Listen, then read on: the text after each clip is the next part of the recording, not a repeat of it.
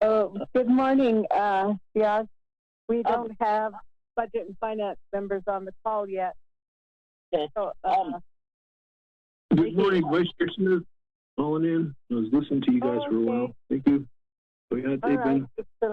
So, good morning. We have Otto and also Wilson Stewart on the call too. So we have one member. Thank you. So, Happy New Year to all of you. Oh, Happy New Year. Thank you. Oh, thank you. Oh, bye. Delegate Paul Begay on the line. Good morning, Vice Chair. It's Kristen Lowell at Legislative Council. I'm calling in. Good morning, Legislative Council. Happy New Year to all of you all out there listening, and have a prosperous year this year. Good morning. Oh, good morning. Thank you for that. Yeah, the ACR called again. Good morning. We don't have, we just have Vice Chair Smith on the call so far. So we're in about, as soon as we get more members on the call, we'll get going.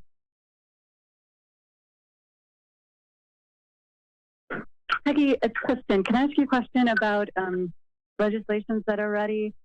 0313, I have a request for an amendment for that. Is that, that was at RDC last week. Have you gotten that legislation ready for BNF? Or is it ready for BNF, I should say? The legislation section hasn't emailed us anything on that legislation. I haven't seen it. Ramona, have you seen it? That's not up to us. We get those assignments from the legislative section. What about a UUSB for Edison Wanika? It's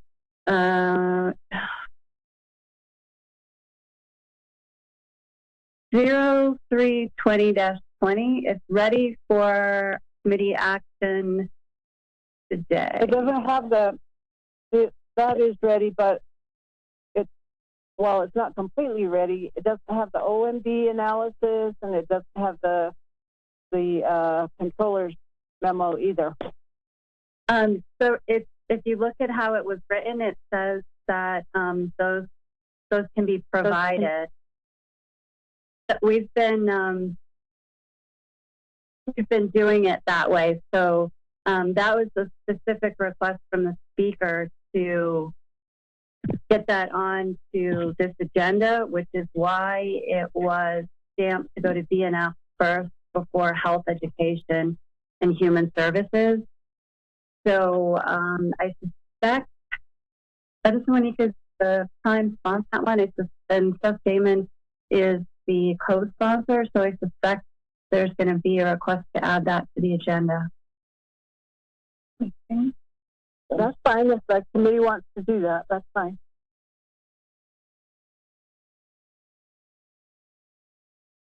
And then the other thing is,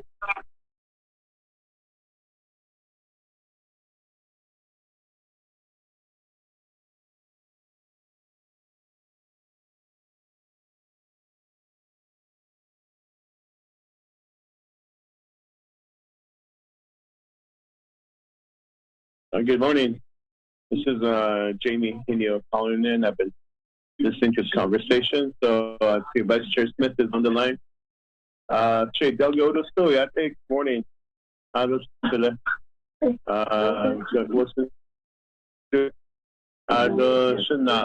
I'll begin.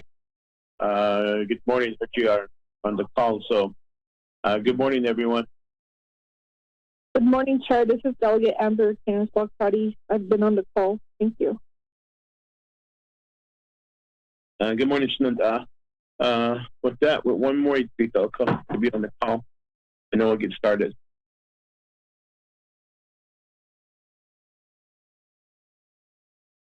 Chair, this is Kristen. Of the committee, chairs and members of the committee, we have we just received an email on 3 new legislations, 315, 314, and 313. Those are ready now, but I haven't reviewed those. And then the other one is 320. That was assigned to the committee this morning. So we have 4 legislations that can be added to the agenda if you wish.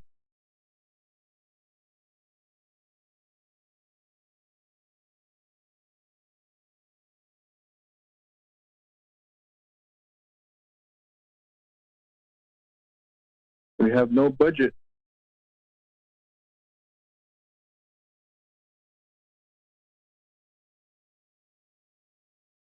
For what do you mean?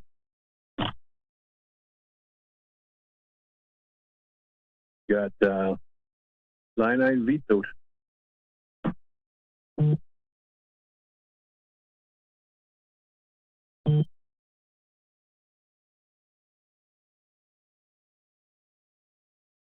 Shada, he's referring to President Jonathan Nez and Vice President Myron Miser line item veto of the Budget and Finance Committee budget.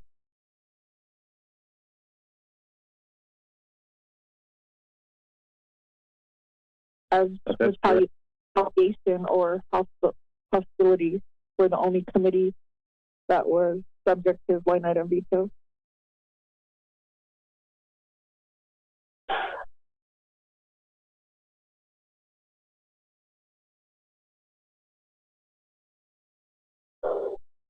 Vice Chair Smith, we can start a TikTok account, Budget and Finance, and we could ask for Venmos.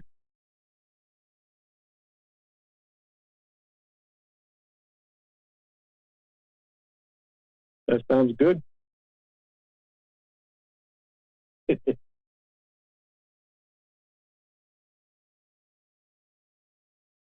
I also make a good pistoli, so we could do a drive-through, do fried bread to fundraise for our committee. For the new year, until we get our budget.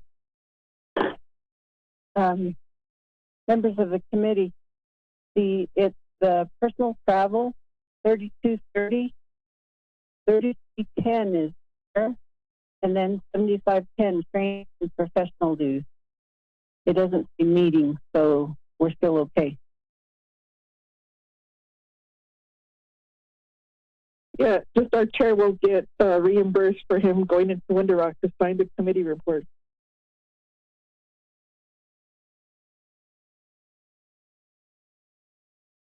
I was picking up aluminum cans over the weekend, so I think I have enough for gas.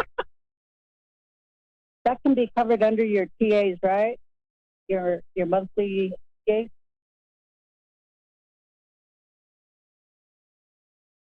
That's hazardous duty. Part of hazard pay or special duty? Picking up aluminum cans alongside the roads hazardous.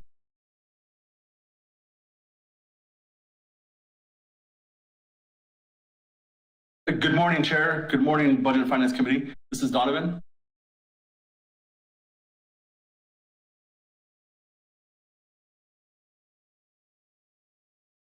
Good morning, Donovan. Good morning, sir. Just a couple of housekeeping notes. Today, I'll be monitoring the call. To unmute yourself is *6, and the meeting today will be live streamed on YouTube. Thank you. Okay, thank you. Thank you for that heads up. Bashina, let's have a roll call. See if we do quorum. It is 12 minutes after 10. Ramona, good morning. Would you be able to do roll call for us this morning? Yes, good morning, Chairman. Roll call for the Budget and Finance Committee of the 24th Navigation Council regular meeting, date January 5th, 2021. Jamie, can you your location, please? I'm present, Rema. Okay, thank you, Chairman. Raymond Smith Jr., and your location, please. I'm present. That's Ana, Arizona. Vanilla. Thank you, Shanella. Jimmy Yellowhair, and your location, please. Jimmy Yellowhair. Elmer P. Begay, and your location, please. Elmer P. Begay. Amber Kenneth Box, and your location, please. This is Delegate Amber Kenneth Box. I'm calling in from Sheep Springs, Navajo Nation. Thank you. Thank you, Shadeja. Nathaniel Brown, and your location, please. Nathaniel Brown. Chairman, we have 3 members present, 3 not entering to roll call. Chairman. Commissioner, thank you for that. So we'll wait. We must have a few more minutes so we get one more member to be prompt and answer a roll call for us. Thank you.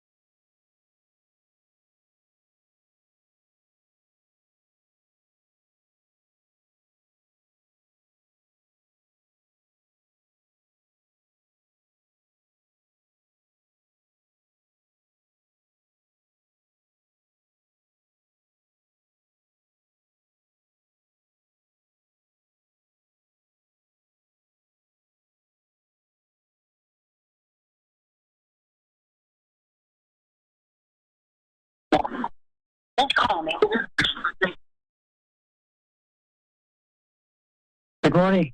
Delegate Yellowhair's on the line for the record. Good morning, Shana. Glad you called in. We were waiting for one more member to show up. We can get started though.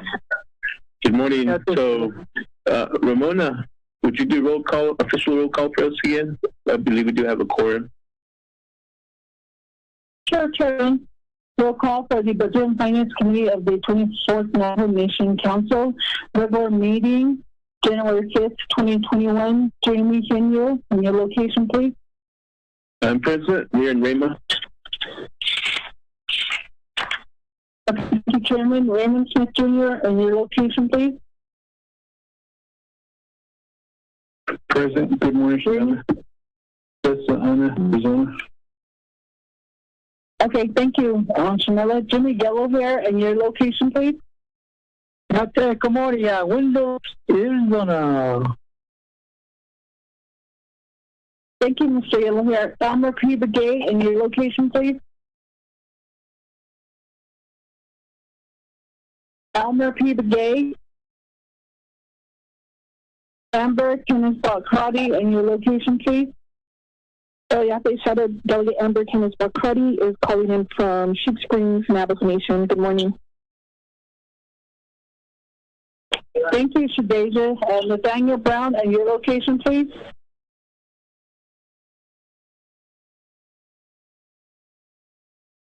Nathaniel Brown, and your location, please.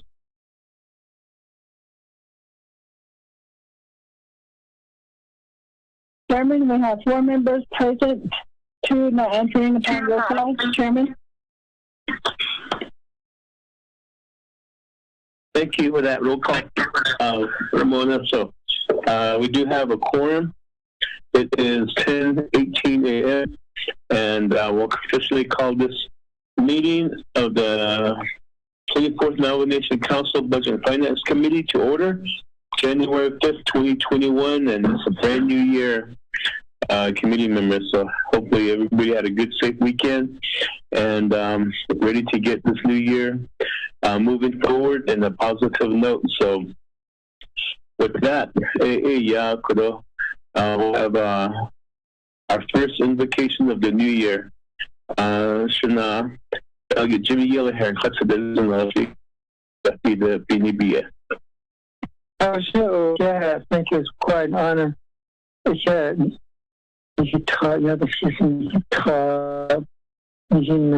Jesus Christ. So, yeah, could I know be could I guess SB 2021 be could I budget finance committee? Korea generally down to this. You know, could I know could from 2020 to 2021. Yet, that is 2021. You can't deal with that job, but this is not that collaboration to understand 2024 councilman. We like to also request to the Lord that a good relationship with the Navajo Nation President Jonathan and the Vice President of Mr. Lizer. On Speaker Damon, the Speaker on the contact machine, legislative staff, here in the South Hardship, General Hadati 2021, yet that is even additional and the Tacon University at that store, yet has honor. Yet on his without others, she navigated and so our students, our young leaders, scholarship that I had also of students and general a great pass data a couple of scholarship fund the and the card deal and question is coming spring for the summer and fall. I need to pay 24 councilmen. The never not on any clinic. You can't deal with and call it up at day. And you can't deal with a could be put out in the by any dash tray. What's that dealing out on the Kudai? We need to also understand care at funds too. And you know these extension does here. In general, we will balance out the money. All needs we like to work and understand federal fund and external fund also could have any deals out on the coin he the best. The extension in covering in Asia to tell you. Ero in this one long on this talk with Jimmy out on his big consider. That it on his scene and his scene people that it on this so rodeo that can have us toy and has ever done without any culture display that they can straight and unity so and carry against the senior center from they can record it and they don't let it go so and it was one of this now contact on the corner. Yes, I need to hold in this. You stand on the nice on the conhilating Elgaitaso, Pelicana, the high yon hot meat on the Pelicana, it does Pelicana, Panitan, Limit, Covered, and Limita, task. Argentina, Argentina, Hispanic, State Affairs on Mexico, and Vita, Genova, the County, sometimes started. Asia, it's a hot needle. Auto that those Italia, Generation that is perhaps only you don't need all this today. Yeah, Arsene, he taught his growing up to control artificial don't know because I actually did.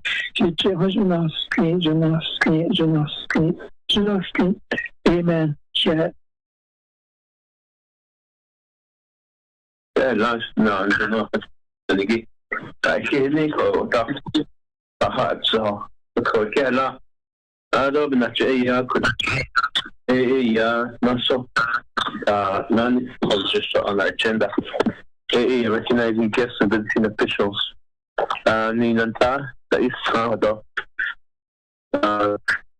They'll get also Hadzi.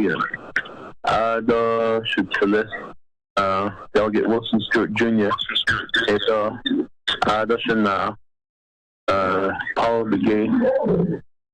Do Hilasto, Ada Istangi. That's not the Eugene So from Chinley. Ashuna. I'll get Eugene So and Amiga Hit. The Hilasto. Chair, this is Thomas Walker.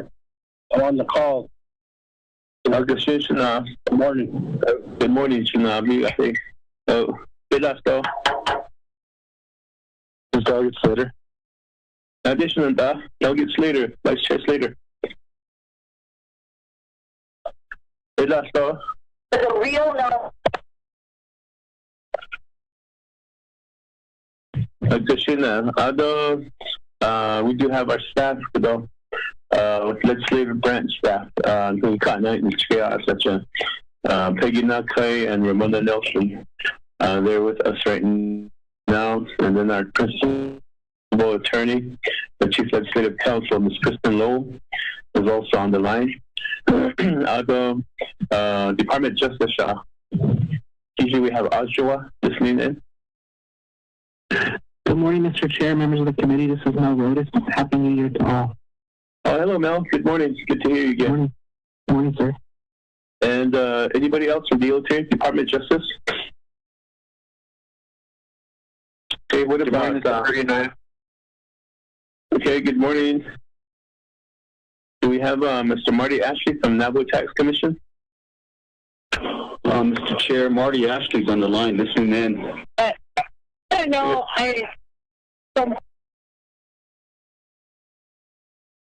Okay, good. And moving forward, do we have Office of Management and Budget on the line?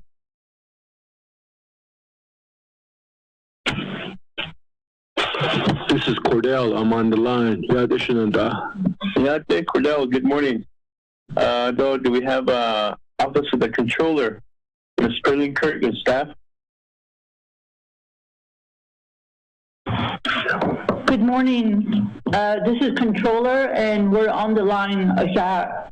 All right, good. Good to hear that with our Controller and staff are on the line. Do we have anybody else that's on the line listening in that have identified? Good morning and Happy New Year, Chairman Henio and distinguished members of the Budget and Finance Committee. This is Hope MacDonald Lone Tree. Good morning, Shananta. Thank you for being on the line. Good morning, Chair. This is Byron Shorty, and I also have Tim on the line in addition to Donovan. Good morning. Happy New Year. Good morning. Good morning, Byron. Good. Glad that you and Donovan are on the line to monitor the calls for us. Is there anybody else? Good morning, LDA, Chancey Martinez. LDA, Chancey, Station and name a chapter vice president. Is there anybody else? Just recognizing our incoming chapter officials. Tomorrow is their oath of office, virtual oath of office tomorrow. So congratulations on and all the new incoming chapter officials and all the officials that will be taking over for the next 4 years and working with our local government and the people out there. And so I would say that chapters are the foundation of Navajo government. So congratulations, and we look forward to listening in tomorrow when everybody takes their oath of office. So with that, moving forward, reviewing and adopting our agenda. Peggy, would you read the agenda for us into the record? Thank you, Mr. Chair and members of the Budget and Finance Committee. This is your proposed agenda for January 5th, 2021. It's a regular meeting. Presiding is Jamie Henya, Chairperson, Raymond Smith Jr., Vice Chairperson, via teleconference, Window Rock, Navajo Nation, and other areas where the committee members are, as well as other delegates. 1, call the meeting to order, the roll call, the invocation. 2, recognize guests and visiting officials. 3, review and adopt the agenda. 4, review and adopt the journal. 5, receive reports. A, update, presented by Perlene Kirk, Controller, Office of the Controller, and Cordell Shorty, Contracting Officer, Office of Management and Budget. The first bullet is CARES Act fund expenditures. The second one is investments, interest income. And then B is update presented by Dominic Bial, Director, Office of Management and Budget. First bullet is the FY21 comprehensive budget. Official business A, legislation number 0253-20. And then 7 is new business. A, legislation number 0289-20. B, legislation number 0308-20. C, legislation number 0319-20. 8, close of the session, written announcements, adjournment. The next regular meeting is January 19, 2021. For that reading. Committee members, there a motion to accept the agenda as read. Yellow hair will motion that. Delegate Jimmy Yellowhair motions to accept the agenda as read. Is there a second?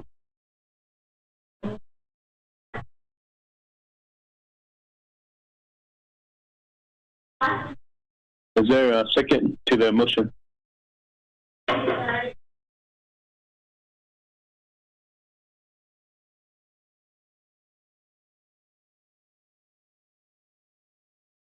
A second to accept the agenda. This is Delegate Brown. I'll second. Delegate Brown, good morning. Good morning, and there's a second by Delegate Nathaniel Brown to accept the agenda as read. For this committee members, comments, questions, amendments to the agenda? Good morning again. This is Delegate Yellowhair. If I am in order, Shanatani, my colleagues, to bring this to your attention, I'd like to add on 3 legislations that pertains to a Black Mesa area. I'd like to call legislation number 0313-20 and 0314-20 and 0315-20. Those are 3 legislations that pertains to a road construction, and I'd like to request thank you very much. There's a motion. There's a motion. That's your motion to amend the agenda to add legislation. There's a motion on the floor. Amendment number 1, add 3 legislations to the agenda today.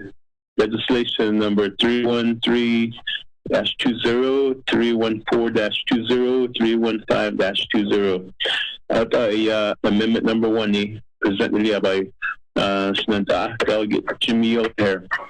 Is there a second to this amendment?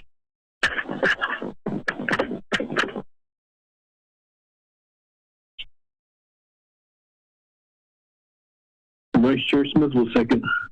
Okay, Vice Chair Smith seconds this motion for amendment number 1. Committee members, any questions or comments on amendment number 1? Yeah. Chair, this is Delegate Cardi. Invocation, Delegate Ember Canas-Bacardi, you have the floor. Thank you, Chair. I just need to ask, prior to calling the meeting to order, there was a conversation regarding legislations that are ready for our agenda. Are there any other legislations that need to be added to our agenda? Thank you, Chair. Okay, thank you. And I would need a committee member to request for a modification to Delegate Yellowhair's motion to add those legislations to his amendment. Thank you, Chair. This is Delegate Cardi. I'd like to offer that modification. I just don't have those legislation numbers. Do you have those handy, or if our advisor can help us with that information? Thank you, Chair. Okay, thank you for that. Request for modifications from Delegate Jimmy Yellowhair to add other legislations to your motion. Peggy, could you help us with this? These legislations that are ready for consideration? Yes, there is an additional legislation that's ready. It's legislation number 0320-20, and it's for the Navajo Land Nursing Home, the Chile Nursing Home from the USD. Okay, so legislation 320-20 is right? That's correct. Appreciate that.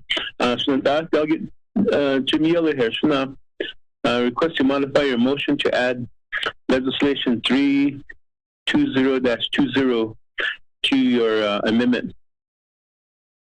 I confirm Appreciate that. Vice Chair Smith, you're holding the second. Chair Henry, with that, any other comments, committee members? Amendment number 1. Denali, I'll call for the question for amendment number 1. Adding 4 legislations to the agenda. 313-20, 314-20, 315-20, and 320-20. And amendment number 1, Delegate Jimmy Yellowhair. How do you vote? I'll vote green. Thank you. Additional Vice Chair Smith? Green. Green. Amber Canas-Bacardi?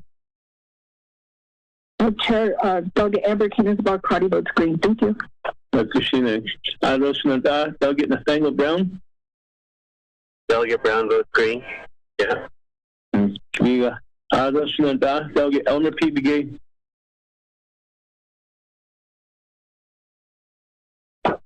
Delegate Elmer P. Begay? Okay, with that, committee members, we have 4 in favor, 0 opposed, and chair not voting. Amendment number 1 passes. With that, back to the main motion with 1 amendment. Any questions or comments on the main motion? I'm not hearing any. So with this, on the main motion with 1 amendment, Delegate Jimmy Yellowhair. How do you vote? Green, Chair. Delegate Jimmy Yellowhair votes green. Vice Chair Smith? Green. Okay, Vice Chair Smith votes green on the main motion. Amber Canas-Bacardi? Delegate Amber Canas-Bacardi votes green. Thank you. Okay, and Delegate Canas-Bacardi votes green. Delegate Nathaniel Brown? Delegate Brown votes green. Yeah. Delegate Nathaniel Brown votes green on the main motion. Delegate Elmer P. Begay? Delegate Elmer P. Begay. And with this on the main motion, we do have 4 in favor, 0 opposed, and chair not voting. We do have our agenda before us. Committee members, Let's move forward. Review and adopt the journal. There's none. Item 5, receiving reports. We do have item A on our agenda here is update presented by Ms. Perlene Kirk, our controller and office of the controller, and Cordell Shorty, contract officer with the Office of Management and Budget. And 2 items which they'll be reporting on. So with that, Ms. Perlene Kirk, are you still with us on this call?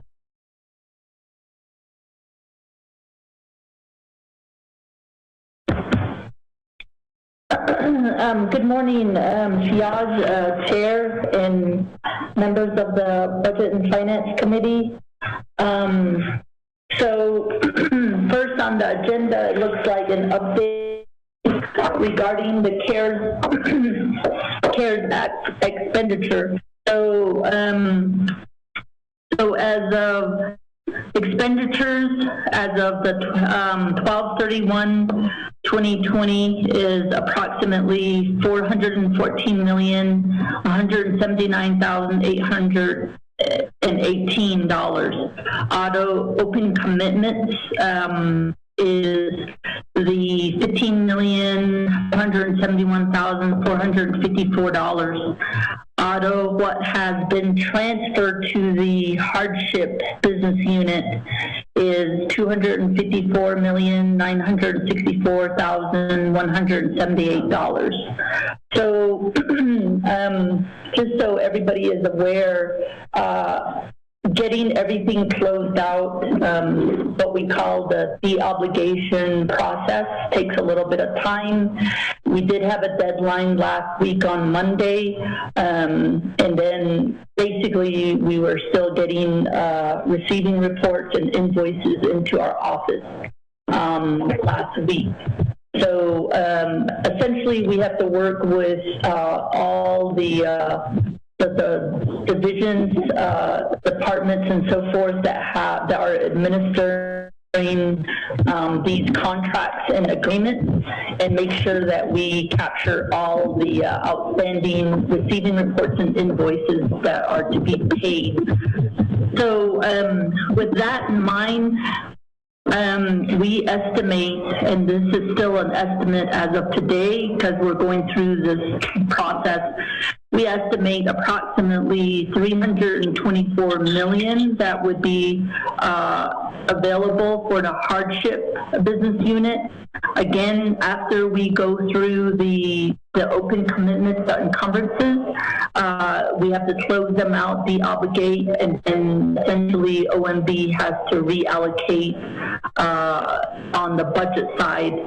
And so we expect approximately after our process and OMB's process, then we expect that dollar figure to be around $324 million that will be available for the Hardship business unit.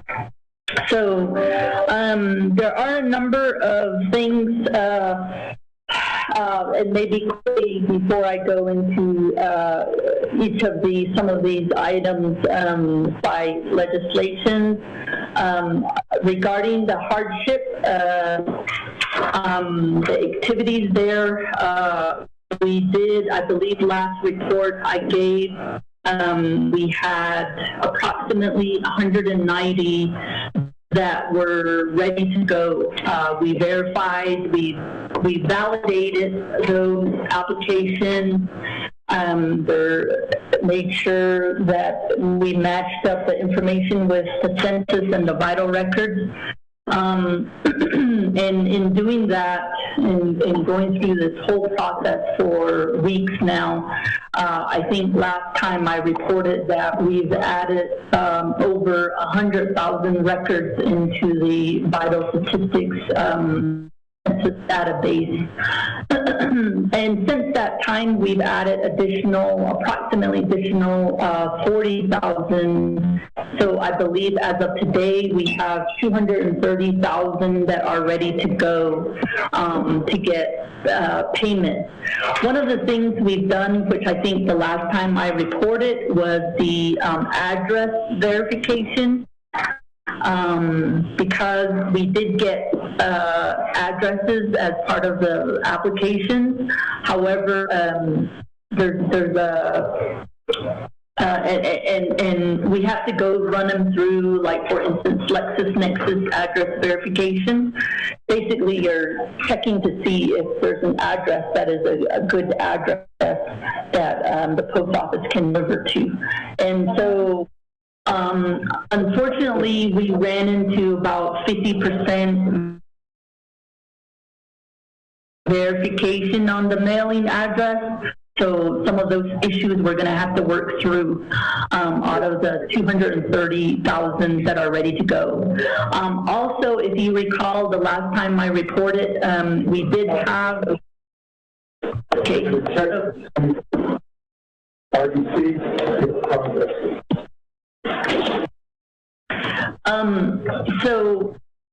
So last time I reported that we did receive approximately 290,000 applicants for the hardship, and then approximately about 9,000 of that were duplicates. So we're looking at altogether 282,000, I believe, and so out of the 282,000, as I mentioned just now, 230 are ready to go. So we made a lot of effort in the last couple weeks or so to really do our validation verification process. Those approximately 50,000, they have them grouped in different categories. So we're still working on a lot of those. So we're still making phone calls, emails, and those types of things. So we made progress there. So all of that will still continue as we look to strategizing on how to make the payments for the 230 that are ready to go. So one step would be the mail verification through LexisNexis U.S. Post Office mechanism. So we're going to work through. The other thing, if you recall, when this committee finalized the application, I believe it was Delegate Slater who requested a will call pickup option for checks. That's another issue we're going to have to address because the response from the applications that we have, the will call option, we have approximately 10,000 people wanting to pick up their checks, which, as you can imagine, during this time, that's going to be a challenge. So we're trying to figure out how to address that. The other thing is we did get inquiries from the HCOC in light of what's going on right now with the federal stimulus monies that are showing up in our people's bank accounts. There's a lot of people, I'm assuming there's a lot of people that are, even yesterday in Gallup, there were a lot of people, a lot of crowds, a lot of shopping and those types of things. And so I think that HCOC is concerned as to how we're going to distribute the payments. So right now we're trying to figure out some of those options. We do have a capacity of printing 25,000 checks per day, and so we will, getting the checks out will be, I would assume, will be in waves on a daily basis starting here.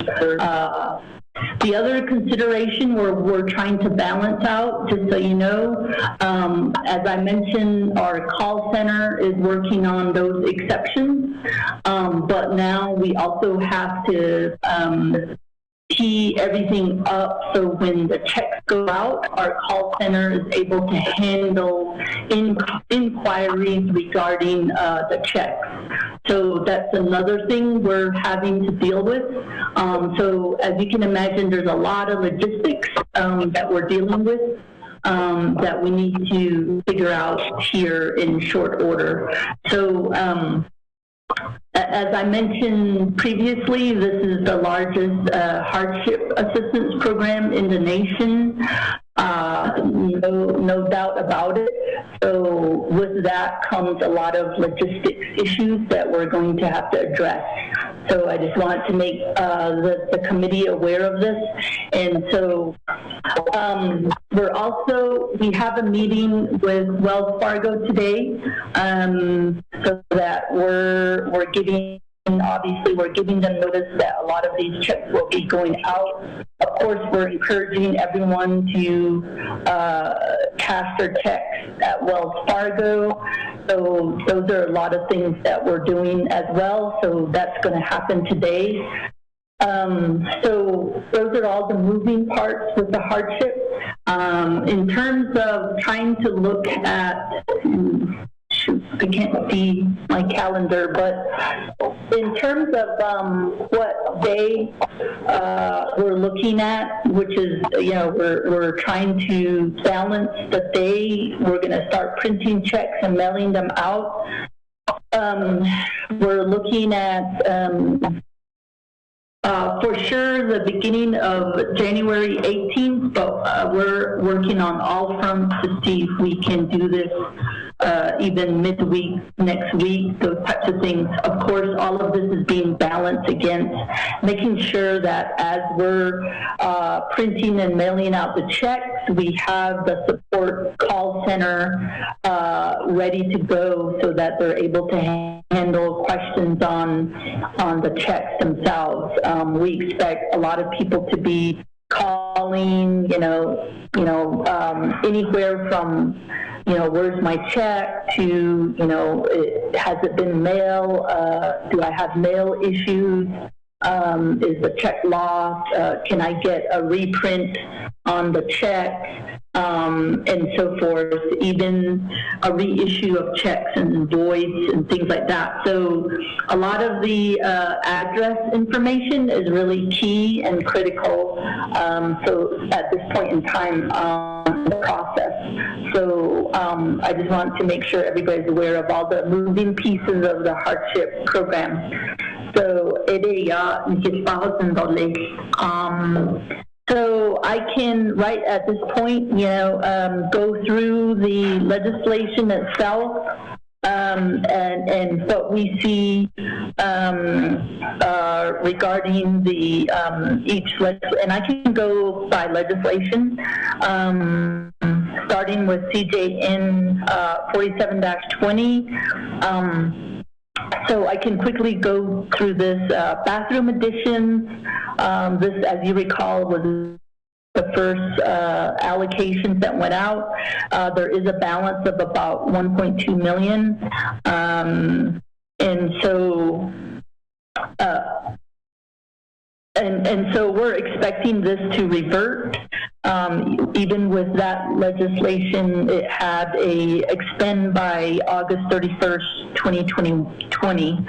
So and there's one payment out of the healthcare facilities. There was $3 million that went to the 638, and as you recall, there was 638 healthcare facilities, each about getting a little over $300,000.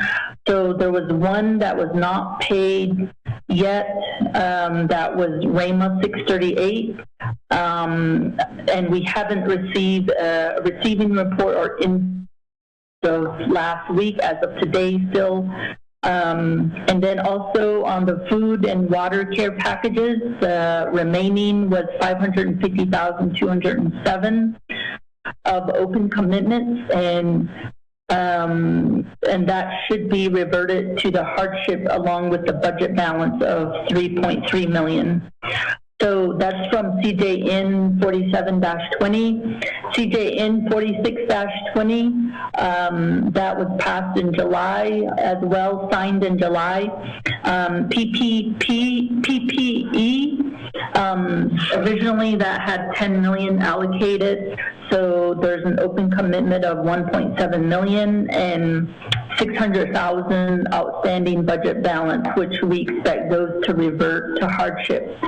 Facilities and cleaning remediation, the total open commitment is $14,000 and the remaining $3.5 million. We expect that one to revert as well. I think everything else got expended. So for CJY-60,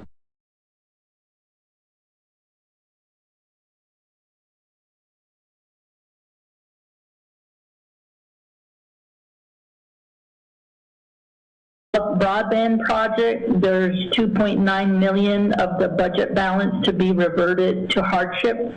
And then I believe on the Department of Health, I believe the $9 million has been paid, which was sitting in open commitment, but the 16.2 that didn't meet the November 20th deadline, that one would be reverted, or has reverted, or should revert it. And then the $9 million that was sitting in the open commitment was essentially expended. So CS 73-20, so regarding the chapter expenditure plan, 9,000 pallets of goods and services, which represents 400 semi-loads, were delivered in 6 weeks in Window Rock, and that is the tents that you see at the fairgrounds. I know as part of the purchase order that was made, as well as OOC's budget, some of our budget went to the logistics of that. I do know also that secure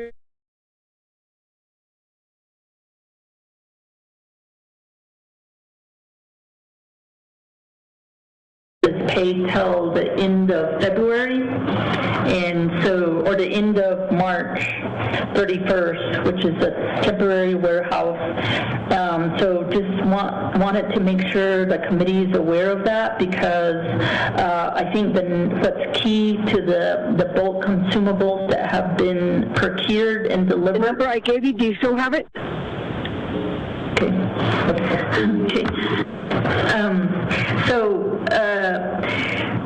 So basically,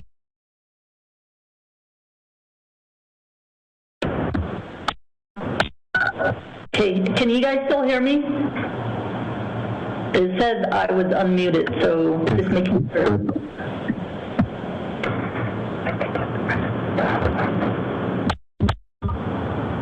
Can you guys hear me? Yes, we can. Okay, I'll continue because it said I was muted. So, okay, so essentially for federal compliance purposes, we did receive and inventoried all those bulk consumables. And so what's critical now is to distribute them to the various chapters. And then from there on, distribution to people. And so right now, that would be DCD, that would be responsible for all that. And so it is a lot of consumables that need to go get distributed. So just wanted to make sure everybody's aware of that. CS-74-20. Again, I just mentioned the applications, what the process is, what we're doing, and based on the earlier I mentioned, we approximately think that what will wind up eventually in the hardship fund business unit. It would be, we think at that level, which is we think that's 91% funded. We think that, you know how the legislation says up to 1,500 and up to 500 for minors. So based on the available estimates, we think that will revert in the total balance. We think the adults will get approximately 1,300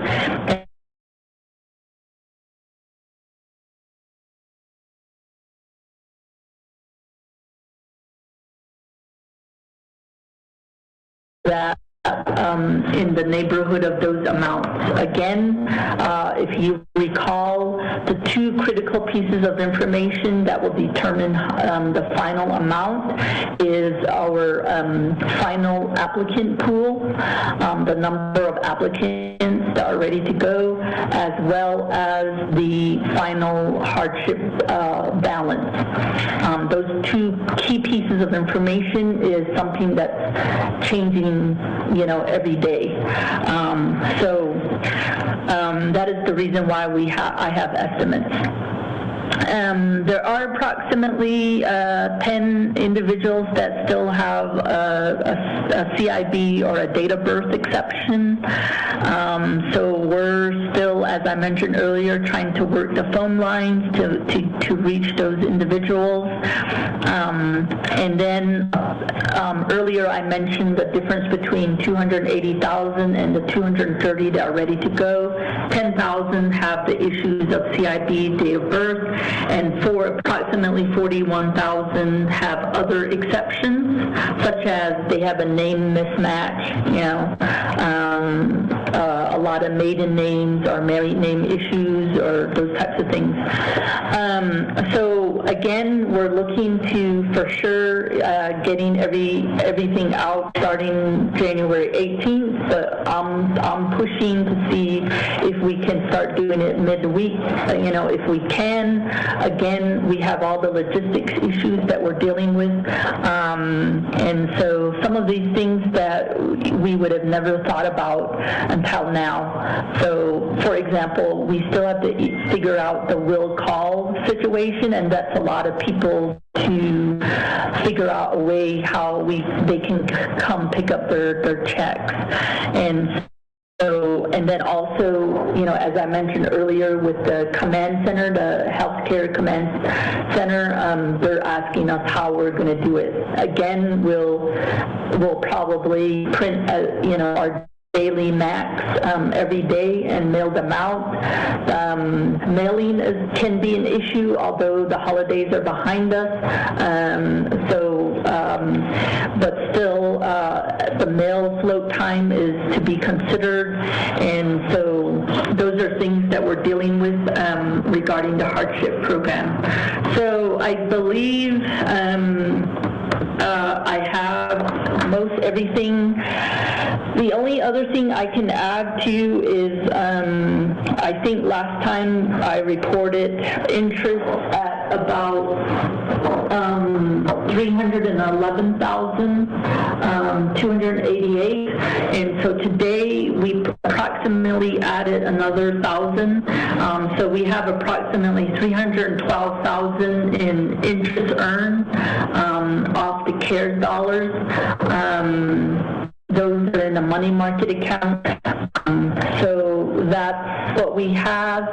The only other thing we have is there's outstanding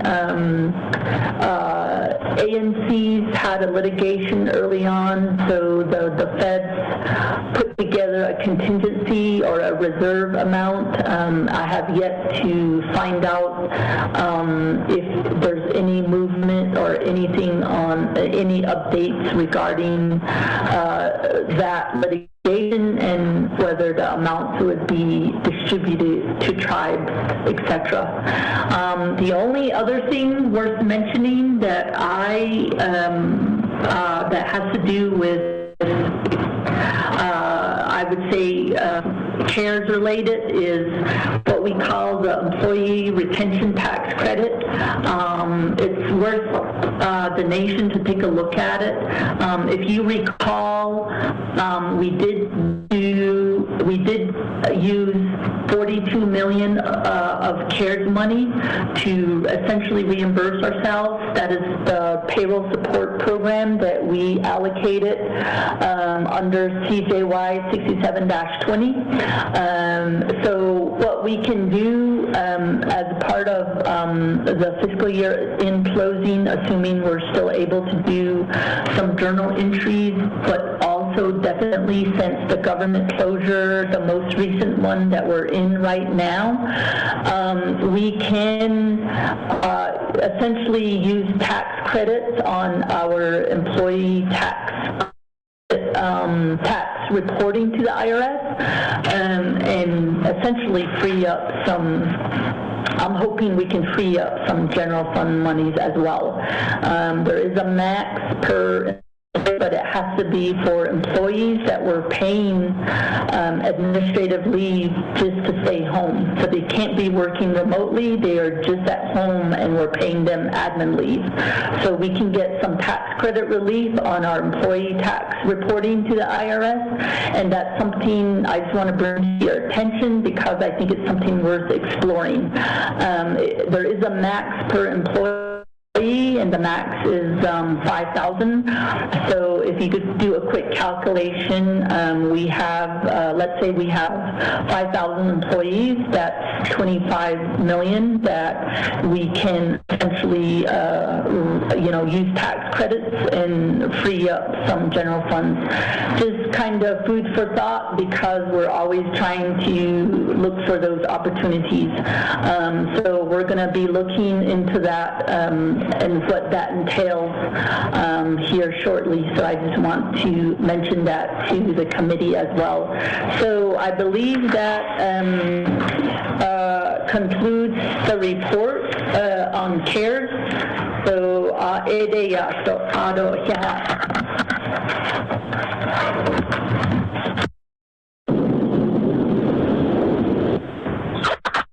with that report, thank you for that. Do we have Mr. Cordell Shorty on the line to provide a report?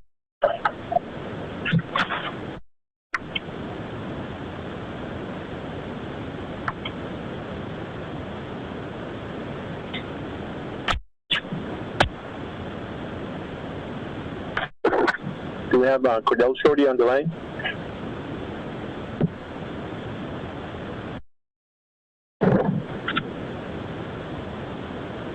Hello, can anybody hear me?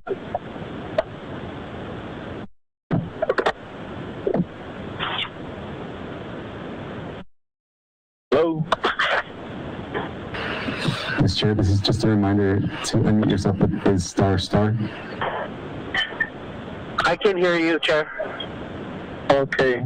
Cordell, can you hear me? Oh, there you are, Cordell. If you would, you're on the report also. Okay. Chairman Hinyo, Vice Chairman Smith, members of the Budget Finance Committee, and all who are on the call.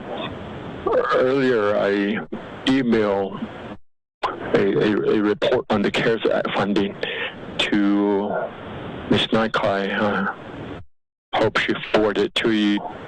So I'll speak to that, give highlights of information on that report.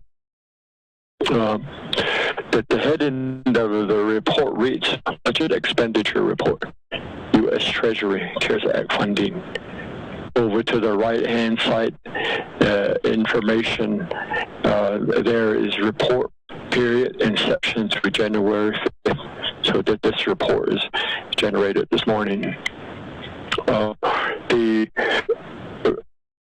table, the outline, the matrix is indicated under row 1. The funds allocated, CARES fund allocated, is sorted by resolutions. Row 1 to 4 were the first allocation by the council, and the resolution number is referenced on row 5. Initially, 41 million was approved by President Nez. The revised amount is 22 million. Expenditures 16 million. Open commitment 1.7, and available balance of 4.1. The percent used expended is 82, and column I shows 18.8 million has been deobligated, and that is from the special duty pay. 21 million was allocated. What was remaining was deobligated. The next series of allocation was by resolution CJN 47-20. This is from row 6 to 10, total of 21 million. Original budget, the full amount remains. Expenditure is 15 million, 2.1 million open commitment. Available balance is 3.3. So far, $37.84 has been deobligated, and that's from the allocation, the financial system on row 7, and also row 10, the IT computers.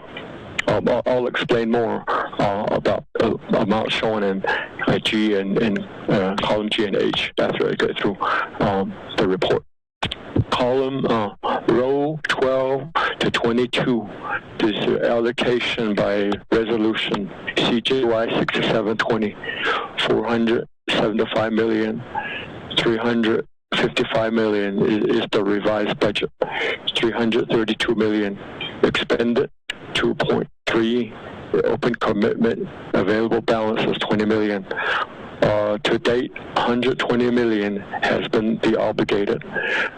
That 5.9 from judicial branch allocation, row 12, 31 million from economic development, row 15, 82 million from the water projects, row 18, 632,000 plus from Parks and Rec, row 21, 1 million from hardship assistance, or 1,000 from hardship assistance. And all of those, the obligation were reallocated to CARES Act hardship assistance account. Resolution CS 7320, reference on row 27, 127 million allocated. The current budget is 60.4 million, 49.7 expended, 9.3 million open commitment, 1.3 million balance. So far, 66.5 million has been deobligated, 63 million from chapter distribution, row 25, 2.6 million from OC other resource account, as it was called, total of 66 million. So all of those amounts deobligated were added to the hardship assistance account. Row 29, 254 million is the total balance. 205 million that have been obligated, as shown in column I. The total amount deobligated was added to the 49.4 million initially allocated by the council to resolution CS 7420. So a total of 254 million available at this point. And then there's information on the interest income. The anticipated amount at the time the 714 million was invested was 465,000, shown on row 33. And controller, non-controller gave the amount in interest earned earlier. So as Controller Kirk indicated, there's still documents being processed to close out these accounts. That includes receiving reports, goods and services that have been rendered or delivered to the nation, documents on that coming in, and then invoices for those. So that payment is still going through. So on the accounts that have for example, row 2, 18 million that was the obligated. Office of the Controller staff informed us there's no further activity in this business unit. Therefore, proceed to deobligate the amount in open commitment or in the available. So that's what is in progress as we speak. For on row 3. Open commitment 14.6 million and 3.5.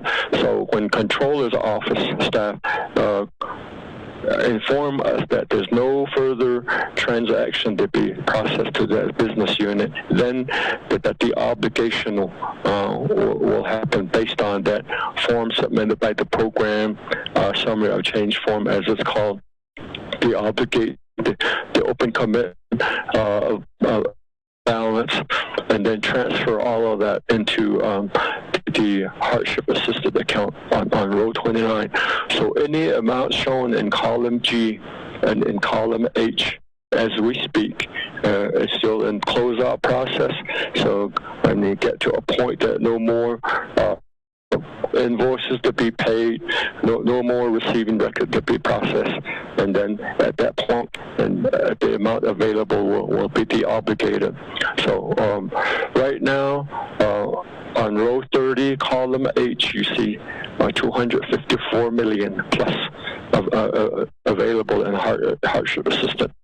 Then in column G, row 31, you see 15.5 million. And then the difference between amount on row 30 and 31, column H, the 554 million and the 284 million. The difference between that two is 29 million. So that 29 million plus the 15 million shown in column G plus the 254 million shown on row 29 total to around 300 million potentially to be available for hardship assistance payout. So that's an overview of the report. And as soon as the controller's office inform my staff here at Contracts and Grants and the programs that oversee the different allocation that to proceed with the obligation, then it will happen at that time. The end dates on the CARES Act initially was December 30th, 2020, based on congressional appropriation and the appropriation and signed into law by President Trump. The end date of the CARES Act fund was extended to 12/30/21. So the end date on these have already been extended in FMS based on that. So that's an overview of the report that we prepared and emailed to the committee this morning. Mr. Chair and members of the committee. Okay, thank you for that report, Mr. Shorty. Those committee members, is there a motion to accept the report?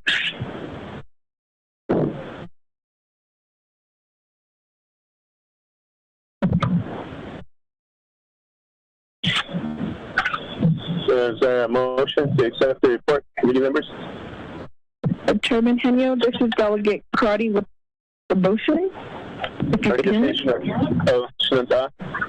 Motion by Delegate Ember Canosva Crotty. There a second?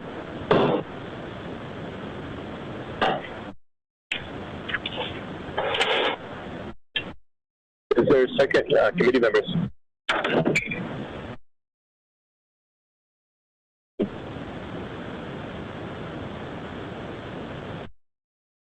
Going once, motion to accept the report. There's a motion, there's a second. Going twice. I'll give a second. Hello? Elmer P. Begay, good morning. There's a second. There's a motion and the second to accept the report made by Delegate Amber Canosva Crotty and second by Delegate Elmer P. Begay. For that, is there any questions or comments, committee members? I have a question. Go ahead. Can you hear me? Okay, yeah. I'm over White Cone chapter just for clarification that I'm over the Asian official meeting too. My question goes to Mr. Shorty. So the available balance, the mitigate for hardship as of today, is it the 284 million negation is available for that?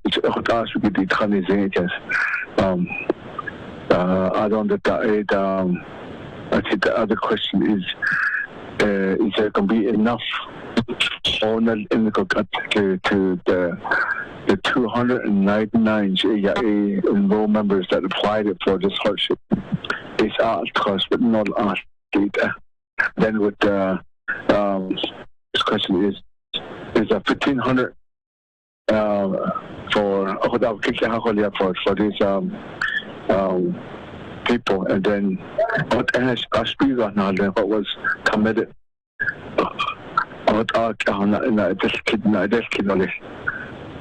That was my question. Appreciate that. Thank you for that. Any other questions, committee members?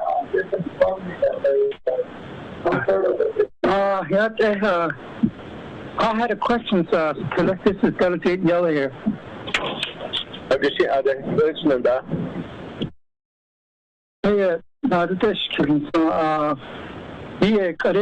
we're in January 5th now. This CARE Act money. We all know this special grant contract will expire on December 30. And hardship was the main money that will be used basically by Navajo Nation councils. Put money in there. Controller.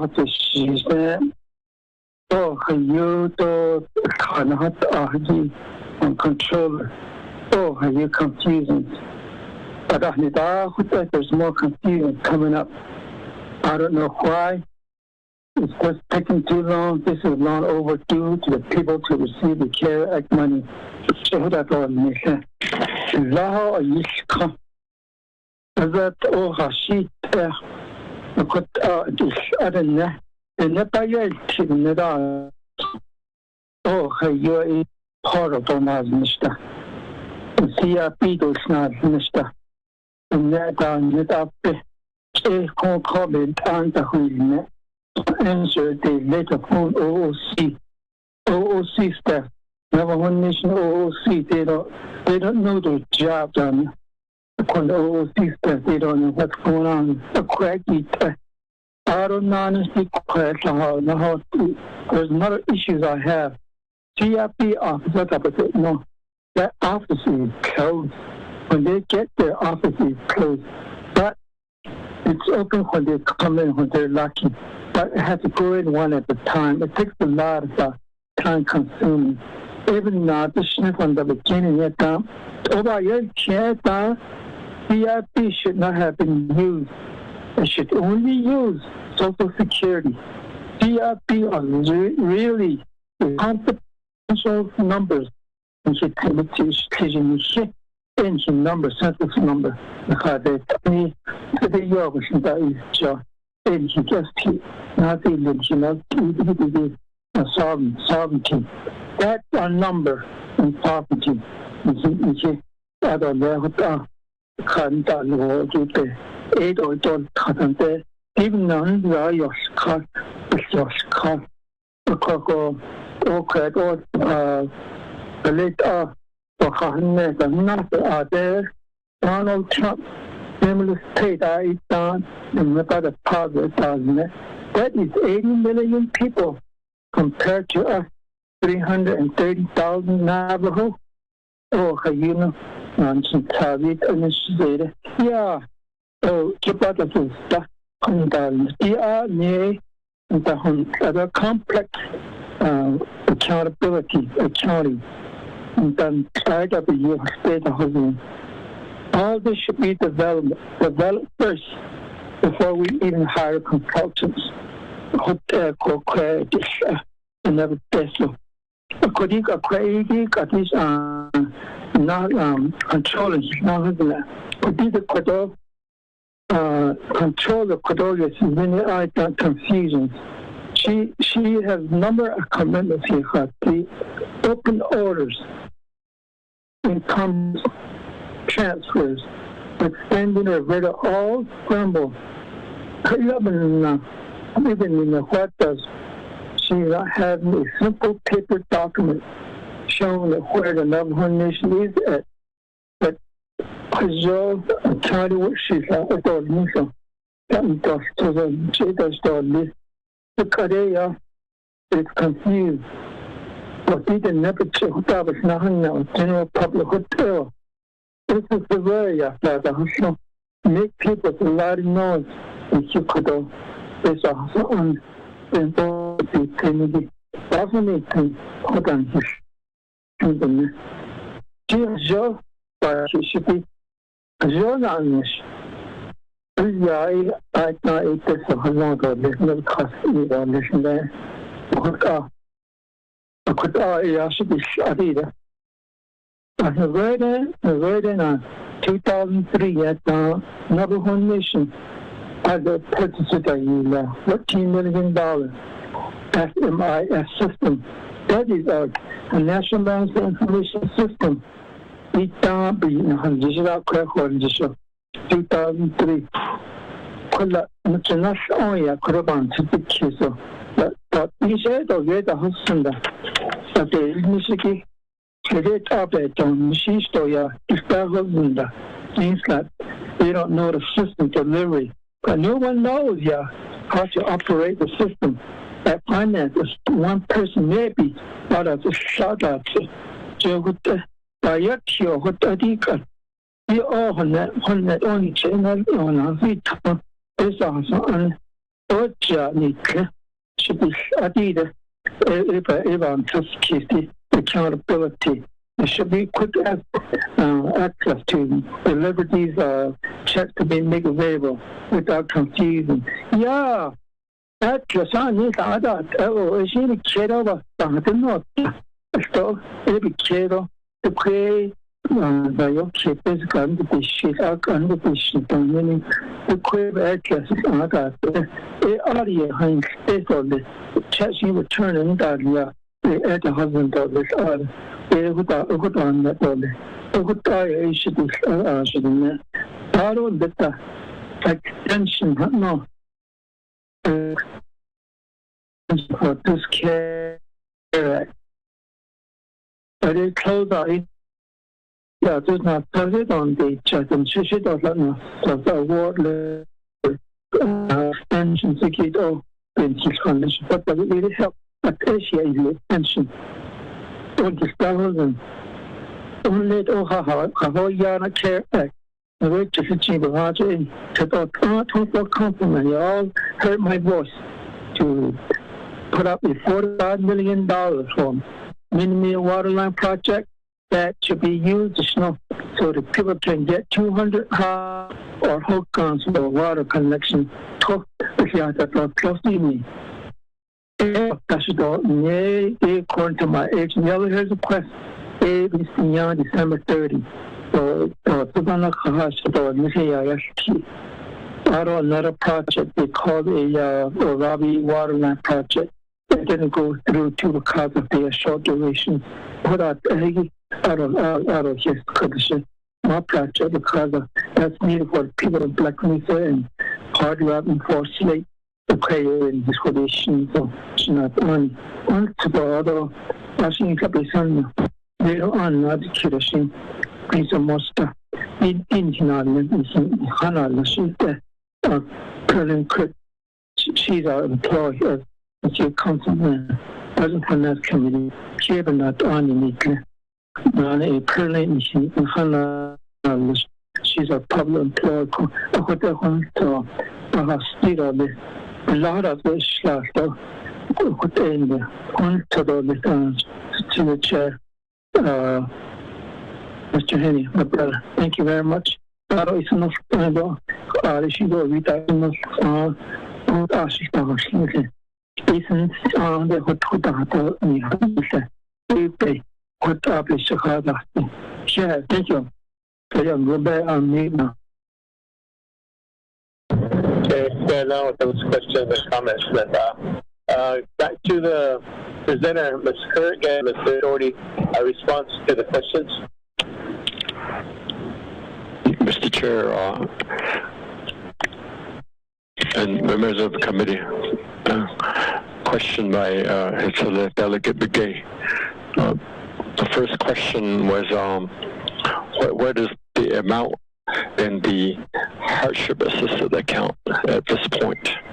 the report that I referred to, row 30, column H has $254,964,178.82. That's the amount in the CARES hardship assistance account at this point. But the 284 million, that there's balance shown on under column H. So all those balances, including the balance of the hardship assistance account, total to 284 million available balance, and then there's 15.5 million open commitment amount. So it's going to go to 15.5, 284 comes out to around 300 million. Now, the second question is controller answered only with the amount available, all eligible applicants, then the other is 1,500 yen, but the not. So that'd be a question for controller Kirk to respond to. Mr. Chair, members of the committee, Chair.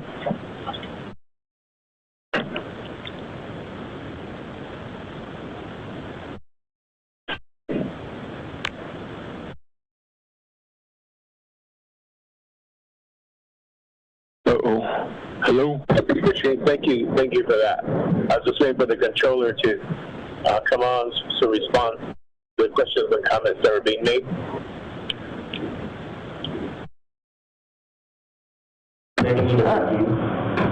Chair, this is controller. Can you hear me? Yes, we can. Okay. Chair, Shiaz, and members of the committee. I think Shiaz had a question on what is available.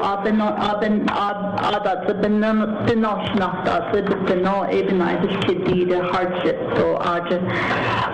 So as I mentioned earlier, base I believe it was 290,000.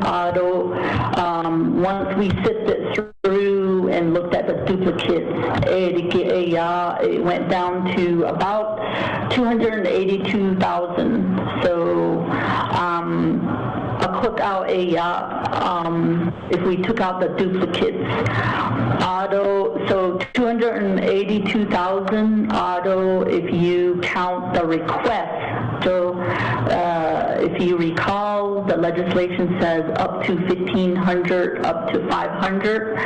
So request based on the 282,000 applicants, the total funding requested was 356 million.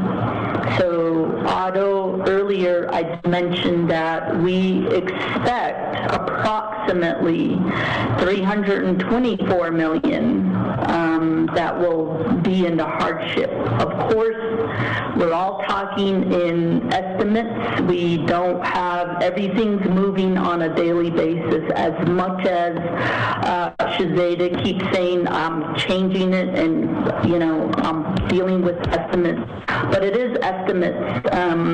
It's not actual numbers, and unfortunately, in this business, we sometimes have to deal with estimates. So obviously, then that means there's about the difference between 356 million of the total request by 282,000 Navajos versus what we think we're going to have. And again, as we've discussed and reported all morning, that there's still a process to close out all of these open commitments, and then everything gets reallocated. So until that happens, we're still going to have approximates and estimates. So we expect about 324 million. So based on those numbers, we think, and earlier I gave these numbers, at this point point in time that the adults get $1,365 and the minors get $455, and that's at 91% funding. 324 out of 356 million. That's what it looks like. So hopefully that helps. Because keep in mind the way this works is the amount of money that falls through the hardship pot and the amount of requests we're getting. So again, the amount of requests we're getting is still up in the air because we have to work through those applications. So some of those applications, they have issues with them. So again, we have to go through the verification process because all of this will get audited by Treasury, by Moss Adams, and so that's the reason why we have to go through this exercise. Again, this is the first time the nation's ever done something like this. I wish we were the federal government and we relied on people's tax filings to do our stimulus. That's what the government's doing. So this is apples and oranges. So again, I just want to remind everybody the Census Office and what they have is really years before my time, before your time, years of paper documents, paper rolls, not the best database. I know they had a data loss. We didn't know what we were dealing with until we went in and started using their database. So all of those things takes a lot of work and effort to work through and so forth. It's not an easy job. I think I reported previously that at times we have 400 people working on this hardship on behalf of the nation. So if it were easy, it would have been done a long time ago. So that's kind of how it looks like. Again, we have to solidify do all the closeouts, the open commitments have to get unencumbered, deobligated, then OMB has to do the budget reallocation. We'll have a final number. The other thing that happens is we have to work. Okay, we have to work through the applications, make sure, right now we're working with 50,000 and work through those things. We have to, this committee, I just want to remind the Budget and Finance Committee, this committee did approve the eligibility criteria. The approval was done here by the committee regarding the application. Enrollment was a criteria, and unfortunately we cannot take people's word for saying they're enrolled Navajo. We have to verify those things, and that has to happen with the only office that we can do it with, which is the Vital Statistics Census Office. So it is a big, huge task.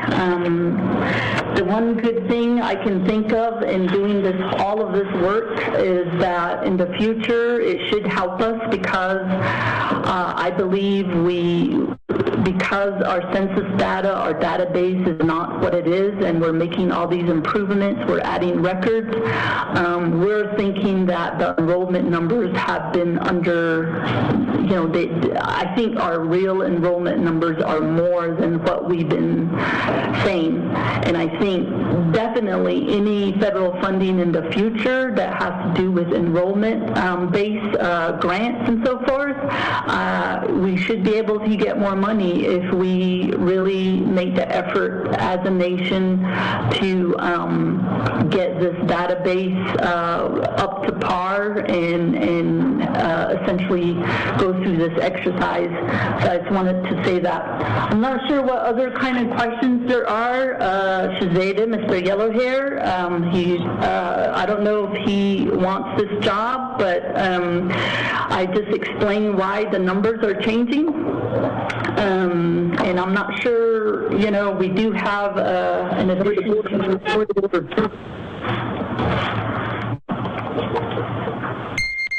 Any point of order.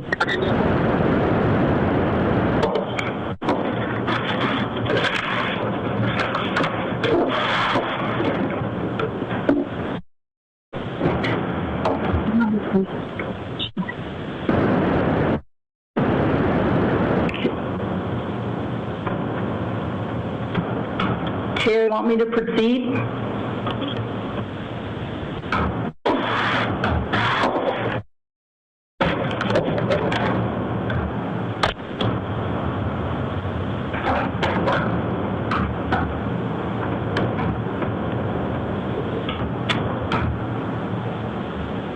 Chair?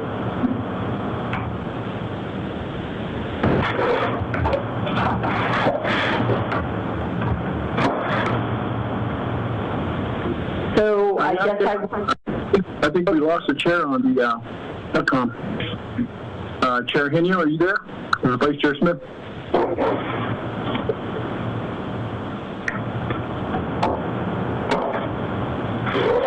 I don't hear. Yes, go ahead. Vice Chair, let's let you know that I think we lost the signal on chair.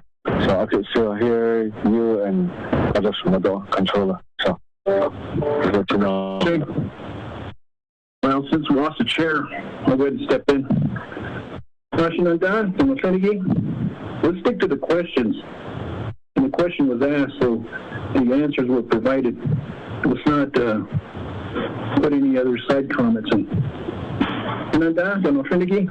Let's move on. Any other questions for the report?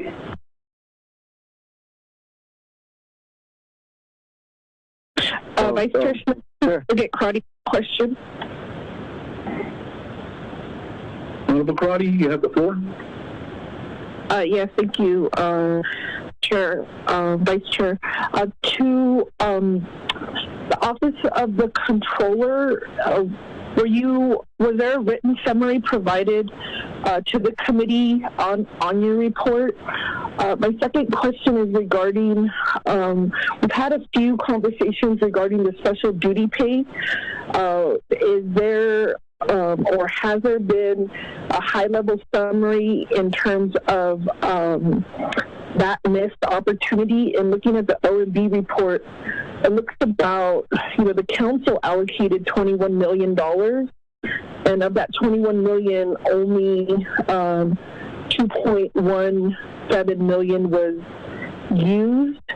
And so there was a remaining balance that was deobligated of $18.8 million. I'm going to need to have some type of high-level summary in terms of what were those challenges from the Office of the Controller, and I would have to request that from the other executive offices. There's just folks who are on the ground that deserve and earn that pay, and I would want to know what are then leadership. What is the Office of the President? What is their plan to properly pay individuals who worked during that time, which also includes our chapters, whether they're non-certified or certified. So that's my second question request. And when I'm looking at these other numbers regarding like some of the water projects, and now we're moving into utilizing UUSD or CIHASIN dollars, what is the status of the funding that we were able to receive reimbursement for our payroll? So if I could have those that information answered by the Office of the Controller. And for OMB, there was legislation, is it CMY 47-20, that the council passed and the president signed, and it was for OMB to develop a website for transparency. And I think that has also been some of the cause of confusion, is not knowing how the percentage in real time, how this money was being spent, and what were some of the challenges that we could have used to maximize the CARES funding that was available to the nation. I think from this report tonight, I also need an updated report, not just with the $715 million or $714.6 million, but I'd also like to receive a report for the additional CARES funding that came down the pipeline for the other programs, like Department of Health, Department of Public Safety, and others, so that we could have some correlation on how this money was used and maximized on Navajo Nation. What we've learned in understanding this was the first time, but I believe that we need to learn from our challenges. And so what is the plan then to produce an effective government system that can meet the needs of the people? We do have the vaccination, but you have to continue to prepare. And I think that's where we always miss the ball as a nation, is we just react. And so I think a lot of, some of the services that we were able to access in that short time frame were just what we could get at the price that was available. And now, as a nation as large as we are, how are we then planning to move forward? And OMB play a large role in that, because as the Budget and Finance Committee, we're looking at all of our funding streams to understand not only how our general funds will be used in the future, but how do we develop a government that are going to meet the needs of our people. And so we could talk about water or roads, but we have to provide that. And so I need to know then how OMB is modernizing their systems to meet the challenges of this digital age and how we move forward. You don't have a building. What do we need to give OMB so that you can scale up and be as be the program that we need to push out these dollars? And I appreciate all of your staff for being there in the building. I recognize there's limitations since you're in the museum and there is sensitive objects in there, and so there are restrictions. And so I'm looking for a solid plan on how to support OMB to either get a different building or to get the type of IT network software support that you need, because we're learning so much. Thank you, Vice Chair. Honorable Karate, is there a timeline you'd like to have all this information? I think that would be wise to have it all distribute to the committee members in reference to your concern on this, because there is other CARES money that was provided, and get an overall view of what has been expended and where these dollars are at and what has been taking place. I think that's wise on that behalf. Do you have a time frame on that, Honorable Karate? Vice Chair, hopefully you could hear me. That information's not available, or I think Mr. Shorty used to provide it. He provides a wonderful monthly update report.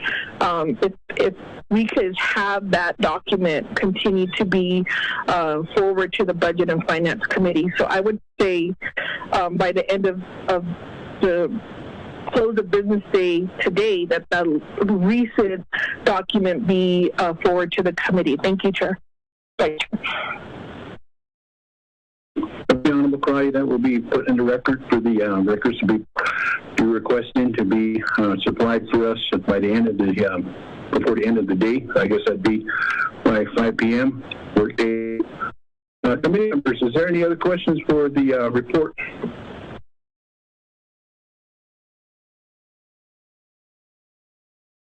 Sir.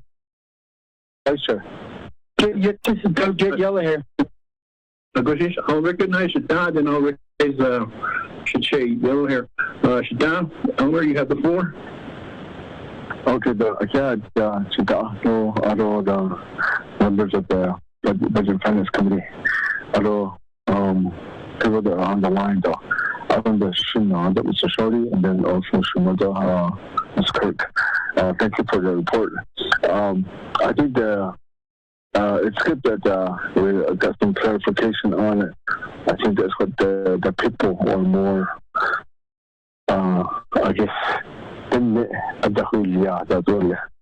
Saying that they did our base, it's a hardship. So, our base then go. So, based on the beat, then how these vehicle. Out on the connect lot of the street meter, a piece of art, then at the $1,500, $500 street meter on heater. So the never made that we hope ahead. So we're trying to get to that goal of how we can do that. So, but I always stress that there was the infrastructure, how we could, the talk. Yeah, the power line that the PC been in there. I guess that's how we kind of understood that, but because of that, it's a contingency that was made is because of the deadline, even hardship.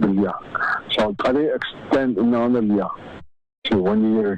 So it was the contingencies not there. We hope that the need in the Hunsend, so and I don't even never know that's what we're trying to talk about that because we need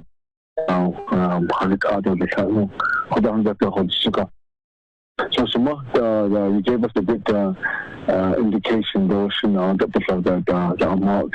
And we're looking at the estimates, and then we're still in the process.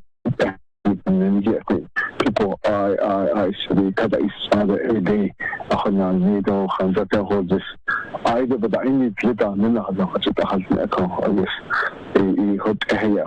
so right now to get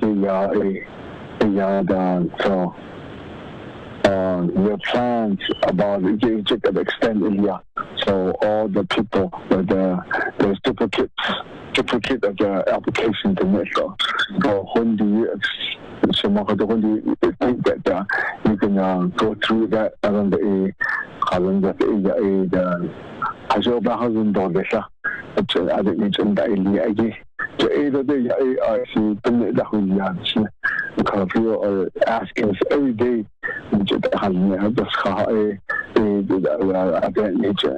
because you got a federal jail, they're expecting overnight go just so they don't it's complete in your account. I don't because you don't know that case about I know that this could you think you can go over that again. So and I just keep on like I said, people today to me everywhere I go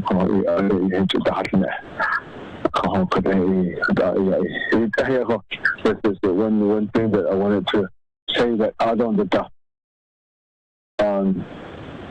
that's one question. The second one is after we're kind of thinking that there's going to be no balance after the hardship. Based on that, there's going to be no balance of the CARE Act. So that's the way. So there's no money for next December next year, December 31st. It's extended. There's going to be no funding to extend. To go back into projects, so both of you around the that will be my question. Yeah.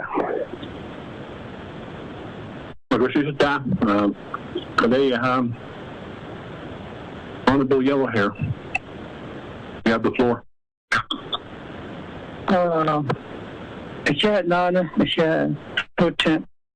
Around the Hilda Finance Office made a control down the skis. It's a shorty own people from Tari. Alcohol, $1,000. Next time we don't want to hear no more excuses. Not only Penny Crossa, only the supervisor. Random will come for no excuse. Gotta do our best, do our job. We all know that we're one of the largest Indian tribes. Junior, Hartney, even Gio and Nicky and make all honey key. But I don't have a hardest thing. I don't have a junior Shinston. Oh, your next report is the Mr. Shorty out on the surveyor, control the curtain. Your next report is your worksheet very simple.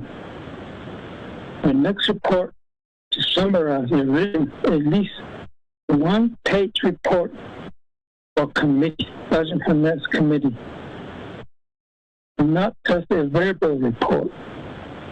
You know, to see.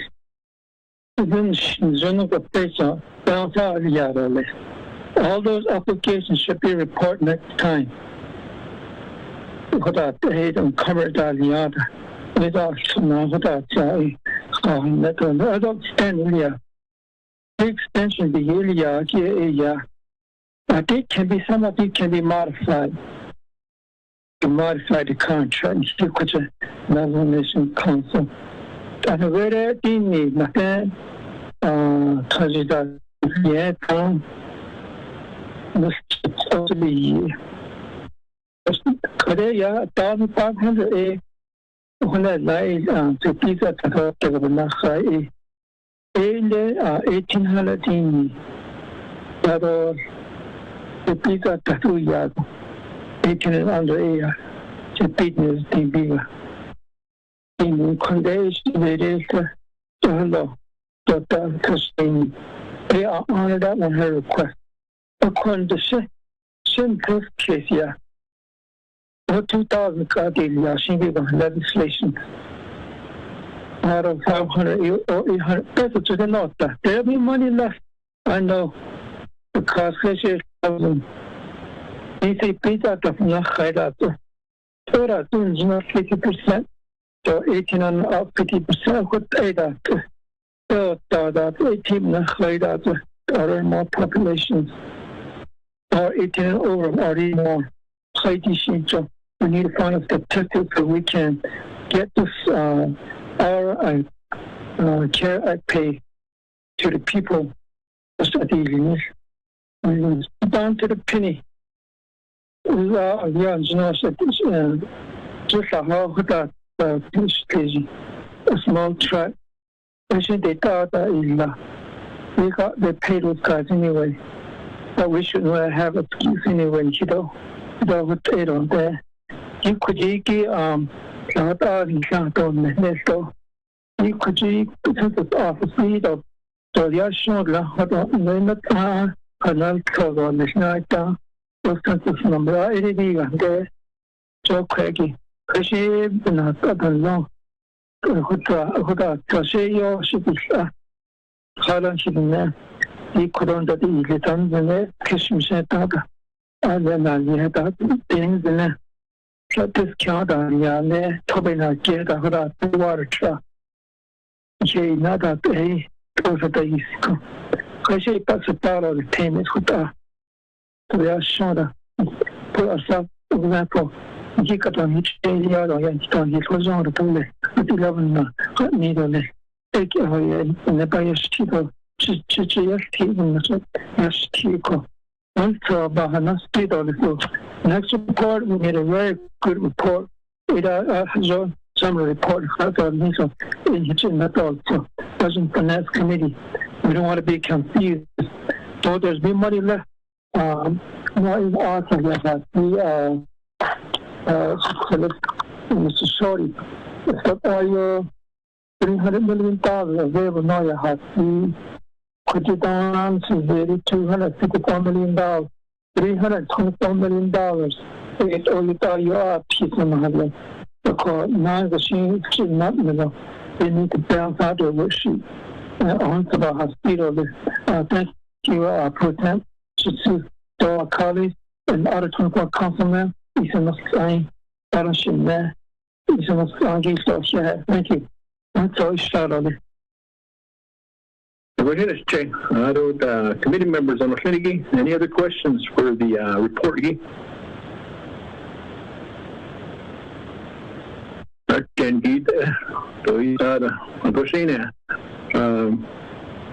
Berlin Kurt, you have the floor.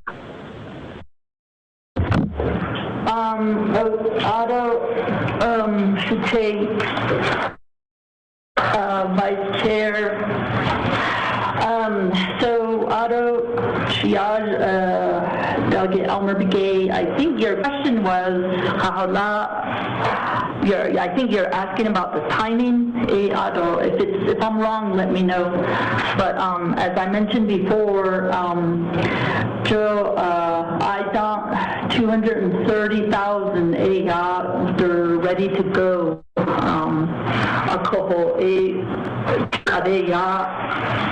Mailing address verified, not that.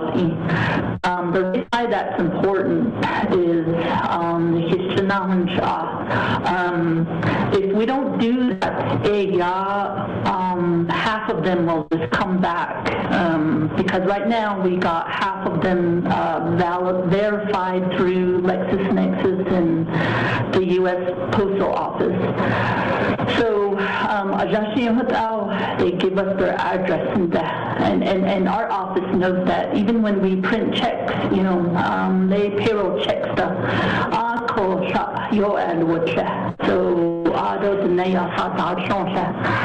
And it takes a lot of time. You have to void the check, auto reissue, So we have to verify it on the front end. So it's not an excuse, it's just a better process to do it on the front end. So that way, a lot of these checks, they get delivered. So that's something that we're going to be doing. So, for example, if we start printing checks on, let's say Friday, we would get about go through half of them by early next week, and so which is kind of in line with what the command center they're requesting. They're asking us how we're doing it. I think they want us to do it in waves too, and that's just to alleviate a lot of people doing what they're doing with the stimulus right now. So that's what we're working on. So we know officially we want to be sending out checks on the 18th, but I'm hoping next week if, we're able to verify some of those addresses. Like I said, half of the 230 are verified. And again, we have a limitation of printing 25,000 checks a day.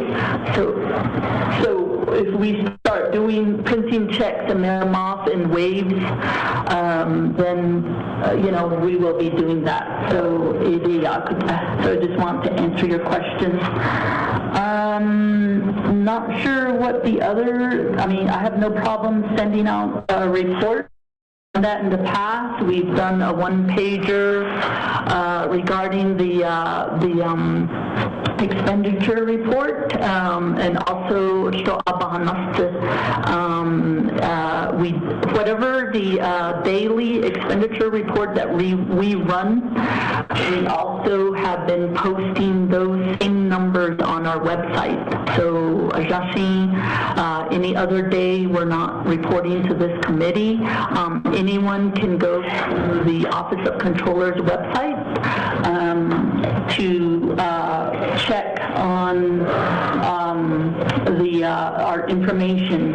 So that information shows the same thing that I presented earlier. And so we are working on getting my written report on a letterhead, so we'll send what I reported today out to you guys as soon as we get the memo out shortly here.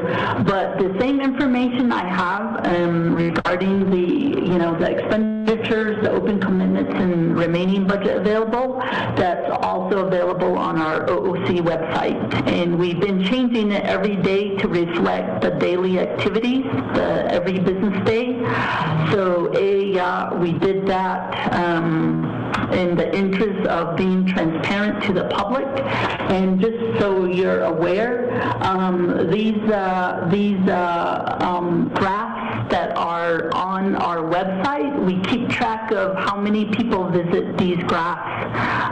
For instance, the graph that gives you an idea about the hardship, that's been visited over 400,000 times since we put up, and it's been a couple of months.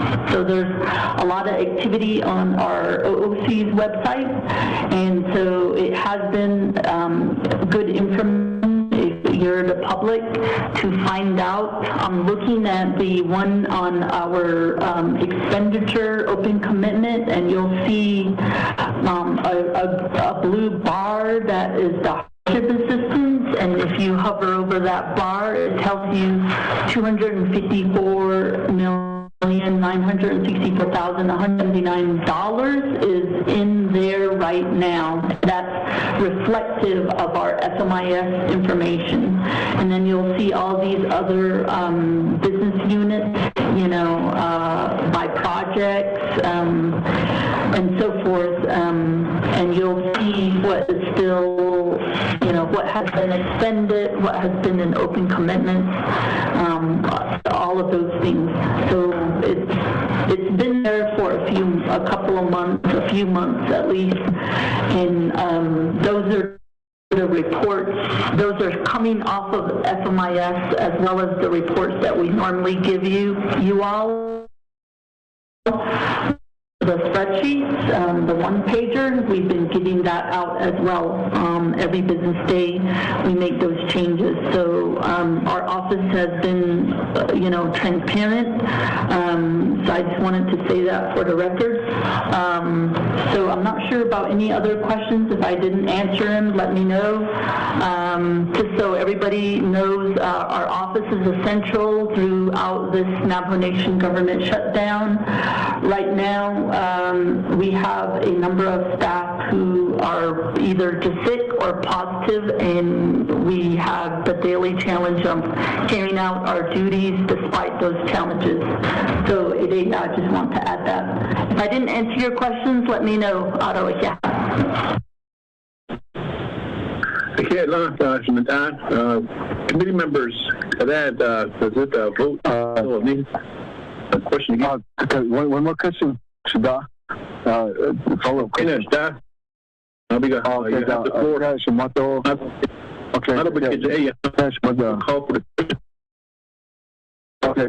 thing that I wanted to ask is, so are you saying that, so like I said, that based on the odds and also the hardship, it's anything you say, no, that's what we did. So right now, all the balance that were put into hardship, so there's nothing that we could carry out to the next December 31st, 2021. There's nothing for the project still. That's the way I'm understanding this. So can you kind of elaborate on it? The question is the controller. Controller, so you have the floor.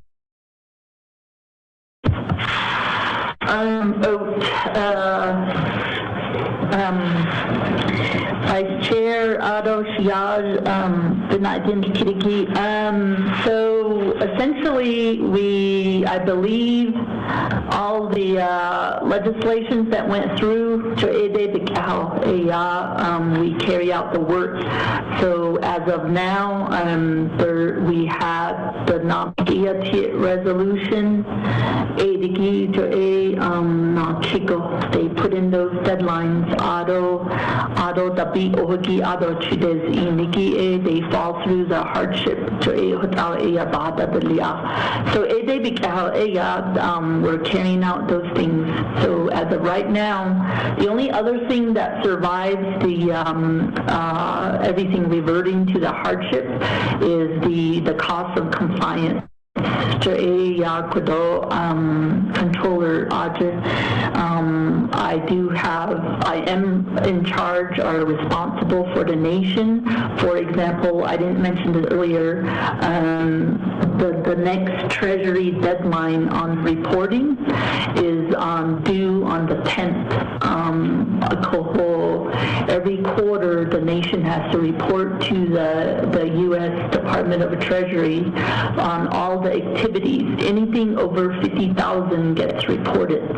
So last time, if you recall, last quarter, there wasn't a lot of activity. The reporting was 90 pages. So we're working on that as well. And so that's due. So obviously,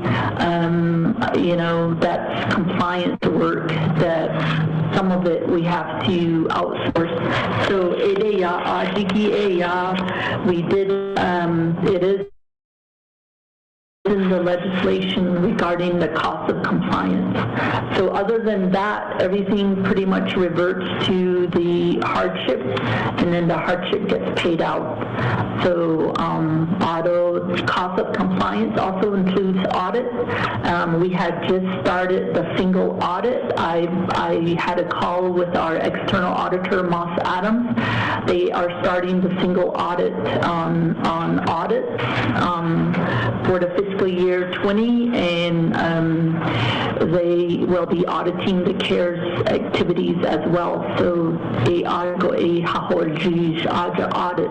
So aside, that's the only exception, and then everything else pretty much gets reverted.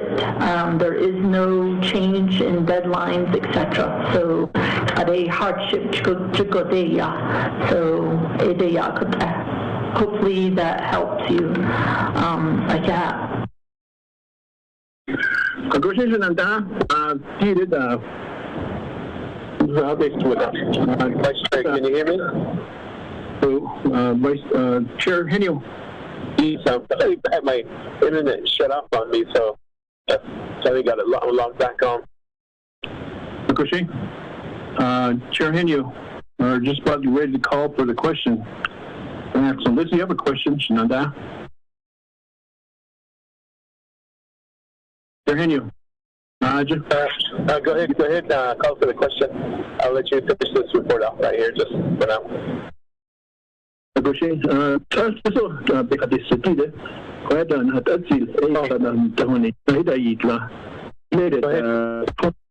Accurate filing done.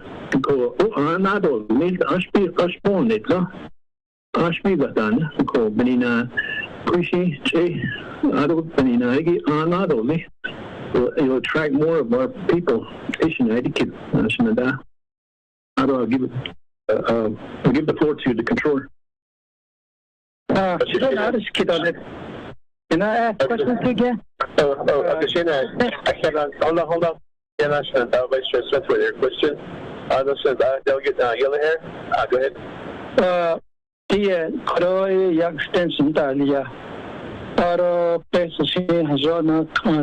Controller, Mr. Shorty, though. Based on our council, is a bounce out the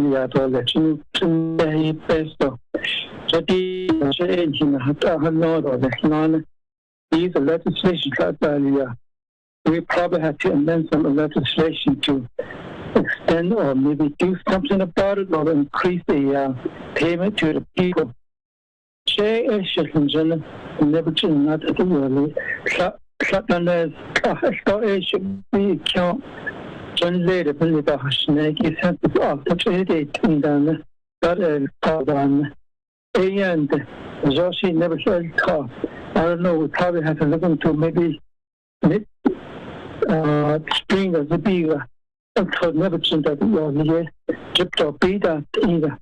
That office is closed and then they don't get there. When they get there sometime, only one at a time go in there then. Because out about the whole season, out of the middle of the handicap, the chain down to the chain down, out of the because he that he called no answer from the OC or Hushi number. And so for me, answer this, yeah, then I could order about a year ago. So it is I that probably had to go back and look to make sure that everybody gets paid. If this is 1 year extension, we have that opportunity to amend those legislation so we can even our in-house gun we could increase the payment to thank you also but not kid all behind Nike what they protect those not rather anyway thanks Appreciate getting us back to our controller.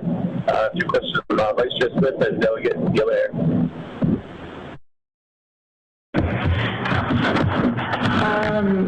Otto Shigat Chair and then Chiche Vice Chair Nadine Kitty.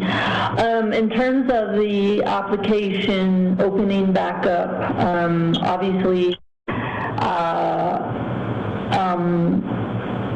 whether that can be done, I think that depends a lot on, because right now, people are asking me, so keep in mind if there's a lot of moving pieces. So if we open it back up, then I believe that we would not be able to make payments until, if everyone decides they want to open it back up, then we have to hold off on payment until we go through the application period.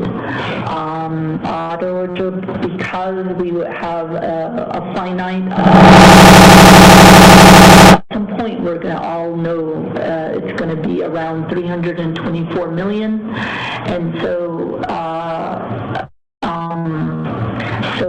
once that's defined, then now we're talking about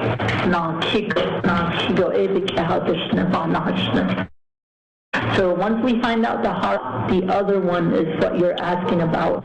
So far, I stated that it's 282,000. So you're basically asking if we open it back up, that number will go up.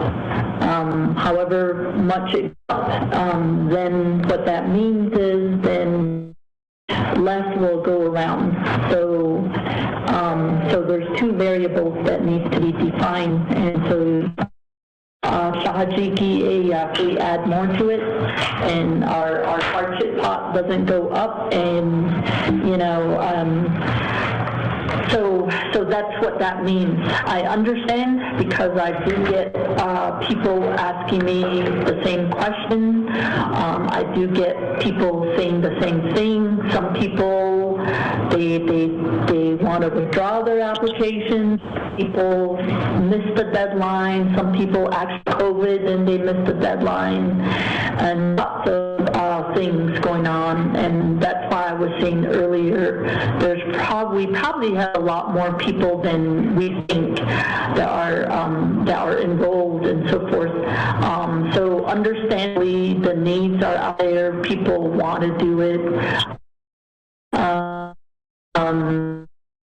But I just want to make sure everybody is aware of the ramifications. And if that is what people want, then leadership, I guess is what I'm saying, needs to express their wishes, because then we need to quit trying to make a payment here soon.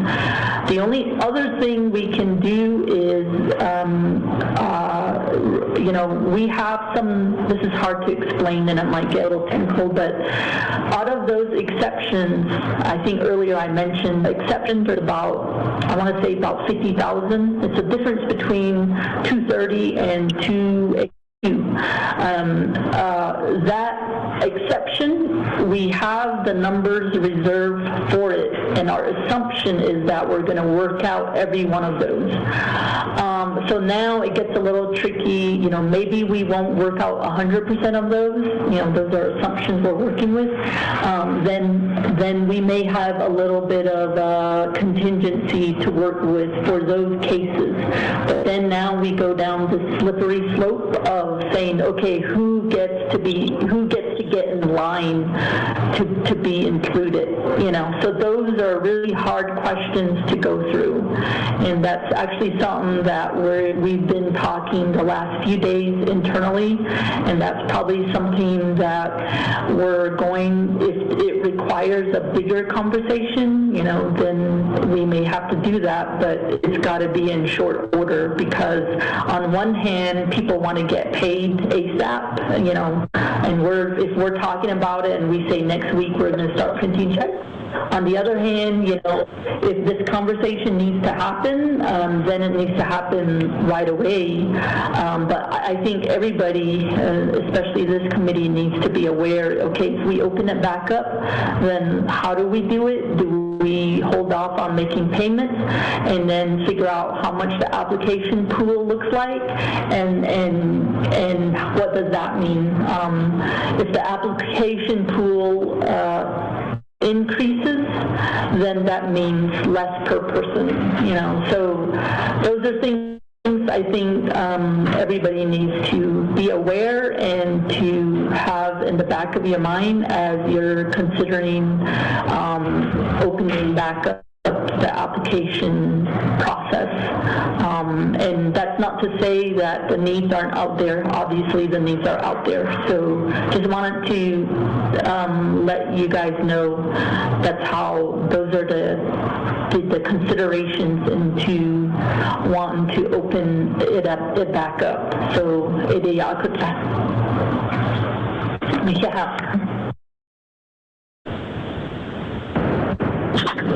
Also, there was a comment from Delegate Yellier. Do you respond to that?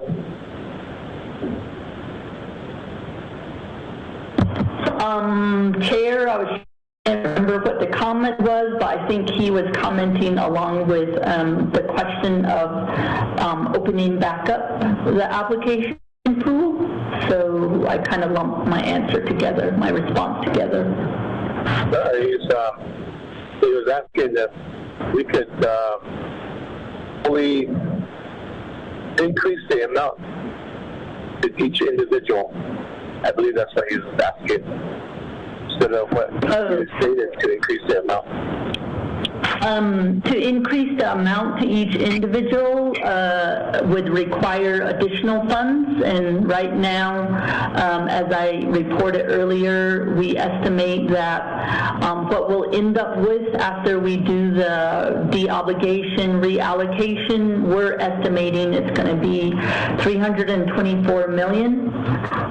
And so we would need additional CARES fund to increase the amount to pay additional people. So I just explained the two variables. One is the application pool. So if we open up the applications, then that number goes up. If we want to give more money per person, then we're talking about the hardship business unit. That number needs to go up in order to increase payment to individuals for that to go up. So that requires additional funds. Right now we're working on the assumption we'll get approximately $324 million. Hope that answers the question. Other than that, the legalese, I mean, you have to amend certain legislations, etc., to get that done. But right now, we're currently working with the up to $1,500 per adult and up to $500 per minor language. Yeah. Okay, thank you for that. Response, committee members. We move on. So, Bella, who's calling? Vice Chair. Chair Heniel. Delegate Brown, I have a comment. Vice Chair Smith, and then Delegate Brown. So, Vice Chair Smith, go ahead. So, after did behind seat, so Kadi lead a shoulder, or behind lead on the other listing that you have to the one, it's not a. It would have not so much listening, if they had those insurance resolution after I had a fast cash called HK. Good, Shane. Thank you for that. Samantha, Delegate Brown. Thank you, Chair Heniel, Budget and Finance Committee, colleagues, and Sinaga, Madam Controller Peggy, non-missions in English, especially, siya give us need on this, kodo, le, Hashine na, Bahindan, Ado, consultants, GD, and Khandan, with this, Chodo, in Finiyani, ako ani na mission ta so inta inta the first time ado hashin na shi bitanda la ni hashin na shi ni in hindsight it's not this thing she but on the she din ado di ko beto ay such a show such a business ako the Argentina on the Sebastian. So above all, especially Michi and Kandad, Michi Aslahansa, Vini, Besa Bendas, Michi Ashford, Bada Hoshia, Joshi Kodo, and Kibadiko. But I think there's this understanding that Michi Kodo, so thank you, Benjish, and Kibane, Ahuijin, Kichadahan. Job Alabama, and so I think it's the husband. I just couldn't be based on the Kenny, although Hashimid now as a controller OMB, although the staff, the call, she had no less, AD, that's up. They had each other, they social media, among us, get the honey. I should know, though, she had that need, I should know that such a child kid. Ado ben so who did they need to do so shada is really could hadith no it's on behalf of my community members from Section B2 and also KN to express my appreciation to Controller's Office, to OMB, to our legislative staff, and everyone who is still working. I was told by my constituents to make sure that I expressed my appreciation on behalf of them that that some of them are safe home, and that we are home, we are abiding by the curfew. We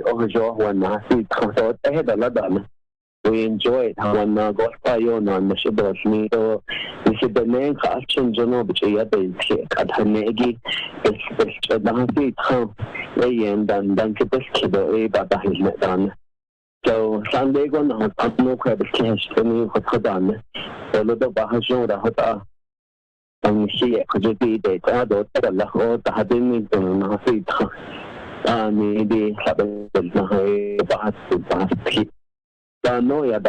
so that's on behalf of them that they have been talking about on this report. I do get both. I do get my constituents who are asking me to ask at least another week extension, but I also have other constituents that, we all get both, right?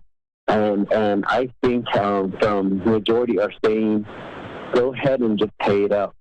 I thought later Hashimid na the banahun other based on Hashimid na ikiya Hashimid na said that is late me the lahu the other so they could add kiya the so he is no baba hanada shit that's ako asini at hatang kasi ako ayon they had that they couldn't miss should be told about and hope for them. So they're really watching. They know pretty much how we all vote, and they know where we stand. And I respect the husband. With that, they are saying we are given enough ample time. Go ahead and print out the checks, and I believe in that also. Just not a hold on. Anything no, it's not the base of non of the idea basket. Best basket to me. As she extended beyond. So they I'm asking the less about me.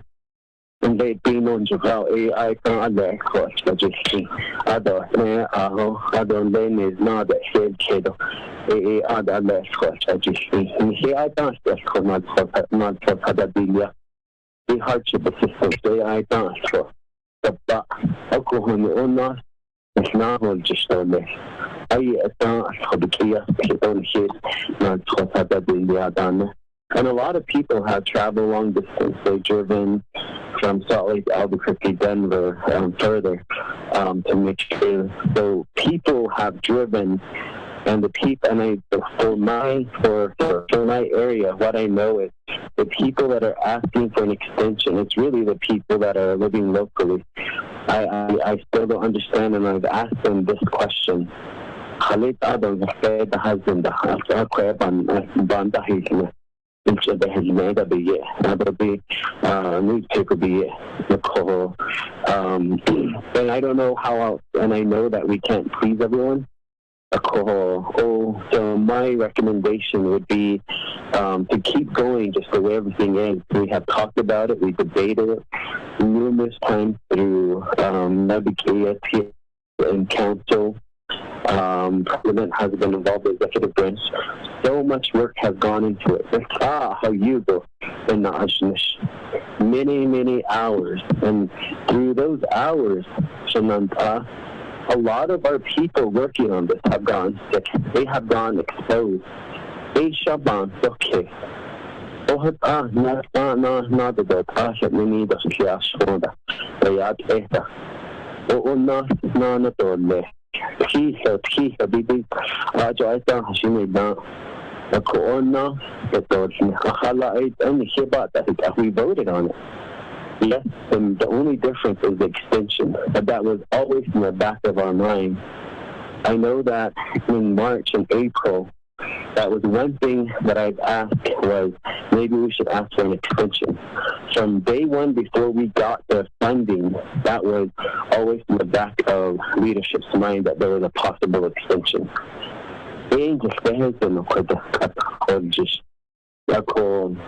That would be my recommendation, and I'm speaking on behalf of my mentors and the people who elected me, that and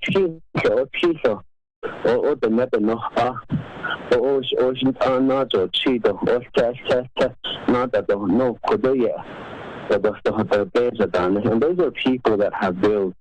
And I know that in my area at the Monument Valley, I know local business owners, tourist companies, they actually are selling the last of their Jeep. They're selling the last of everything that they own so they can pay their bills, so they can pay their taxes, so they can pay, all the bills that they have in order to keep food on the table. So that's the reality that people are waiting. I know that within the Kansas Township boundaries, we do have Navajo-owned businesses, Blue Coffee Pot. I've driven by it now so many times. They used to be open, but they've been closed for a few weeks now, so they're losing money. Amigos was closed for a very long time, a Navajo-owned company who employ Navajo people, and they want to get back to work for the holidays. So, So they're also waiting. Those families are waiting. They need even in a simple extension. We are the medicine. I can't be on the car. Although the can't on the car, chasing, we but I can't obey a car. Other yash for the nation that the general I don't later by number. So I just say let's keep moving. If there's another round of funding coming, we learn. In hindsight, we learn from it. And let's use those tools. And that's another thing, control. And I know that you're collecting your data and your information on how future funding to combat COVID to help the nation and our people going forward, what we have learned. So I guess really I don't have a question. It's just my comment and my recommendation, just to leave it as it is and to move forward so we can pay our people. If we can, like you mentioned earlier, if we can start the midweek this week, that would be great. This afternoon I have the Chukchin chapter planning meeting. Yesterday came into planning meeting. I did have a lot of questions. A lot of people are asking. President Nez last week when he did his town hall meeting mentioned that they want to maybe use some of these hardship funding for capital projects. So a lot of people are really upset, and they were texting me. So I'm glad that this report is given, and now I have a clear message with all the emails that I've received to forward to my chapter officials and to forward to everyone who's been asking me. And the other thing, at yesterday's chapter meeting, one of the officials, and I really do appreciate that. And it comes from her heart. And it comes from as a man, the Lebanon can't jindo and Javal, the Nashana Katana. If you know Washington, though, or the ocean, the Hidia, at the Hano, and the Shake couldn't they back no. And she was really upset, and she's like, tell her done this on the click. We should be off the that this called. But no, she's on that claim he could have job mixing the fun. So it goes both ways, and it's really hard, and I know that it's really about keeping everyone. So I'm glad that the passion is there, that they speak, and I know for a fact that this official is out there. Even in her age, she's still out there delivering food, delivering hay. So I'm very lucky that I have some chapter managers and officials like that who are working for our people.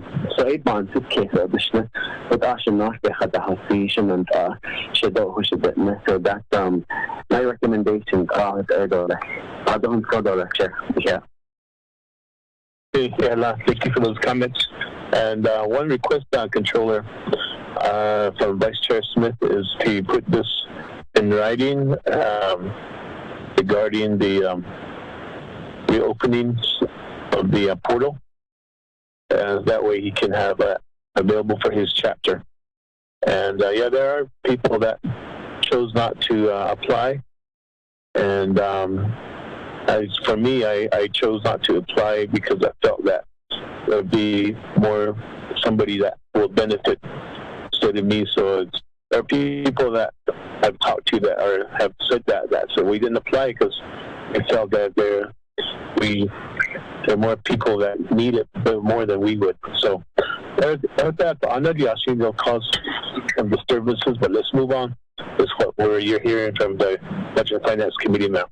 So with that, committee members, if there's no further questions, I'll call for the question on the report to accept the controller's report. Should Delegate Jimmy out here? I'll go green. What did you rather? Oh. Sure. Should Delegate out here? I just got to go. Okay, Shina. Should Vice Chair Smith? Green. Okay, Vice Chair Smith was green. Should Delegate Amber Canales-Bakari? Delegate Amber Canales-Bakari votes green. Thank you. Delegate Elmer Knusbach County vote screen. Delegate Nathaniel Brown. Delegate Brown vote screen. Yeah. Nathaniel Brown vote screen. Delegate Elmer P. Begay. I believe he sent a text. He said he votes green. I vote green. I vote green. There you go. Delegate Elmer P. Begay votes green. For that, we do have 5 in favor, 0 opposed to accept the report. Chair not voting. For that, let's move forward to item B on the report from Office of Management and Budget. Mr. Dominic Dial, are you on the line with us?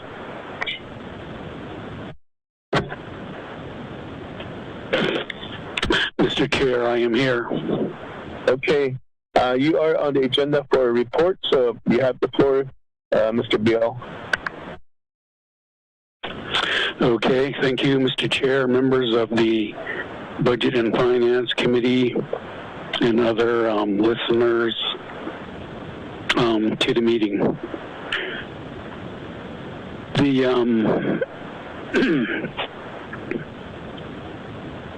We got notice yesterday afternoon of this matter, this subject being on the agenda today.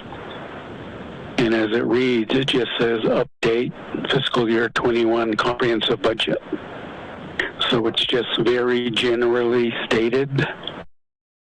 So I'll go ahead and cover that. As the committee knows, and the rest of the Navajo Nation Council and all of our leadership, the branches and programs and so forth, the overall fiscal year 21 budget was not enacted in September. And therefore, because of problems primarily with the veterans' budgets, a continuing resolution was passed in its place. The continuing resolution was good through the first quarter. And the continuing resolution was based on the fiscal year 20 initial budget allocations by business units. So that was in place during the first quarter. Now, in late November, the Navajo Nation Council met on the overall fiscal year 21 budget and ultimately finally passed resolution CN 88-20. And that was signed into law with certain line item vetoes by President Nez on December 10th, which is a Thursday. So the following 3 weeks, OMB has been busy working on recalculating and reconciling all of the budget numbers to adjust for the continuing resolution allocations and then the fiscal year 21 overall budget allocations. So we had to do certain reconciliations, as I said, recalculations, in order to include all of those numbers. And by and large, by the end of the month, which was last week, we probably finished nearly all of it. And all of that's been, therefore, uploaded into the FMIS system. So as we went, division by division, branch by branch, the OMB staff who have been working on this would inform the various divisions their budget coordinators, budget liaison people, as well as programs, because they would call in from time to time asking about the status of their budgets and so forth. Anyway, they would be advised that their budget has now been uploaded on FMIS, and they can use those numbers to go forward. So that's the activity that's been going on all of this time. Now it's not as easy as it sounds. Let me just say it like that. And I think you heard from the controller as well as the contracting officer, not only today but previously, about all the constraints we have to face sometimes related to the pandemic, the government closure, only essential employees at work, etc., etc. All of that has an impact on how this work has been unfolding as we've been working on it. And just to give you a good recent example, during the month of December, we had a couple of cases of COVID positive employees. So we had to take the precautionary measures to close down and get our offices desanitized and so on, and arrange for health checks for all of the affected employees in the museum building where we are. Now, we're not the only ones here. There's also Parks and Recreation, the library staff, as well as the museum itself. So all of that's contributed. And then during the holiday period, I think during the month of December, since the legislation was signed into law, the budget, there's really only been about 11 working days. The rest of it is either weekends or holidays at Christmas and New Year's. So that's I'm just explaining why it's probably taken a week or two more than we originally thought. But nevertheless, it's done now. And we're just fine-tuning some of the numbers by double-checking it and so forth. Now, the next task at hand is to the budget. The budgets have now been, as I said, reconciled and loaded into FMIS, so they're available for all the users.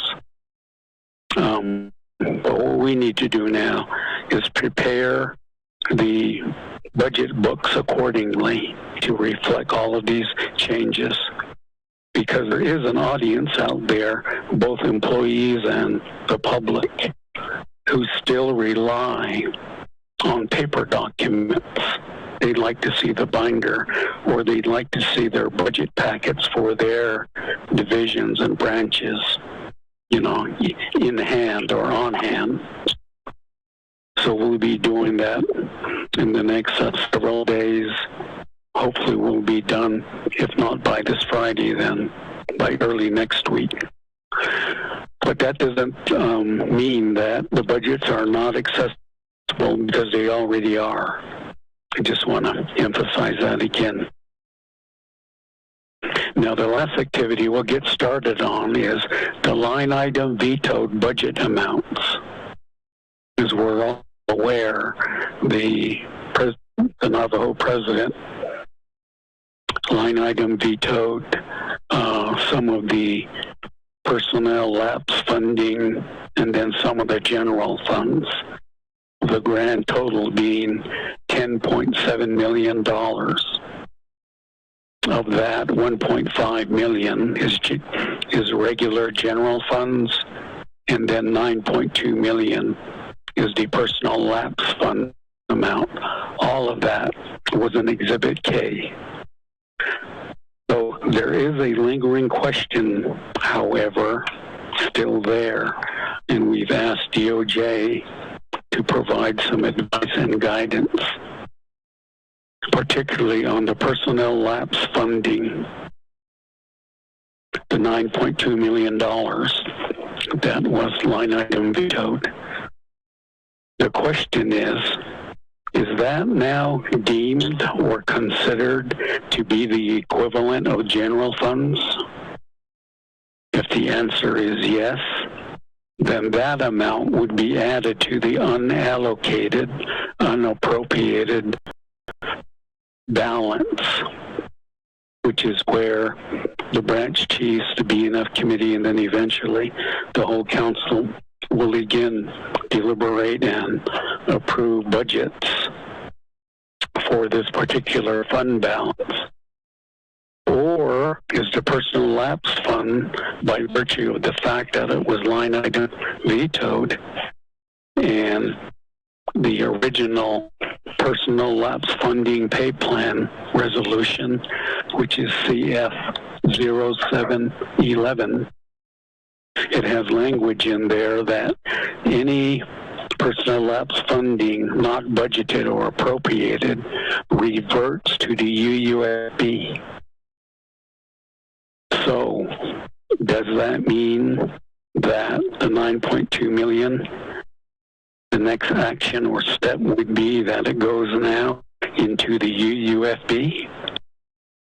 So those are the two questions that are there.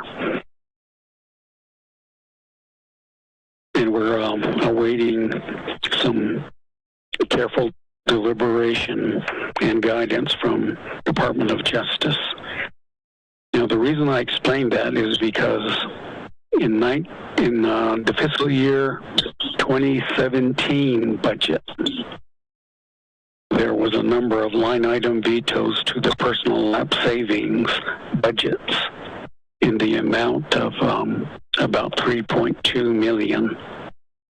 Now, in that particular budget resolution, there was language to the effect that the personnel lapse pay plan resolution, CFO 711, was waived.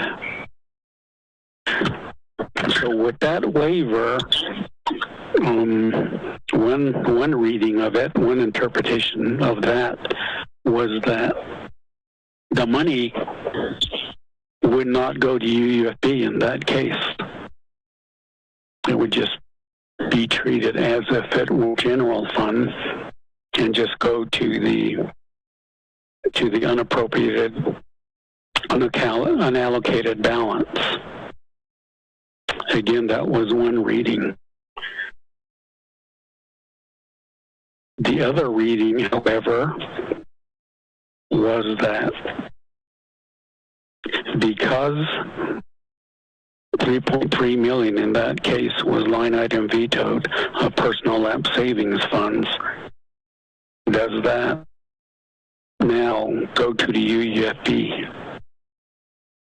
The way it was treated back then is it went into the UUFB.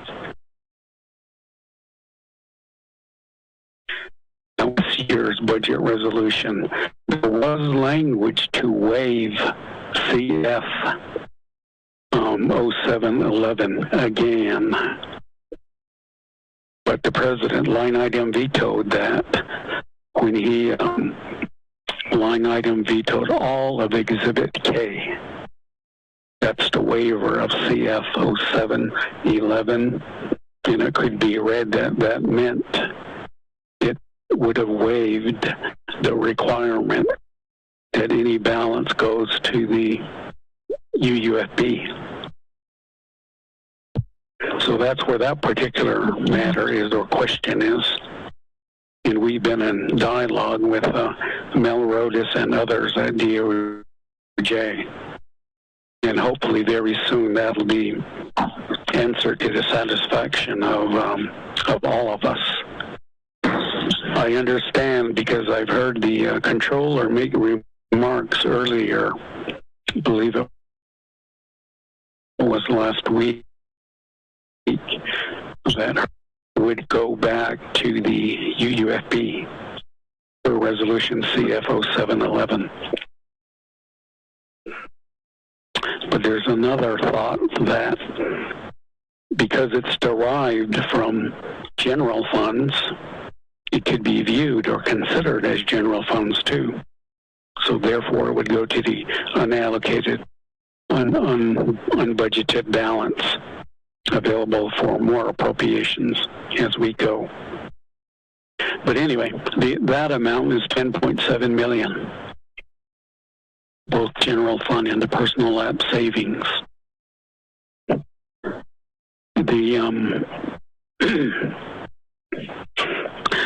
Mr. Chair, committee members, that's the update as of now. Again, as I said earlier, to start here, the subject matter wasn't specific, so I'm just giving a general overview of where we are, emphasizing the fact that the budgets are now uploaded, they're available on MyS, and we'll be working on the big budget book to make that available for those users who typically use that document. Mr. Chair, that's my report up to now. Thank you. I appreciate that. Committee members, is there a motion to accept the report? Yellow motion. Motion by Delegate Yellowhair and second by Delegate Crotty. Second by Delegate Amber Knowles-Crotty. That committee members, any questions, comments regarding Mr. Smith? Go ahead. Here, Madam Chair, I don't B&F committee members on the committee. I don't be reporting the Donna, Virginia, at District 17 Council meeting this week. Coordinated today, veterans. 8 peso bendo and still 8 peso. After no, the kids. What we need to see continuous solution that's written in today, a continuous solution.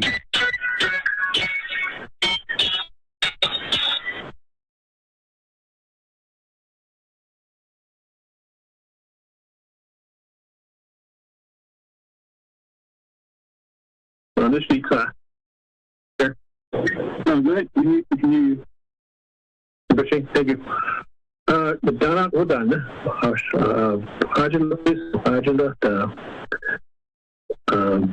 Veterans, so that hardship, the UK, and they said, hadn't need to because today, Schneider kit.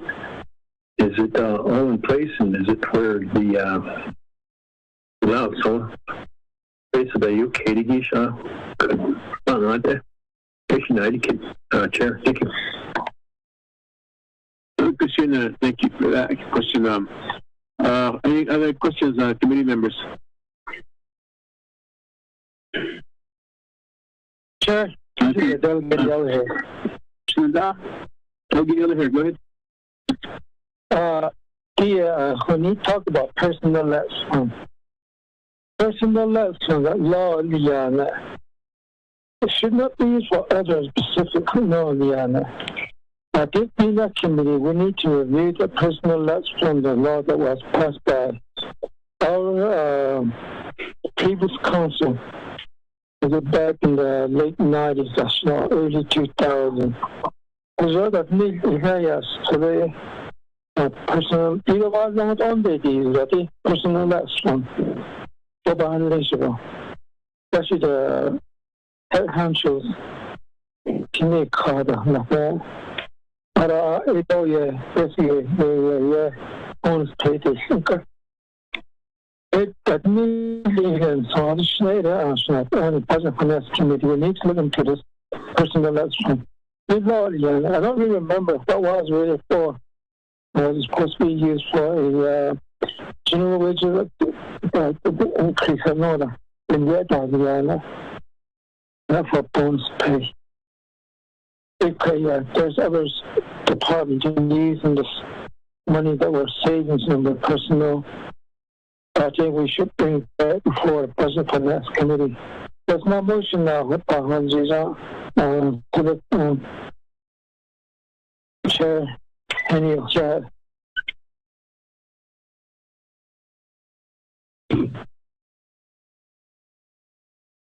Motion, or are you making a request? Request. We want to request bring for being the committee. Agashina, that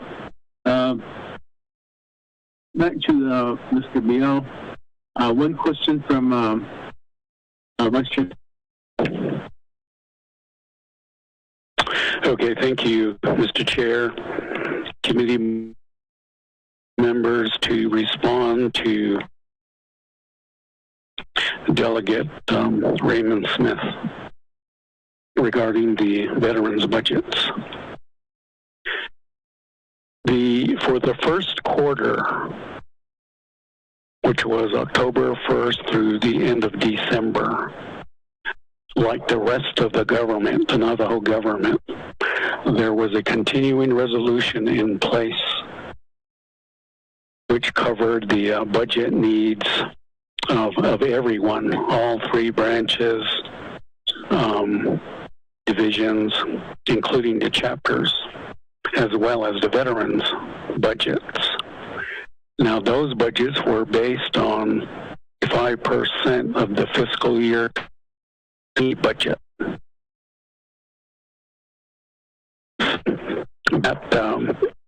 Those were the balances that were uploaded into FMIS and used by all of our government programs and so forth. Now, as we all are aware, although the fiscal year 21 budget has now been approved and signed into law, and as I said, has been set up, the only exception is the veterans budgets. The veterans budgets were simply extended by another quarter. So therefore, the first quarter CR has essentially been extended to end at the end of the second quarter, March 31st. And during that period, the Veterans Department, President's Office, will work on developing the budgets more in line to the wants, needs, and priorities of both the veterans population and then the funding constraints and so on to better or best meet the needs of the veteran clientele, the customers.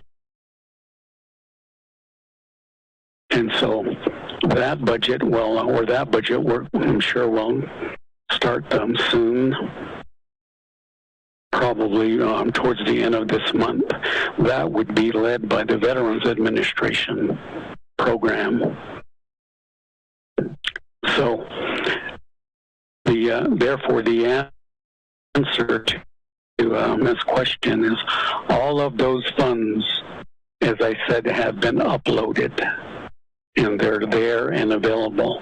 It's up to the Veterans Office leadership now to implement it, carry it out, and take those actions necessary to provide the funding both to the agencies and then to the veterans organizations and so forth.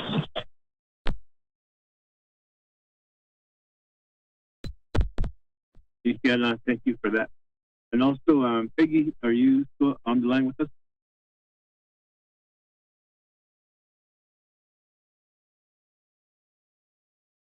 Hello, Peggy, are you on there? Are you there?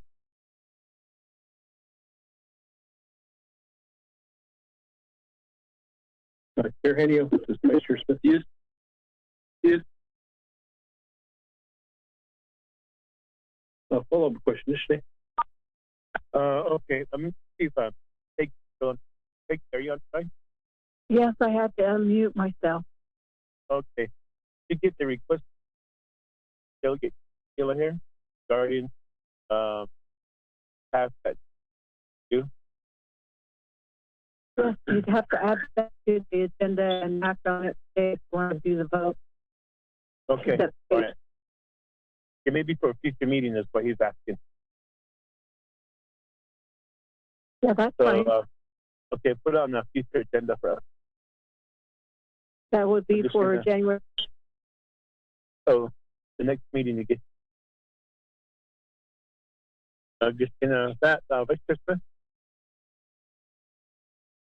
And none of day, Chair. OMB, thanks for answering that question. I kind of got confused on your response regarding the CRD, first quarter, October to late December, a 25% based on from the 2020 budget and dated FIMS allocated on a. They're willing to approve the budget for the next quarter or the second quarter for March day 31st. So I don't joke. It's not a what's going on there? The veterans and president develop a budget to best meet the needs. I don't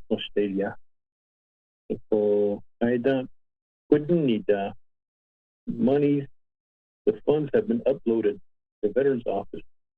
And it's up to the Veterans Office to carry it out to the organizations. And then, so how much do they have? Are they working with the rest of fiscal year for the 3 quarters?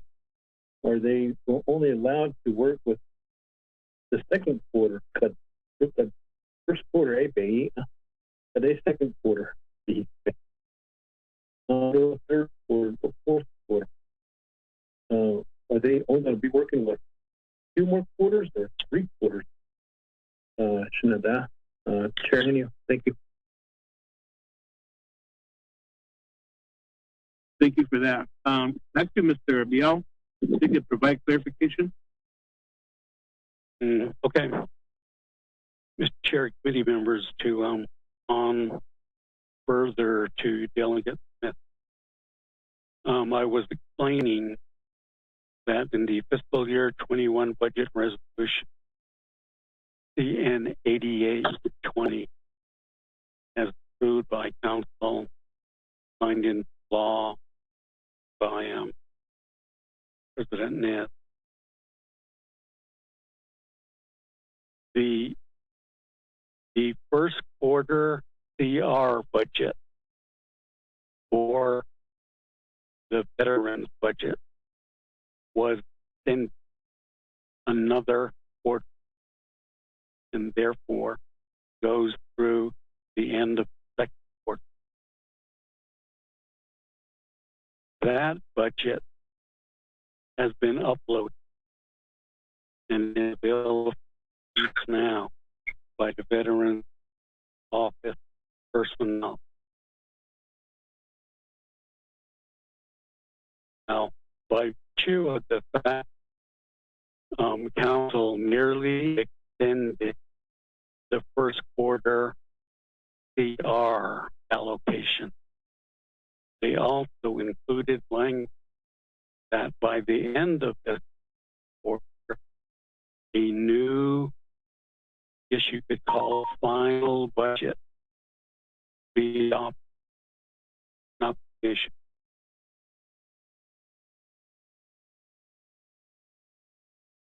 So that budget with the current CR that's there now.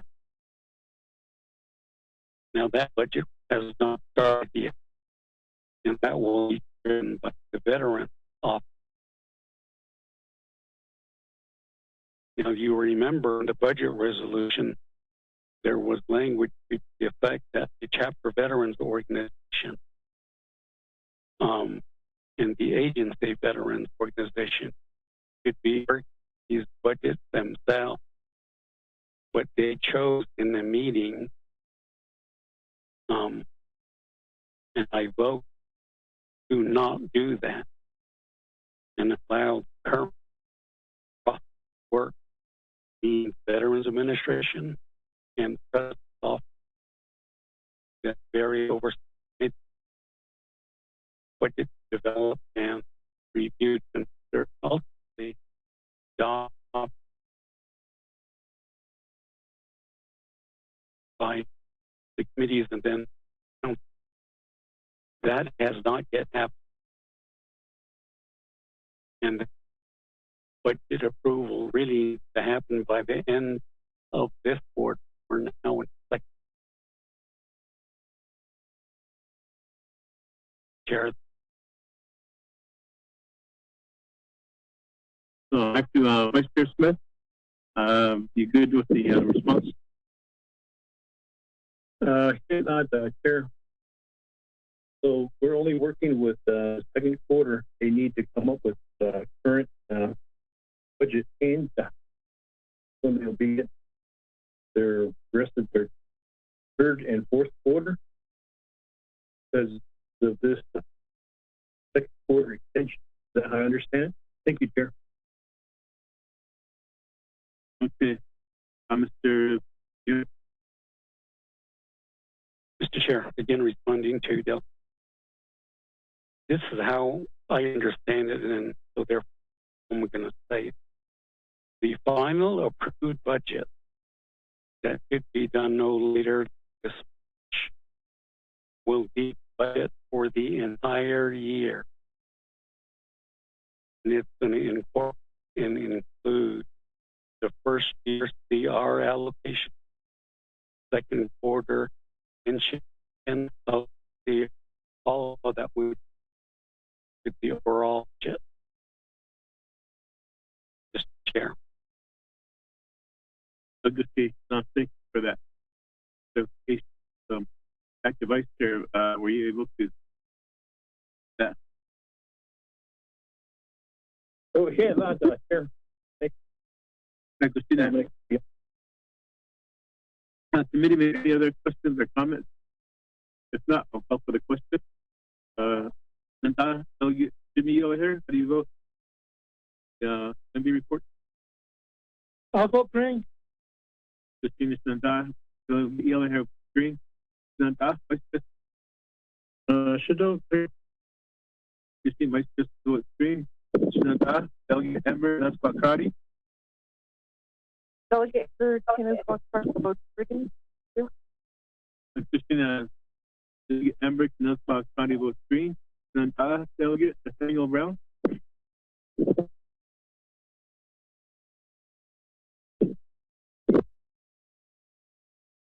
Delegate Nathaniel Brown. Delegate Brown votes green. Okay. Delegate Brown votes green. Nanda. Delegate Elmer PPA.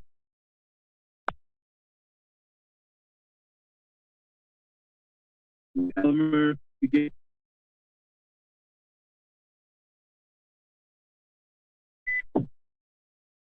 Delegate Elmer PPA. That we have 4 in favor, 0 opposed, or no. Okay, committee, let's move forward to the item on our agenda. We do have one old business on our agenda. It is 253-20. Do we have Shananta woman, Senior Charles Newton on the call?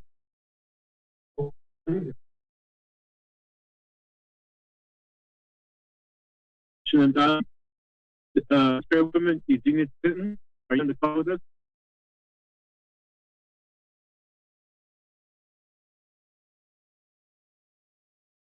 Chairwoman Eugenia Charles Clinton going once?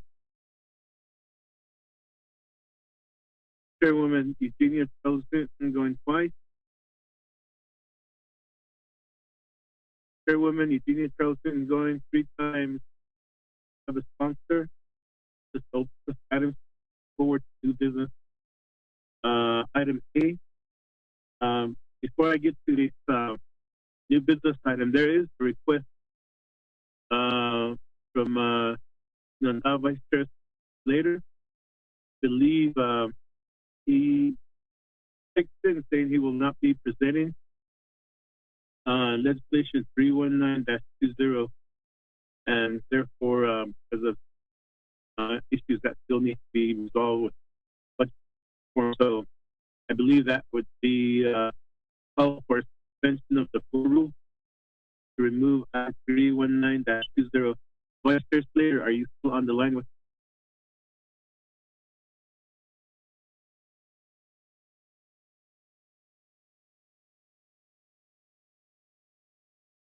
Okay, Vice Chair Slater, are you still with us?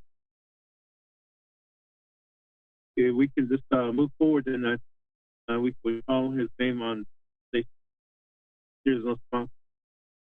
Move forward. Item A, legislation 289-0.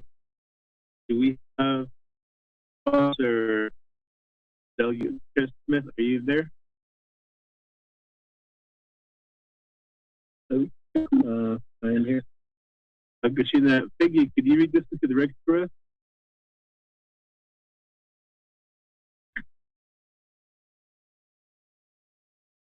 Can you all hear me? Oh, we can hear you. Okay, legislation number 0289-20 has been, is a proposed nomination council resolution. And it, the assigned to Law and Order Committee, the Health, Education, and Human Services, and Resources and Development Committee, since Budget and Finance Committee, since NABIDIA, since Nomination Council. And so it's introduced by Raymond Smith Jr., co-sponsored by Otto and Vince James, council delegates. Number 0289-20, an action relating to law and order, health, education, human services, resources and development, budget and finance, and the committees, the National Council, amending Cap 3518 Citizen Fund Power Line and chapter project expense plan to extend project completion deadline to 48 months. And so this legislation is changing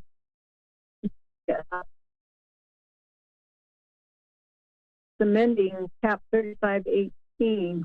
It has been electronically read into the record. The changes, I'm trying to find where the changes were. It's on page, starts on page 4, section 3, down on line 28, it's deleting 24, and new language is 48 months. Then on page 5, line 4, overstrike 24, and new language is 48 months. Then 13 has new language, or through rules and regulations duly delegated and adopted thereby. That's new language there. And the health, the committee reports are attached to the document. The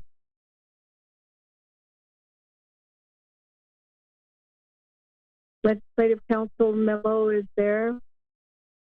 The Exhibit C is showing the letter from Pearl Yellowman Division of Community Development requesting an amendment to the Cap 3518. Also a memo from the Transportation Division requesting similar. And then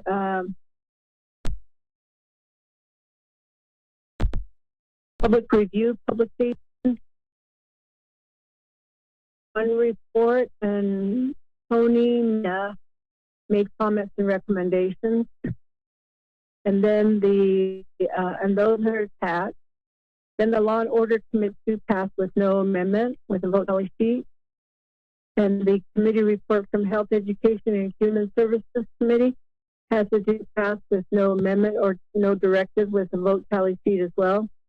And then the Resources and Development Committee has a pass with no amendment with a vote tally sheet attached. And that concludes the reading of legislation number 0289. Thank you for that. Being committee very motion.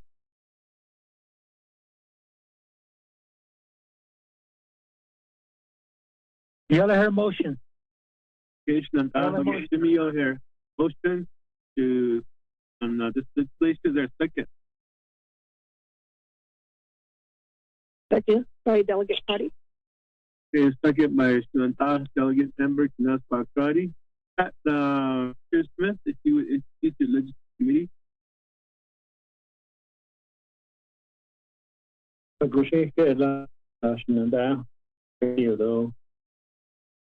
Budget and Finance Committee members, legislation 028920. And I'm hoping that my agent's here with us, Mr. Yellman or either Mr. Adikai. The reason why we're this legislation go through is because CAP 35-18 was approved for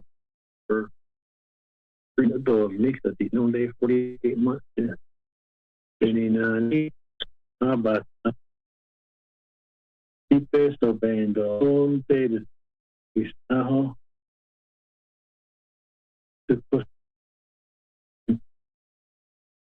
na states that the Senegi initi benin ones for the donas not or athle open yellow facial chido and that Apple PlayStation throughout the map on a exhibit one piece for she not under the bando in the share or she but he cut it no so a husband and in our states up sure so 48 months Lana needs to Dr. Yellowman ito without Kaila she the Yegi they are just you can anta 02-20 no Tajigi Shado Shmaya needed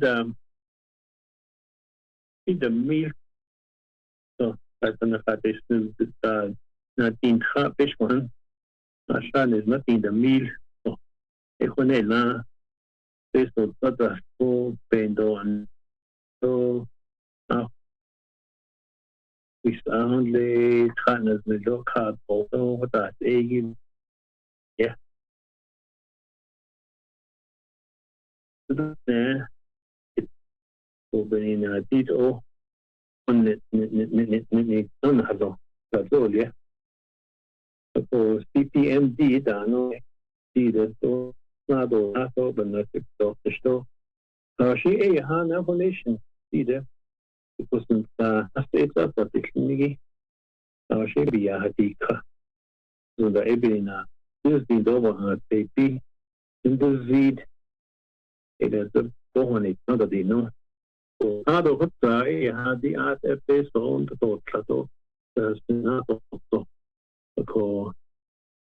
okay that any hero with our partners no nada don hayat in a compass of Jadalia do fish benina fish benina only because nas it's at the benina that this cause executive orders such as public emergency orders in himiki das kiton hilatada kisto data hotel wana so ado digo ta fish bahaneso ana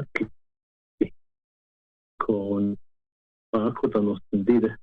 So I'd like to turn some time over to Dr. Yellowman. I think Dr. Yellowman is on the line. So,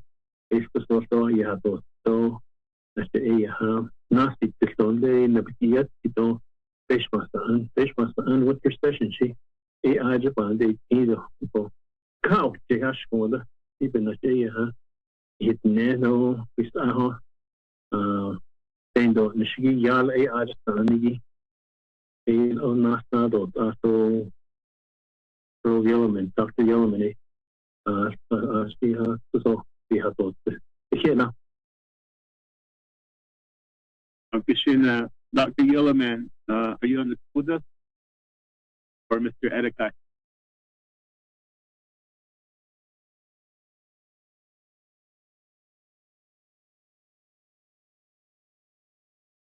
Dr. Yellowman or Mr. James Edikai, are you on the line?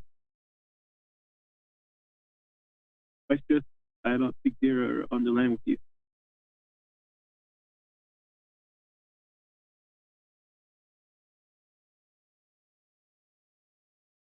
Vice Chair Smith? Chair, can you? I don't think they're on the line. The LDA should say, text Dr. Yellowman is on the line. It's muted. I don't know how you can get off the mute.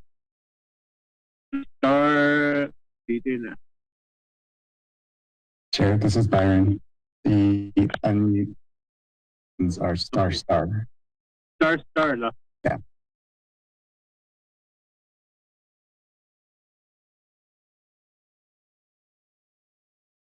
Unmute button star. Dr. Yellowman, if you're on the line with us. Good afternoon. Can you hear me now? Oh, okay, good. I have a desk phone that was not responding. Thank you to the sponsor, Delegate Raymond Smith, other honorable members of Budget. Happy New Year. I also have Mr. Adikai on the line. The intent or the request on the on this legislation really is to acknowledge that the start of the pandemic, March 13th, the Division of Community Development have been working on the CARES Act legislation and assisting in DOH. But at the same time, we've been trying to maintain our operations, our Division of Community Development operations. And that has been met with quite a few challenges. Even now, we're asking for the extension. One, we're going on 11 months now of the emergency declaration and several executive orders that included government closures. And the 11 months does impact each year of the CIS project. We have been trying to maintain communication on the power line project. We have been working with NCUA on these power line projects and trying to adjust them both either through the CARES Act or to establish the partnership on addressing the power line. Also, some of the projects, the water line projects were a priority as well under CARES Act. But also, I want to acknowledge that all of the projects for citizens are important. We just have not been able to respond to the need necessary to maintain those projects and to maintain the project management. We have had staff directed. I have directed CPMD staff to come into the building. We have been managing at 25% occupancy, which allows us to have about 17 people per floor.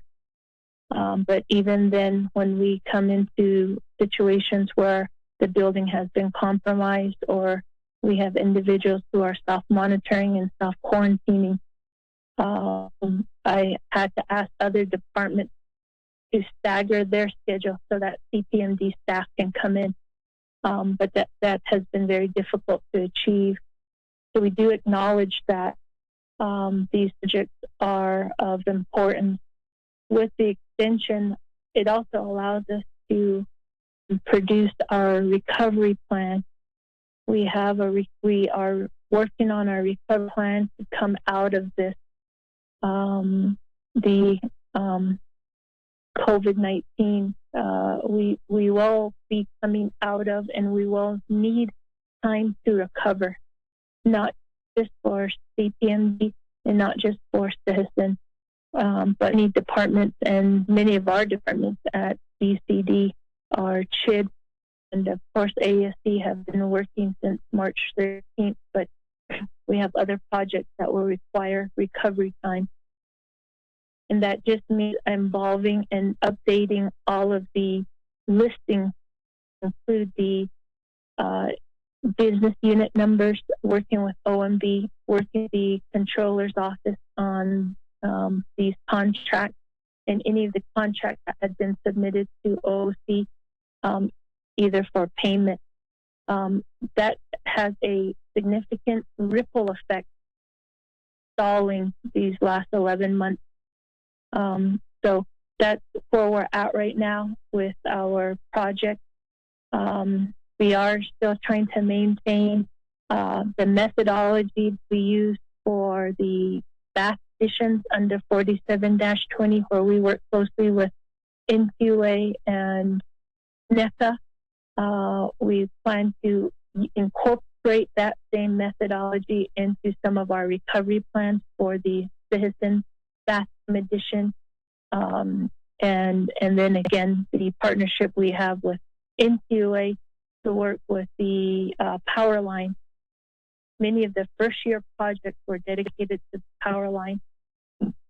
And so out of the 11 months of focusing on the CARES Act funds, these projects, the need for them have surfaced. Making sure that we move forward in addressing them under the emergency is part of our transition to come out of the 11 months that we halted with government closure.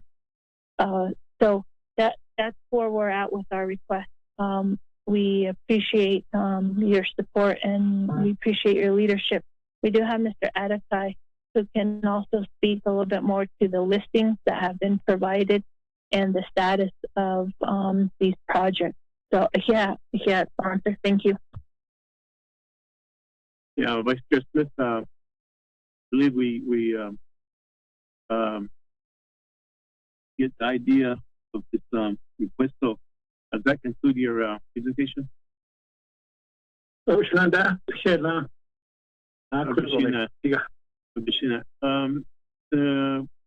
committee members, are there any questions or comments regarding this legislation?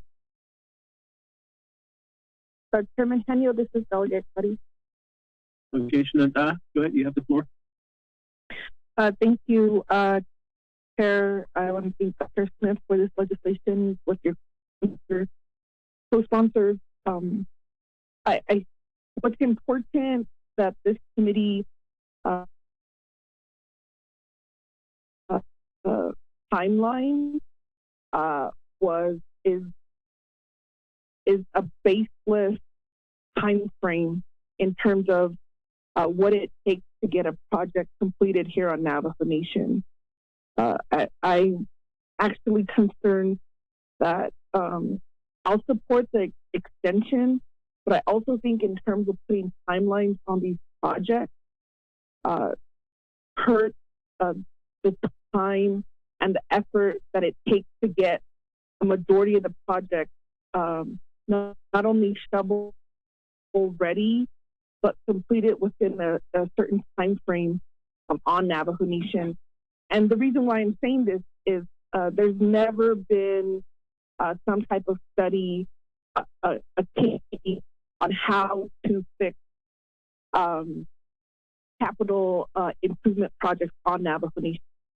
There's never been a systematic approach on how we're either going to pilot projects to make sure that when funding is allocated, then it'll be completed within a certain time frame. And so I'm concerned and I'm cautioned that if we start putting timelines without that information, without investing in this system, we're setting ourselves up for failure. And the need is out there. We're blessed to have the system do it. I think that my concern is, what is the capacity of government or community development to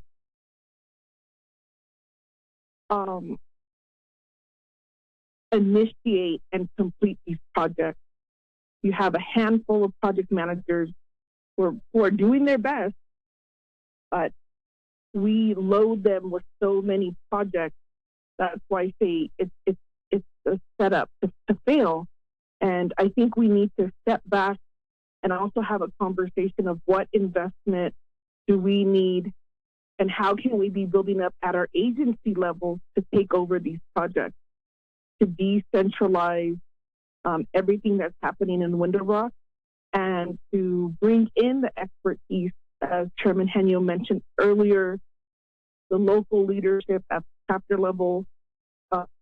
Level 26, every chapter president is a project manager.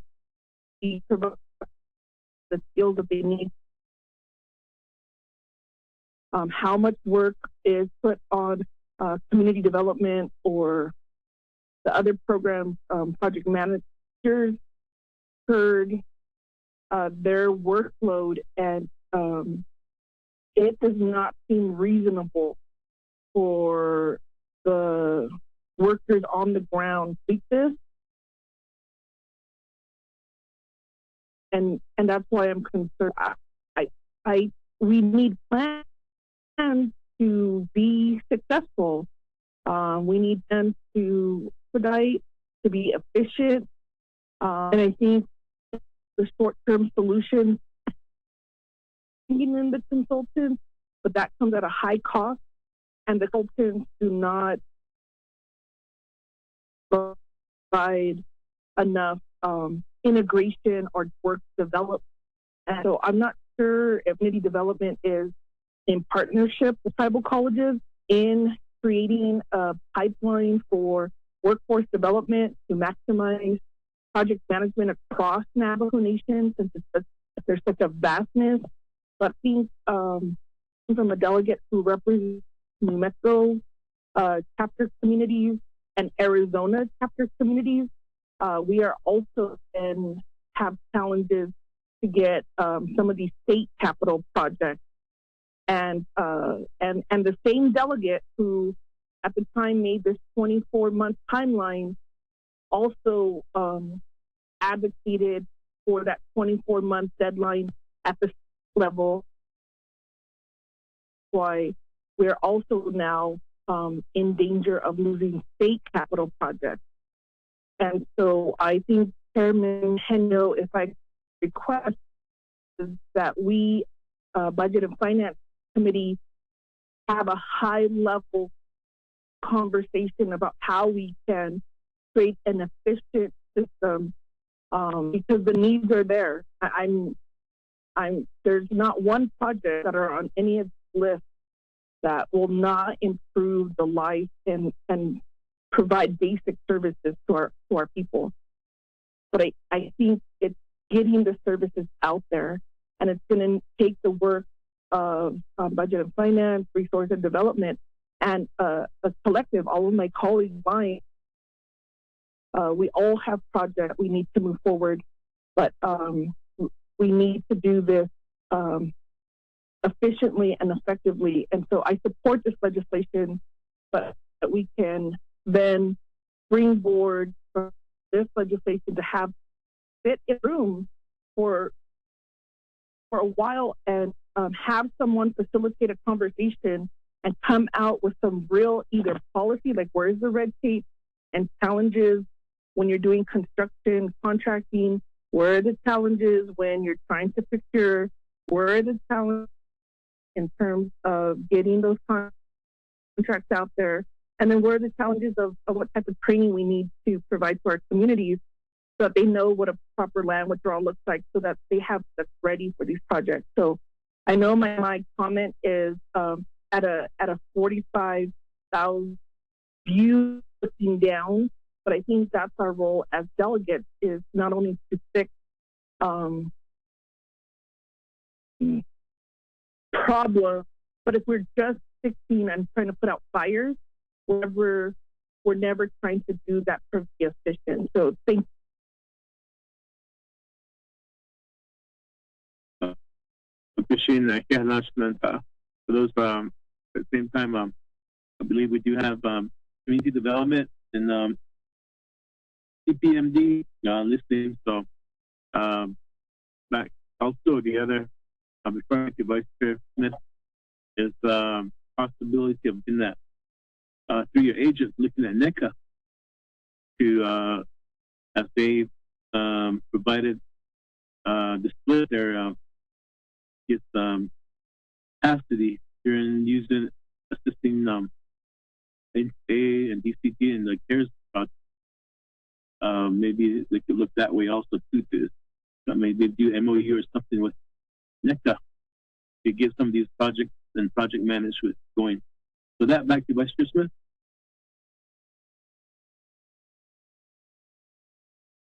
Thank you, Chair Henio, and also Mayor for those questions and concerns and thoughts about it. And those are good points to envision future funding and future allocations for our folks out there.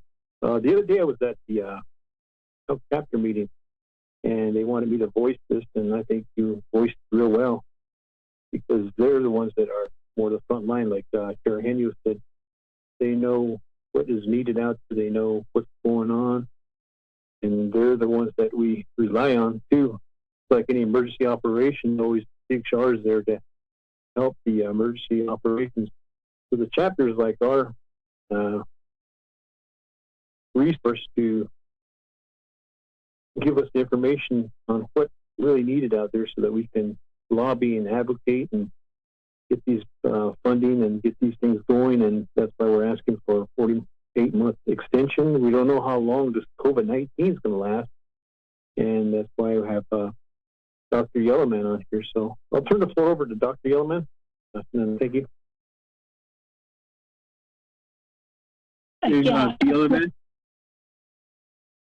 Yeah, Chair Henio, thank you. I'm here. And thank you, Delegate Smith. Adanana, Delegate Prodi, for your comment. It is true. It is true that on the start of the CAP 35-18, there were some challenges in what was project ready, and then the type of years that are laid out, and year one, and the time frame for year one, and then year two, and then the time for year three. And at this point, many of those years have snowballed into some projects that either have been extended, or some chapters have been requesting for a change, a project type change. And that has compounded the complexities of the intent of this legislation. There are some projects that have been successful, and there are some projects that are fully prepared, and there are many chapters that have worked very hard in keeping updated on their project. And that being said, we have less than 20 project managers, and we have a little over several hundred total projects from previous years, projects from Citizen, projects from New Mexico Capital Outlay, and then most recently additional projects coming in from the nation And then this whole year had been dedicated to 47-20, 67-20, and other projects that were associated to the CARES Act funds. And so we have been working on an internal audit, so to speak, of where the anatomy of citizens 35-20 or 18 of what it is like for one project, how long one project may last, or may be, I don't want to say held up, but where one project is at for an art clearance, or where one project is, we're working with OE on the business unit numbers. A massive coordination that involves so many people, involve vision of natural resources, the OMB, OOC. We work with INDOT. We work with NDOH, with DALTEC and Senior Citizen Centers. And then, of course, we work with 110 chapters. So it is a major load for the less than 20 project managers that we have. And they're averaging around 25 and more projects per individual. So the comments as to, is this set up to fail? Certainly we're in some dire situations right now, because our recovery plan is really going to look at how we're going to get out of 1 year of not tending to the project, because they ripple effect into each year. And so I do want to acknowledge those comments. As for the community college, we had set out aspirations last year to work with ASU, local Diné College, reaching out to some of those resources. Unfortunately, we've been consumed with COVID-19. And Chair Henio, we are open, and we are open for a work session. We are open for some type of continued leadership discussion, because many of these projects are COVID direct relief related. I did not fully catch the conversation earlier about the consultants, but we have been trying to design a on-call service that is unique to BCD. INDOT does have an on-call service professional contract service agreement with several of their consultants, but it's for road construction and construction that involves INDOT. What we're trying to create is something unique to BCD and has not been done before. And with the assistance of DOJ and with the assistance of INDOT, we are working to get one off the ground. And then the other one I wanted to mention is we do have certified chapters, and under the legislation, the certified chapters have the autonomy and the resources to take on projects. We support. I do support that. We have had conversations, and the chapters are up. Some chapters requested to take on their project. Some chapters have rescinded or declined. But nonetheless, at the chapter level, there are needed resources and specialties to complete these projects. And Shay, I'm learning that every project has a different outcome and a different path as to how it's going about. And you would think that a project like a fencing project would not have complications. sometimes our system is so complicated that our project managers and the chapters get so frustrated that they just end up giving up on could have been a simple fencing project. And that's very difficult to settle the dust around that. And some of these projects that could be very simple turn out not to be. And it's discouraging. It's discouraging at the chapter level, and it's discouraging here at the Window Rock level. So I believe that some of the questions there, and I appreciate the time. Thank you. Christina, thank you for that comment response. Back to the committee. Any further questions or comments? This is Delegate Cardi. Continue. Go ahead. Thank you. And so I appreciate the feedback. I want to see if the sponsor, if the delegate were actually a amendment to this legislation, if we do not know when we will return to any sense of normal, any sense of normal timeline for these projects, if the sponsors, and the reason why I'm asking the sponsors, I think at this we should just strike out the deadline, the timeline language. And I think give that autonomy back to the chapters, because that was allocated to them, and each chapter develop their project timeline and move if they have opportunity to like if they're a certified chapter, like give them that opportunity to move on these projects.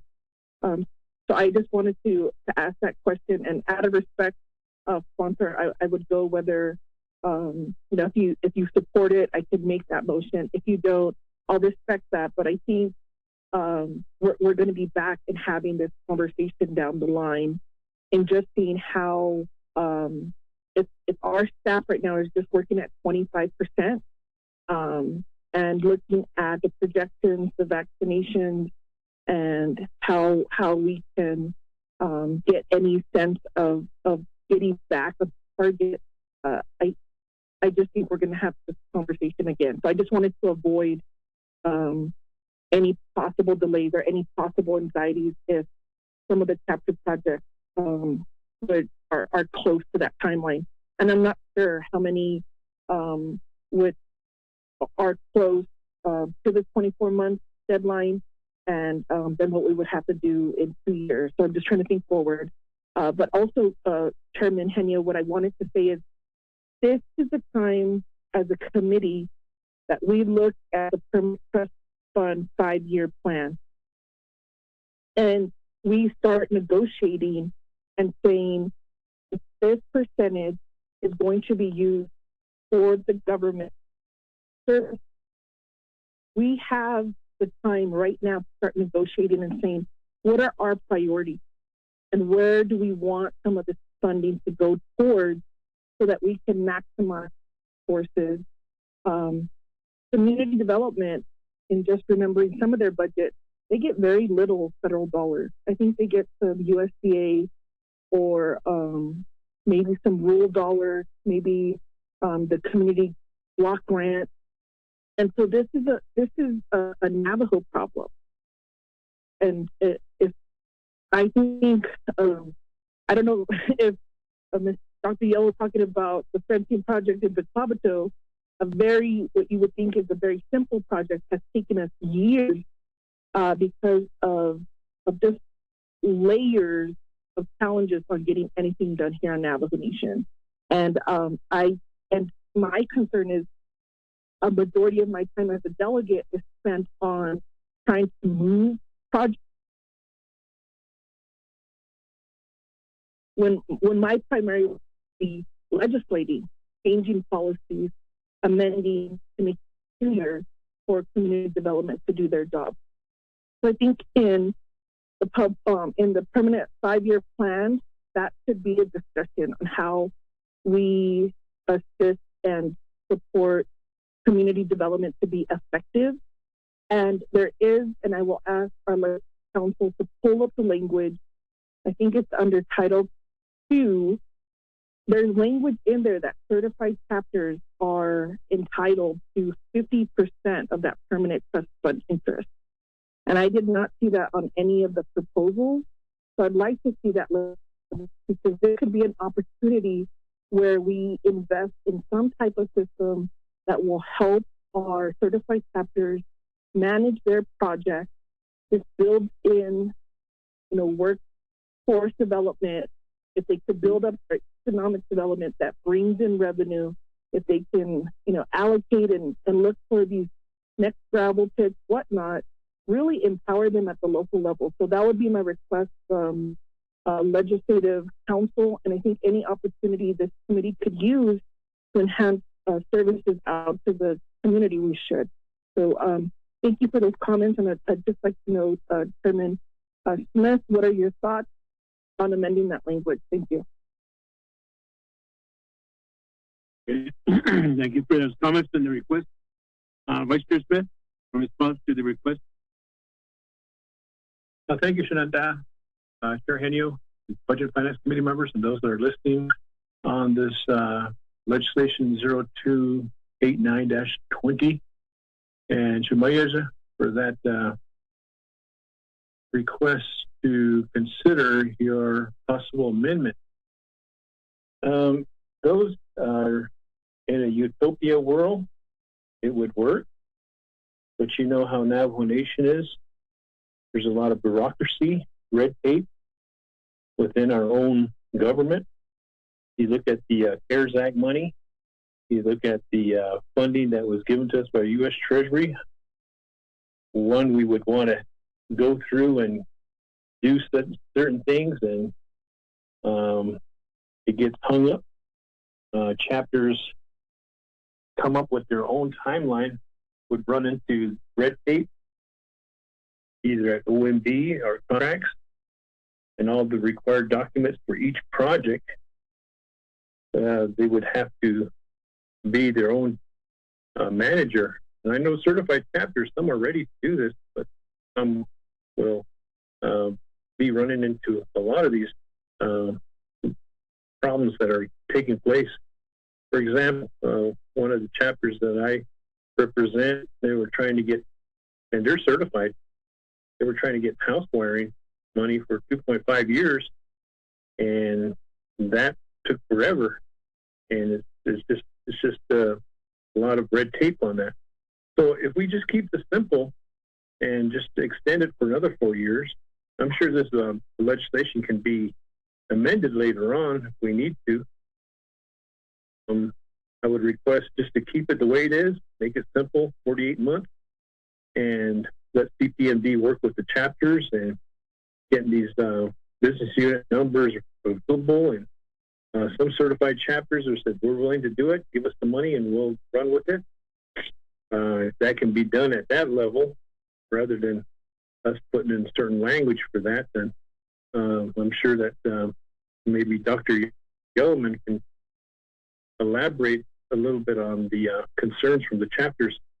So at this point in time, I respectfully decline, but I respect your offer and I respect anything that budget finance comes up with. But in reality, we really look at things and we see things at the chapter level and how they have to go through that. And right now, our chapters are limited manpower too. And the COVID-19 is really hindering. So I don't know when we're going to turn back to normalcy. And when we go back to normalcy, maybe this could be entertained again on behalf of giving the certified chapters to go do these things. So at this point in time, I'll respectfully decline on that. Mayaja, on behalf of that. I don't know if Dr. Yellowman would like to say a few words on this. Thank you. Okay, with that, thank you, Vice Chair Smith. And then there was a request to Legislative Council. Kristen, are you still listening on the conversation?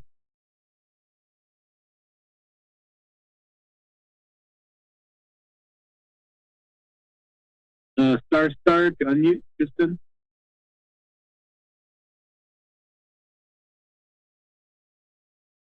Hi, Chair. It's Kristen. I am unmuted. Sorry about that. Okay. Delegate. Go ahead. Sorry. Wait, good. I just am looking up. If I'm understanding Delegate Crotty's question regarding funds, the certified chapters are eligible to get from the permanent trust fund. It's in section 12 NNC section 1162 in the establishment section of the local governance trust fund. And it reads, beginning in fiscal year 2007, the fund shall annually receive 50% income available from the Navajo Nation Permanent Fund pursuant to 12 NN. And Navajo Nation waived that provision in CAP 1916 for a limited time period. Other than that, that it would have to be OZ or OMB who detail how and if those funds are budgeted into the local governance trust fund, Chair. Okay, thank you for that response, Assistant. So back to the committee. So we can save this conversation for later, also to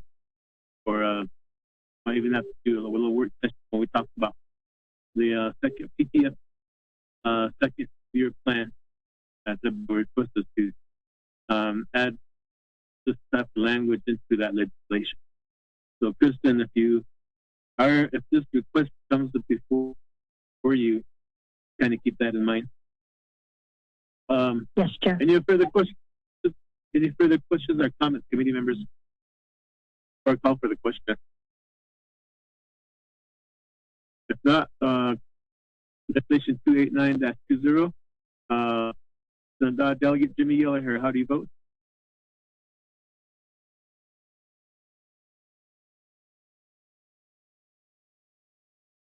Delegate Jimmy Yeller here.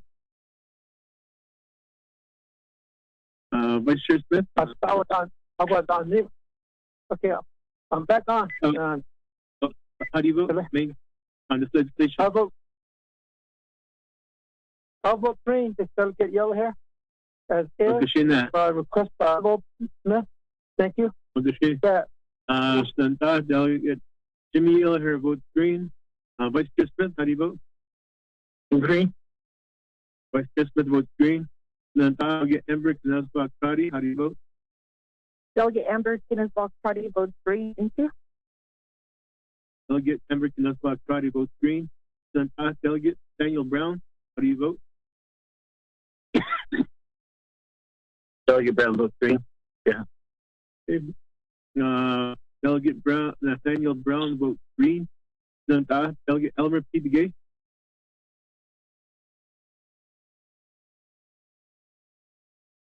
Delegate Elmer P. Begay.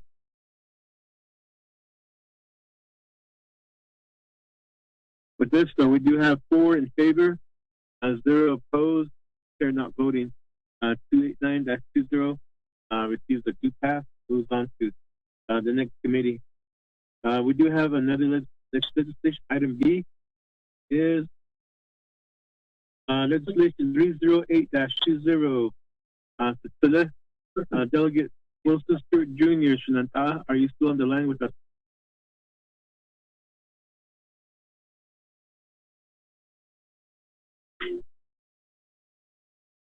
Shinanta Wilson Stewart Jr., are you on the line with us?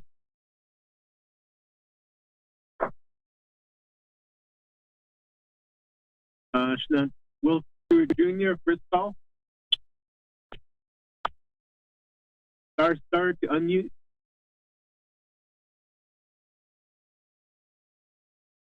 There, can you hear me? Yes. I tried to unmute myself, so this is Delegate Brigade, so I'll vote green on the last one.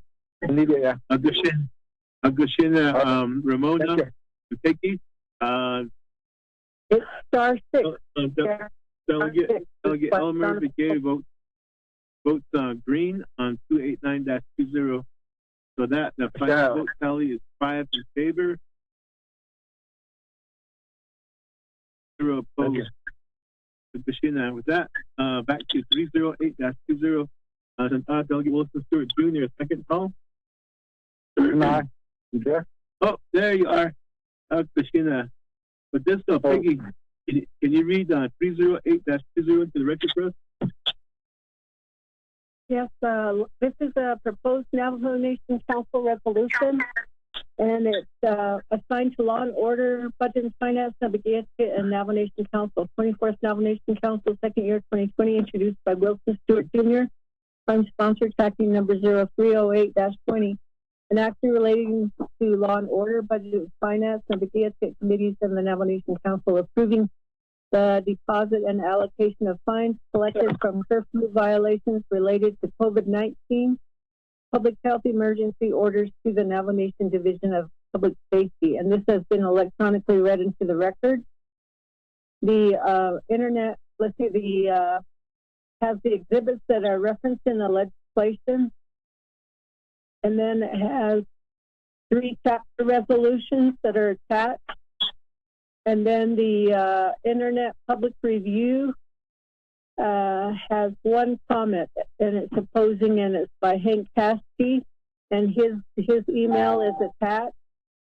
And then we also have the Law and Order Committee report, which has a due pass with no amendment, and the vote tally sheet. Chair. Thank you for that reading, Peggy. Is there a motion, committee members?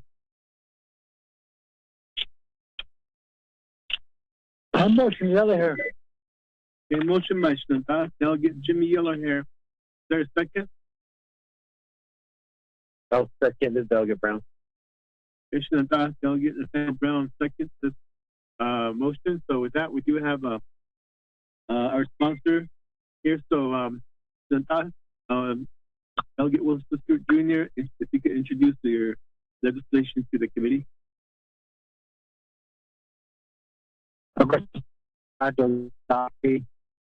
the Budget and Finance Committee, many members of the committee, around the staff, yeah, so it's not tangy, but not dangy, so get a legislation 308, the next. It's not no legislation by Bantra, $50,000 dollars. So the legislation, yeah, I do have agents. I asked for Mr. Delmar, who's in the Division of Public Safety, around the so the I can ask them now. I hope they're on the line. If they have any questions, if there's any questions. But the purpose of this legislation is for what was acted during the pandemic. This order has a citation. Then they get so let's keep a fine the litigate for those that were break curfew. I think that last thing is like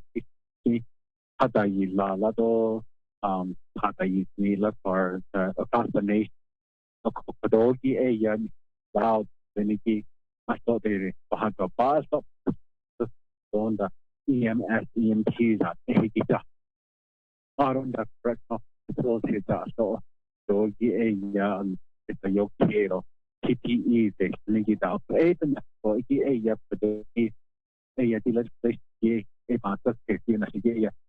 anything that the courts do or give citations that they get they will be put back into general fund account.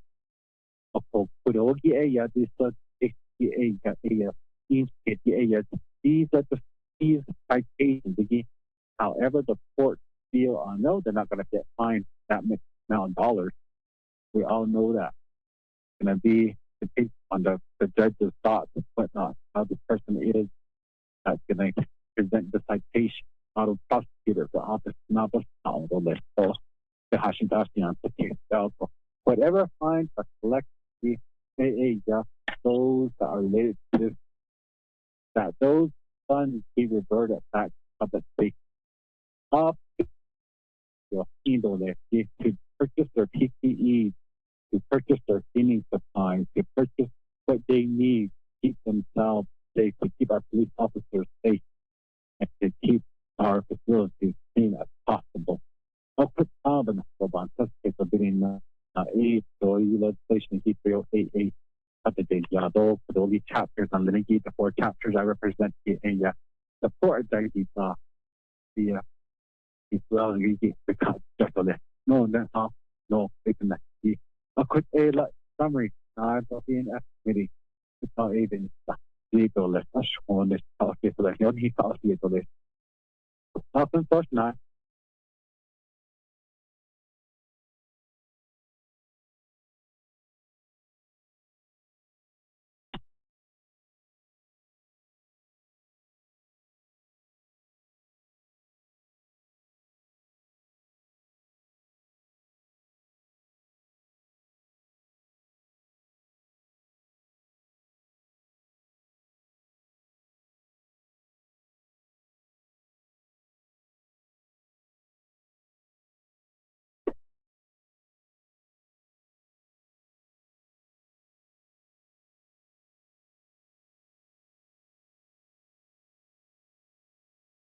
Hello, Chair.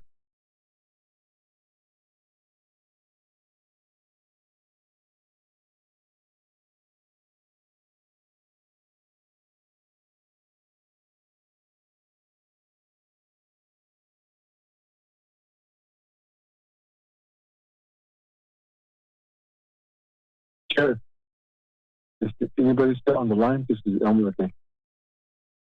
This is Vice Chair Smith. Did we lose Chair? I think so. It's star is to unmute. I was told, Donovan. Invocation. Since we lost Chair, I think our presenter was still presenting. Not with that. Vice Chair. Honorable Stewart, are you done? Oh. Invocation. Okay, committee members, do we have a motion in a second? I think we do, yeah. Yes, Vice Chair. Okay. If we have a motion in a second, committee members, Naidi Kirisola? On the legislation. I have a question. Goshen, do you have a question on the legislation? You have the floor. Okay, the other members of the Budget and Finance Committee, I don't the Delegate Stewart, and legislation presenting lagi, that understanding that the presenting lagi in a violation of the COVID-19.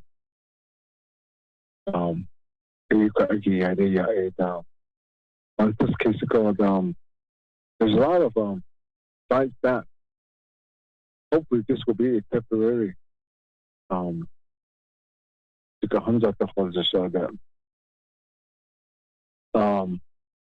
the way I understand this is don't unheed, blame ourselves based on the leadership in but I know that we through the legislation we cancel all the events like rodeos and the events that they gatherings that we did that. I presented a legislation before the council, and hardly anybody supported me with that election. Which we know that the rise of this pandemic, the cases were going up. After that, you can tell after that APA has been yet waiting for the delegates, even yourself. If you were monitoring this right now, you have a good data about the rise of the data hold down, present like that. Saying that the hold down after this, well, me and some my people that I know personally, we were paying attention on this when that election came around. Although the 3% is going up. So I think now within a week, 2 weeks, by that time, it was all over the place saying that these communities are uncontrollable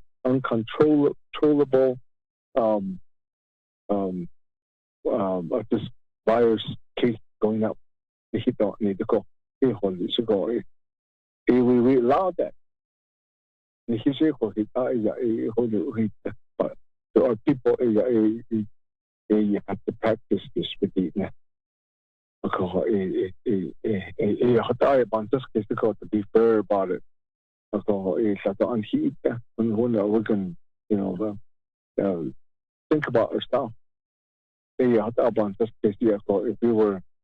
If it would show to us, and I would see that they want to see to show something to the people.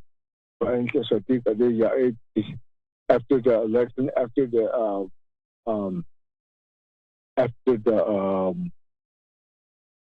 Thanksgiving, after the holidays, and behind me, so you could show that to us too. I thought that has been you couldn't get the state that they were in the second wave. People. Every day, I see people people that I know. I saw them once. I got to know them. The well-known people that are in rodeos, that are in Nahastahata, they're rough.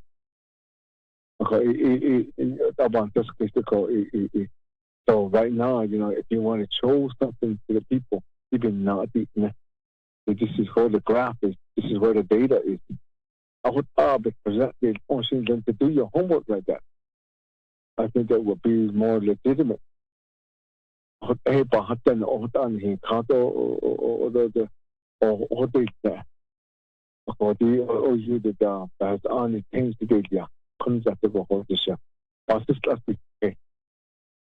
like I said, that there's 1 year, one Hanat that offered to extend this to do some projects. We didn't. We already went for this hardship. I don't see based on this in the high. I don't know if it's going to be given to these people that she's a message, and I don't know if it's going to be a rise up and people will be going into these public. They're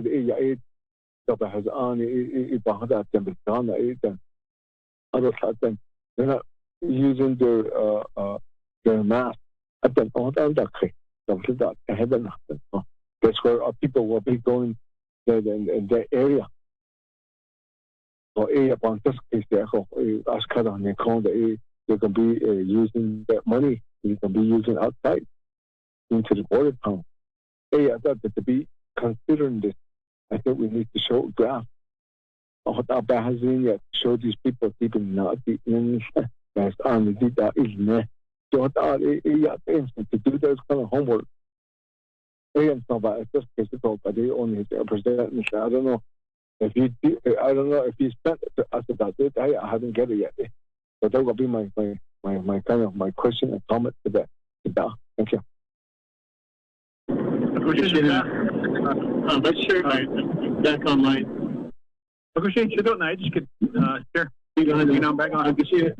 Vice Chair Smith, good. Okay, Chair.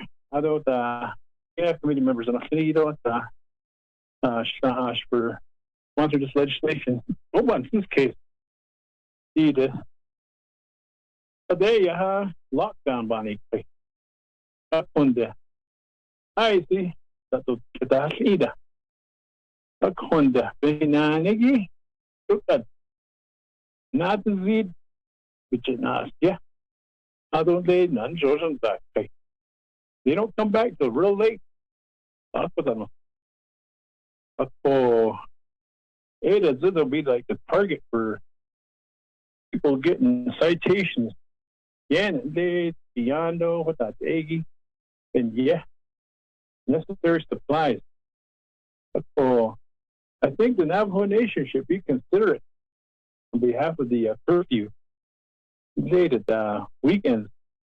That's what they copies now. Sage Indlido, Natani Nezo,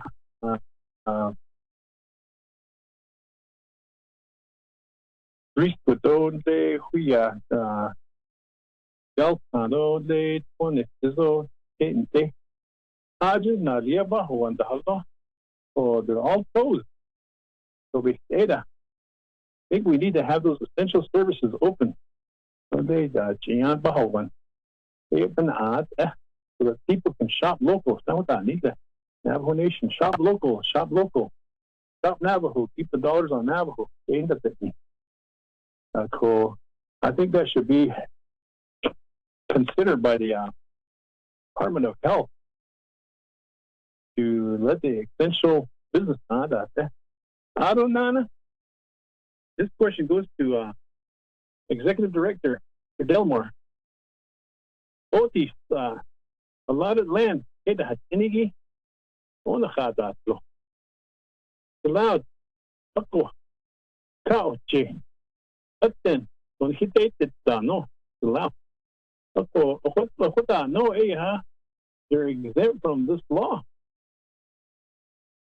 There's a lot of things going on with the allotted land. Ako, Kadeha, we're trying to enforce this law and trying to enforce this curfew.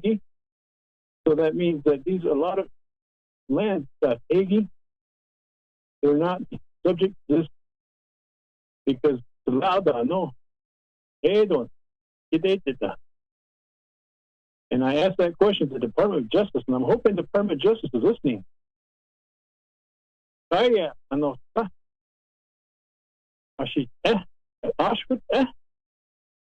Is the police saying the right thing, saying we don't have jurisdiction on a lot of land? And I'm still waiting for that. Chair Henyo, Directive Ishla.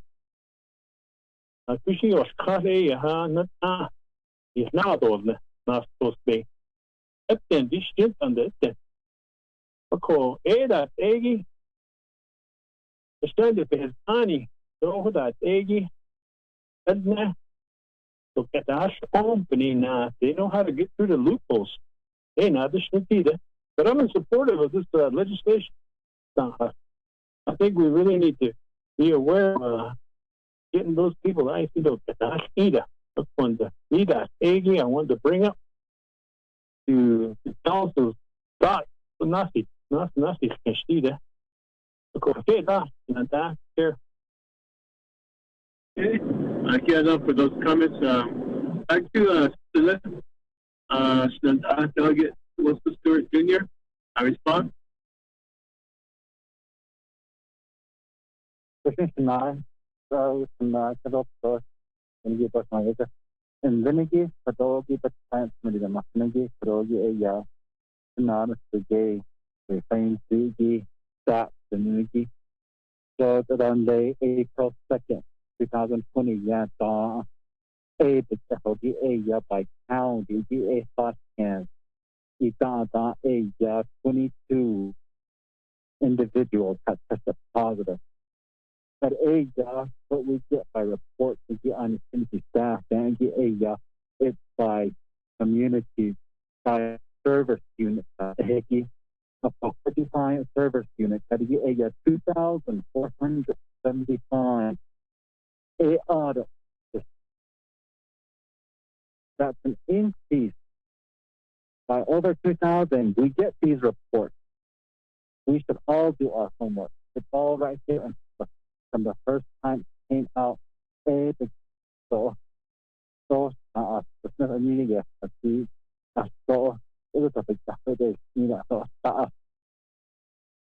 all know studies, all know people out there so protest so tayo land so ta kasi nila si asiya tal kasi nila si asiya percent fonda kasi nila si the family community united on the so we stress that remember the 4W. What are 4W? Wear your mask, watch your distance, wash your hands, wait for gatherings, special events.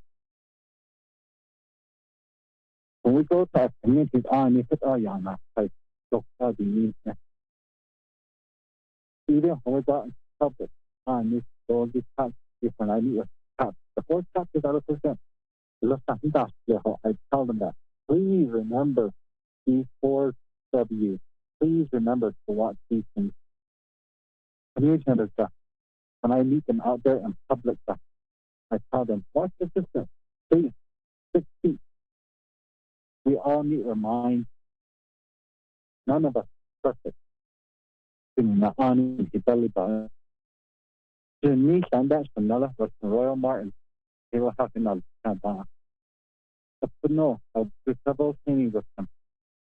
None of us are perfect as a human being, but we do the best we can. They're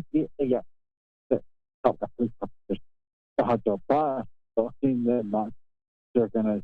They may not use all the funding. They all goes back down to the court. So I need to not in there. It's gonna be up to the court. We still don't have the bar, so we don't have that kind of money. But was imposed in the very first executive order. We don't have those thousands of dollars. But on here, so on me with the legislative body, we need to stand by our word to say, hey, so I get a sense so put out in God. I get a deep day.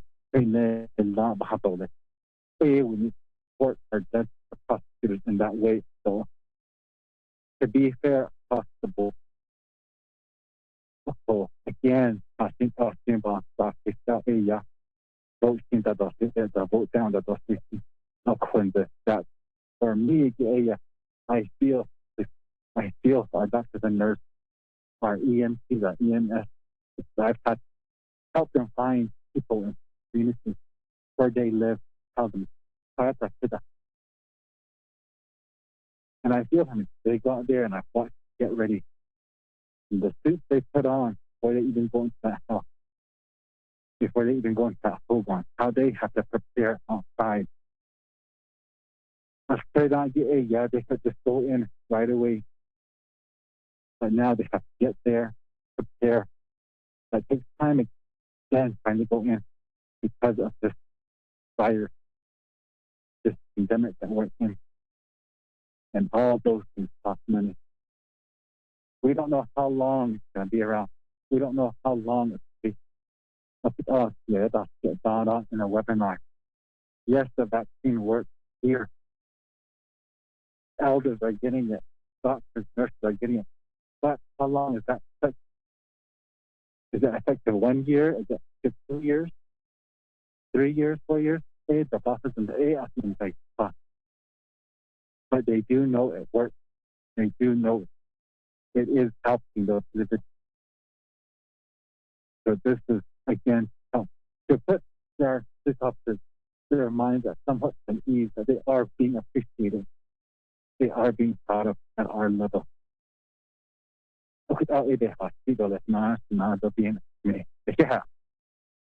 Okay, that, so Doc, committee members, any further questions, comments? Question on that, this Vice Chair Smith. Vice Chair Smith, you have the floor. So I had a question, Shanta, about so created the jurisdiction. I should add additional. I don't know. The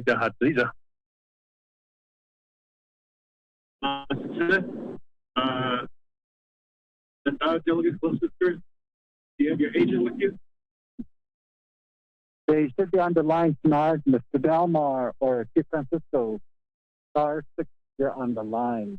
Star 80,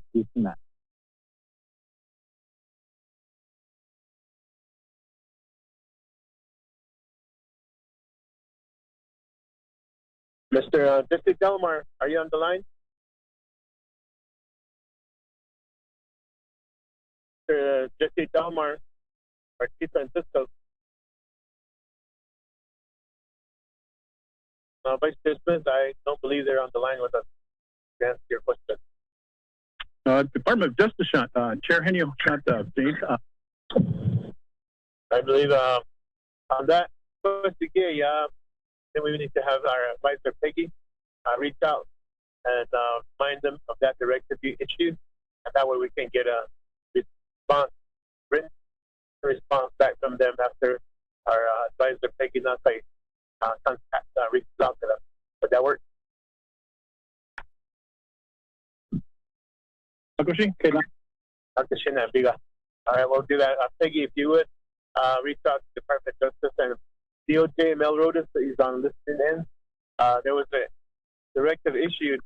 You could provide a written response to the committee regarding this question on jurisdiction, naval jurisdiction on a lot of land when it comes to services. Is that any further questions or comments, committee members? To know you, I'll call for the question. Shnanda, Delegate Jimmy Yellow Hair. I'll vote green. Yeah, thank you. Kushina, Ado, Shnanda, Vice Chair Smith.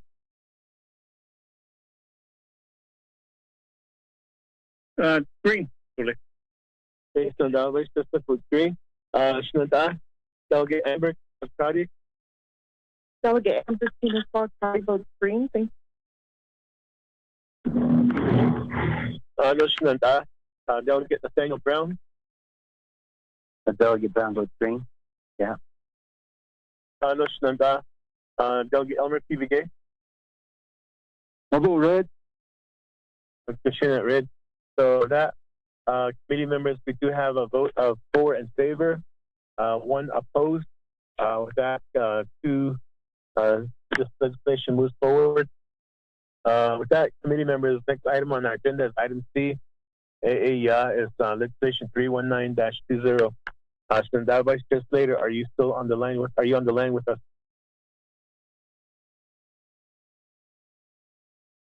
Vice Chair Slater, first call. Vice Chair Slater, second call. Vice Chair Slater, third call. Chair. So is that? Who's this? It's Delegate Yellow Hair. Oh, Shandar. Delegate Yellow Hair. So, hey, I mentioned that. I mentioned that even I'm just moving forward, just for formality. Yeah. So we have a sponsor for 319-20. Okay, next item on our agenda is 313-20. And Delegate Yellow Hair is here with us. So, Peggy, if you would read the 313-20 into the record for us.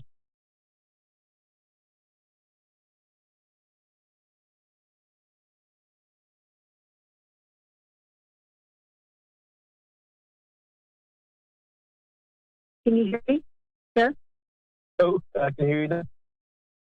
Okay, legislation number 0313-20 is a Navajo Nation or proposed Navajo Nation Council resolution assigned to Resources Development and Committee, Resources and Development Committee, Budget and Finance Committee, Navajo Committee, Navajo Nation Council.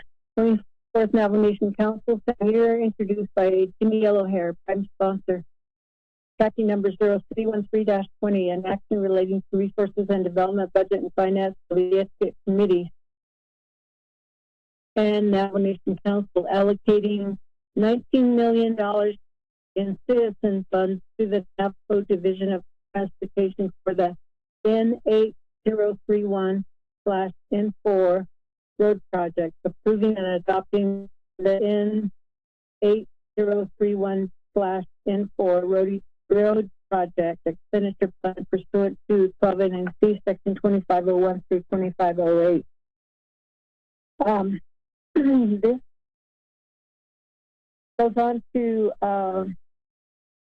the Nabatea committee, and reference documents are attached 4-year review. And then the legislative council memo was attached, the internet public review. There were no comments received. The development committee have to do pass with no amendment. However, the committee directs NDOT to prepare overall strategic transportation plan. Such transportation plan made available to the Nation Council when they deliberate on this legislation and other legislation sponsored by Delegate Yellowhair. And then it has the Resources and Development Committee vote tally sheet. That concludes the reading of the legislation.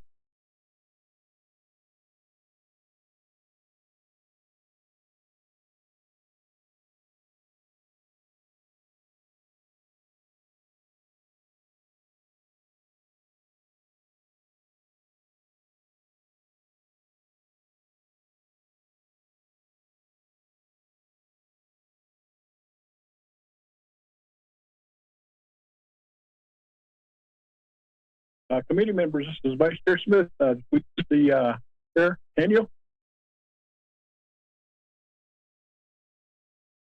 Here, Mr. Smith. Okay, making sure. Okay, is there a motion, committee members? Share motion, stay. Motion by Vice Chair Smith. Is there a second, committee member? Second by Delegate Brown. Second by Delegate Daniel Brown. We do have a motion and a second. So that's Delegate Timmy over here. On your legislation 313-0. Oh, yeah, national attorney to the chair, Mr. Haney, the vice chair, the two Ms. on the national attorney, budget finance committee. This legislation went before the RDC, and majority of the RDC have a majority vote to support this legislation for a $19,500,000. That for the road is for N4/N8031. Hardship opinion project summary recommendation. This road is really important. That needs to be paved because the road is located in Navajo County, Arizona, and approximately 2 miles southwest of Pinion. It lies into with the Hardship Pinion sector of the BIA Chinle agencies within that jurisdiction. The roadway improvement. The China is obligatory. However, Kapada is leisure. Patient give cover with Kabagata tonight, but they run the Titas at all. I think all the narrow road as lane on the trip wheel on Chongo in our land they wash for the guitar lane. A cocoa expansion in a yob co a coquini not in yoba not in Don Chilo. A coto opponent that Jesus said, Buffy on that Jesus. Other emergency, any it's really a honorable steward. ERG was our for emergency, the domestic violence that ego, call it that on that Jesus, the first responder, then ambulance can't make it on that. A coty project, oh, it was at the culvert, at the degrading and drainage. She needs to be taking care and master that and the Bahata and this in auto DTR in so didn't wait a kaya. She was anti kaya, he did his only if the kaya father this a conde.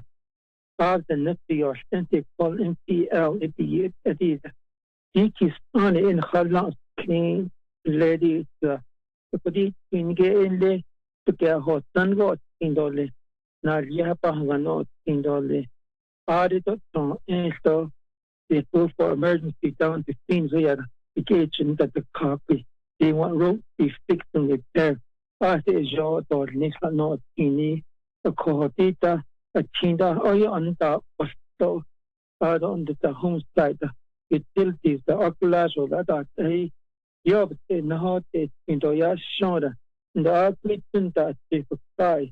Seek is there's a funny $22,300,000 and a converter people engineer under a their service Chanel so because the high black for store there Bradley that head of staff need a George it because they club a contest now state that the meet of us that never think the meet so not 2,500,000 but equita or necessity if a day peso inch KDS and Pandego went on the team as Latina the natural parties and Sida a teen ashon the head yellow hair I thought the fan in the ashon the continent.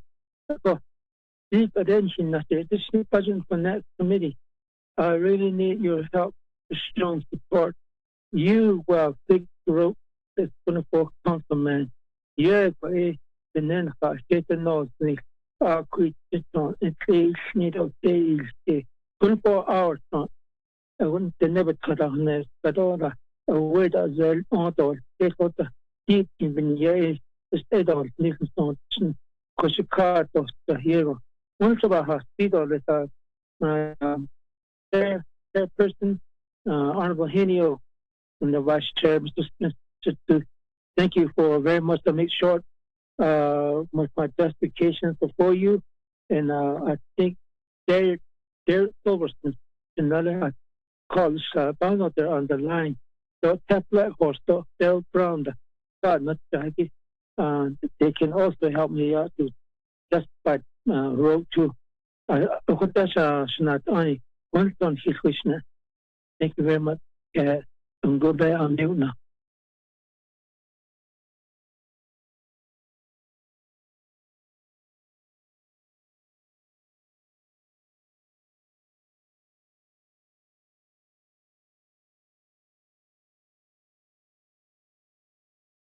Hello? Anybody there?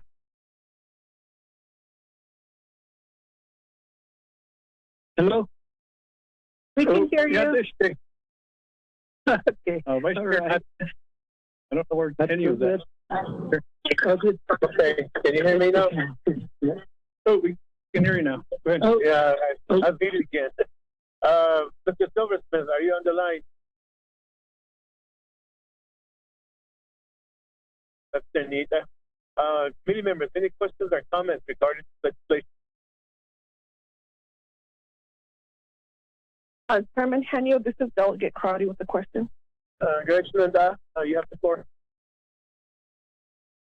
Thank you, Chairman Henio. I do, and I was on the call with Resource and Development Committee when they reviewed this legislation. I just received, I think Mr. Silversmith is on the line. I don't know if Delegate Yellowhair wanted him to speak, but you press ***. I'm not sure, Chair, if you wanted to defer to agent. I could pause. Chair, this is Delegate Yellowhair. Mr. Silversmith, are you on the line with us? Delegate Yellowhair. Good afternoon, sir. Good afternoon, sir. Delegate Chair, I'm on the line. This is Jared Silversmith, if you can hear me. Oh, we can hear you, sir. Okay, thank you. You'd like me to provide some comments now? Yes, please. Okay. Thank you, honorable members of the 24th Allocation Council and Budget and Finance Committee members and all listeners, our colleagues, our partners on the line. This is Garrett Silversmith, Division Director of Navajo Division of Transportation. Thank you for providing me this opportunity, and also Delegate Yellowhair for providing this legislation going forward, and the amendment by Honorable Delegate Crowdy as well. So just some opening comments for this particular legislation 313-20 is, as Delegate Yellowhair had mentioned, the need and the urgency for this road improvement between the communities of Pinon, Arizona and Hard Rock, Arizona. So originally, this route was awarded a fund of $22.3 million. And our latest, our most current estimate to adequately improve this project, to pave it from Pinon to Hard Rock, is going to cost approximately $41.8 million. So we're short, the nation is short $19.5 million. And as I mentioned before, the 22.3 is in the nation's accounts right now. And we are still in the process of finalizing, processing the right-of-way documents and everything attached to get this project to the point of where it commences, where it starts. So we've got some, so that's as a result, the 19.5 million shortage that we are trying to seek to pay this project. So we've been working closely with Federal Highway Administration on this project, Bureau of Indian Affairs, both on the Navajo region side and the Hopi tribe as well. So quite a bit of involvement here from all parties within this part of our state here, this part of our Navajo Nation. So along with that, I don't really want to, I can, if you want, I can speak on the amendment of Ms. Crotty. So I won't until she introduces it, but I just wanted to say supporting documents on Delegate Yellow Hair's 313-20 legislation. Thank you, Chair Henio.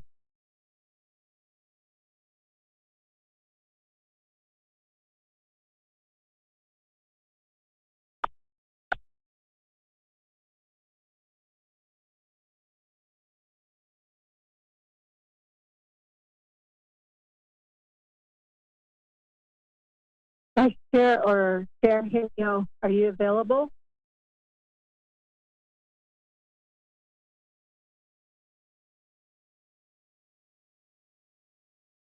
Hello?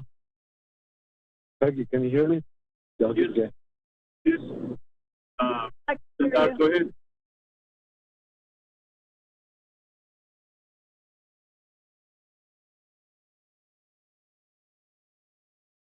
Can you hear me? Yes, we can hear you. Chair Henio, I believe Mr. Silversmith is done with his comments. Oh, it's trying to unseat myself. Committee members, push it. Chairman Henio, this is Della. Go ahead.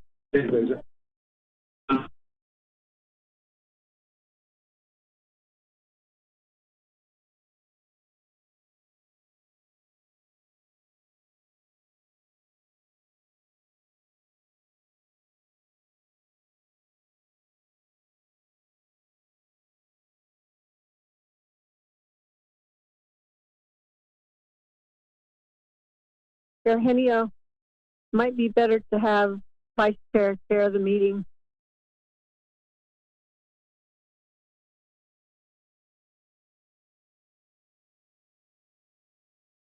Keep losing your call.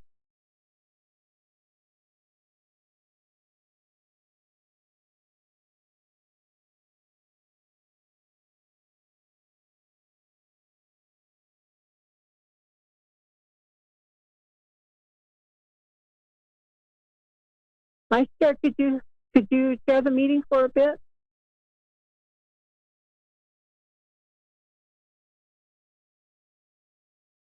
Oh, actually, every time I get on, Chair Henio gets on. Shananda, I guess that's the end of the presentation by our Navajo Department of Transportation, Mr. Garrett Silversmith. Yate. Committee members on the Naidi Kisholo. Vice Chair Smith, this is Delegate Cruddy. Negotiation Mayaji, do you have a question? Yes, yeah, thank you, sir.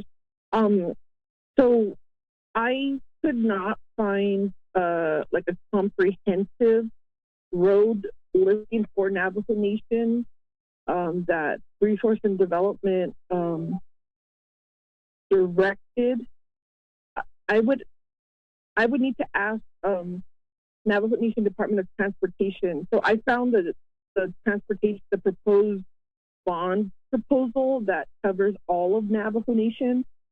I just need to know if there's additional documents, like if there is a primary, I know that with listings, is there a primary document that some strategic planning in place on road priorities or to support the resource and development directive? That would be my first question. Thank you, Vice Chair. Okay, thank you, Honorable Crowdy. We'll turn that back over to our sponsor of this legislation, Che.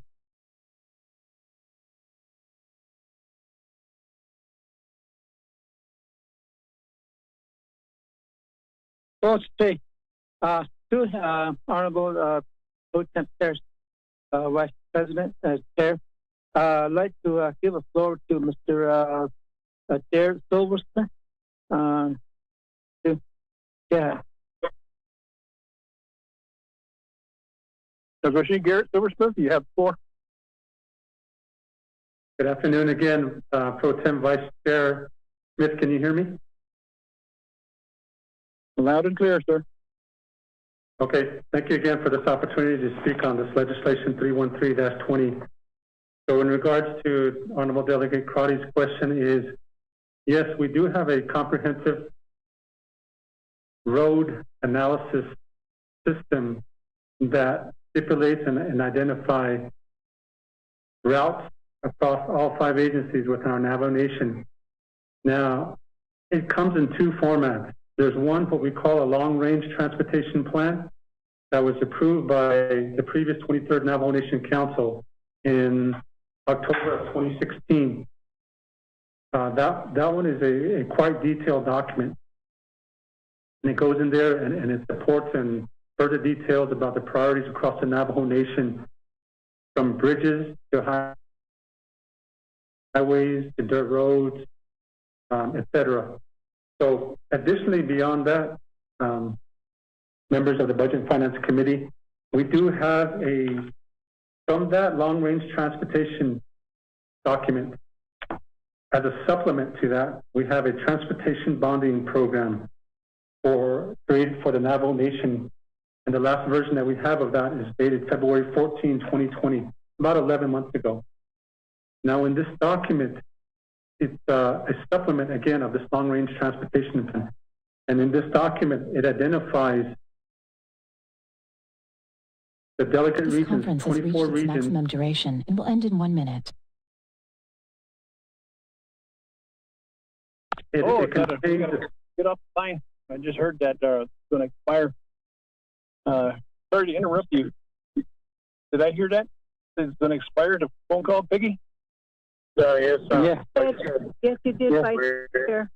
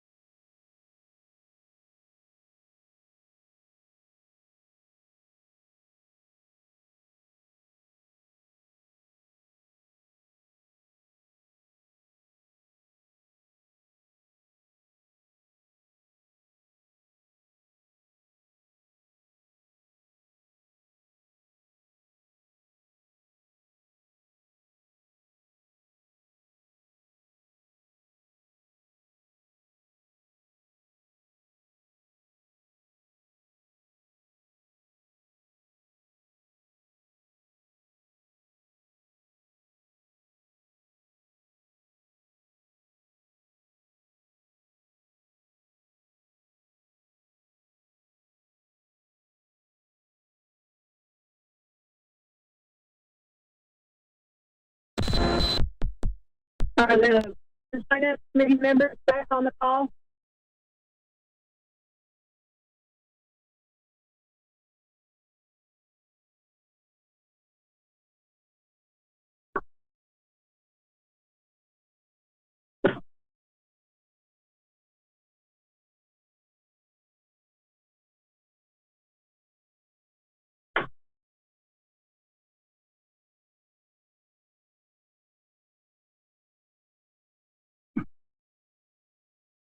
One needs to mute their phone. I can hear the background noise.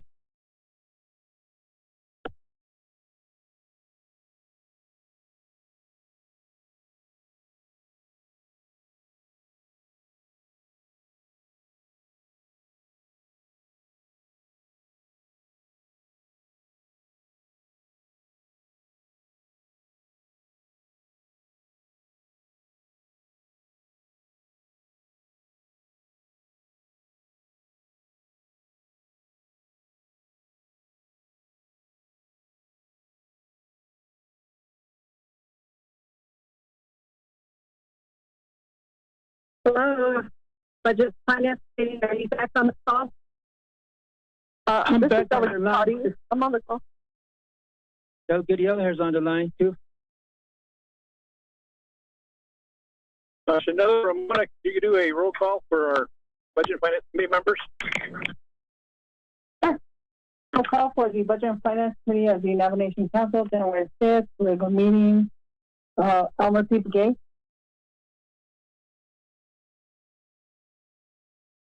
Elmer P. Begay. Nathaniel Brown. Nathaniel Brown. Amber Kenneth-Carty. Delegate Amber Kenneth-Carty's on the line. Thank you. Thank you. Deja Jamie Kenyo. Chair Hino's present. Thank you, Chairman Raymond Smith Jr. Chanela, I'm present.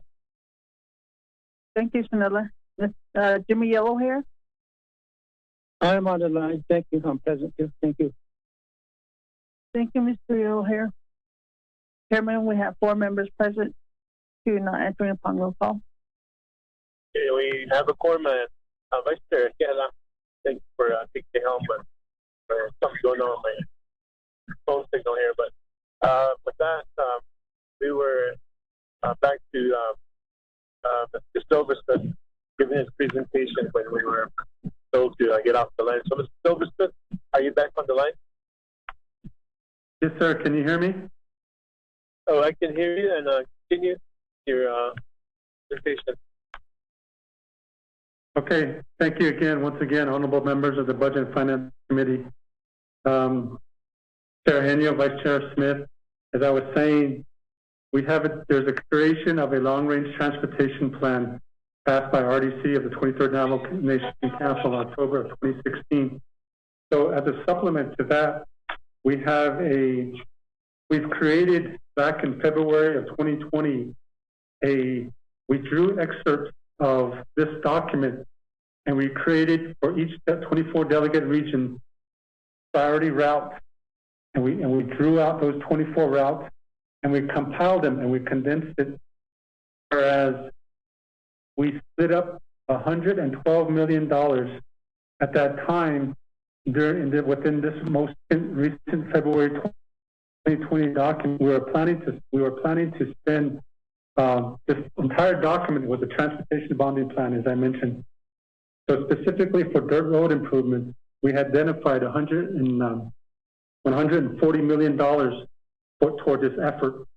So within this document, we have multiple 5 to 10 projects listed for each delegate region, totaling $4.67 million.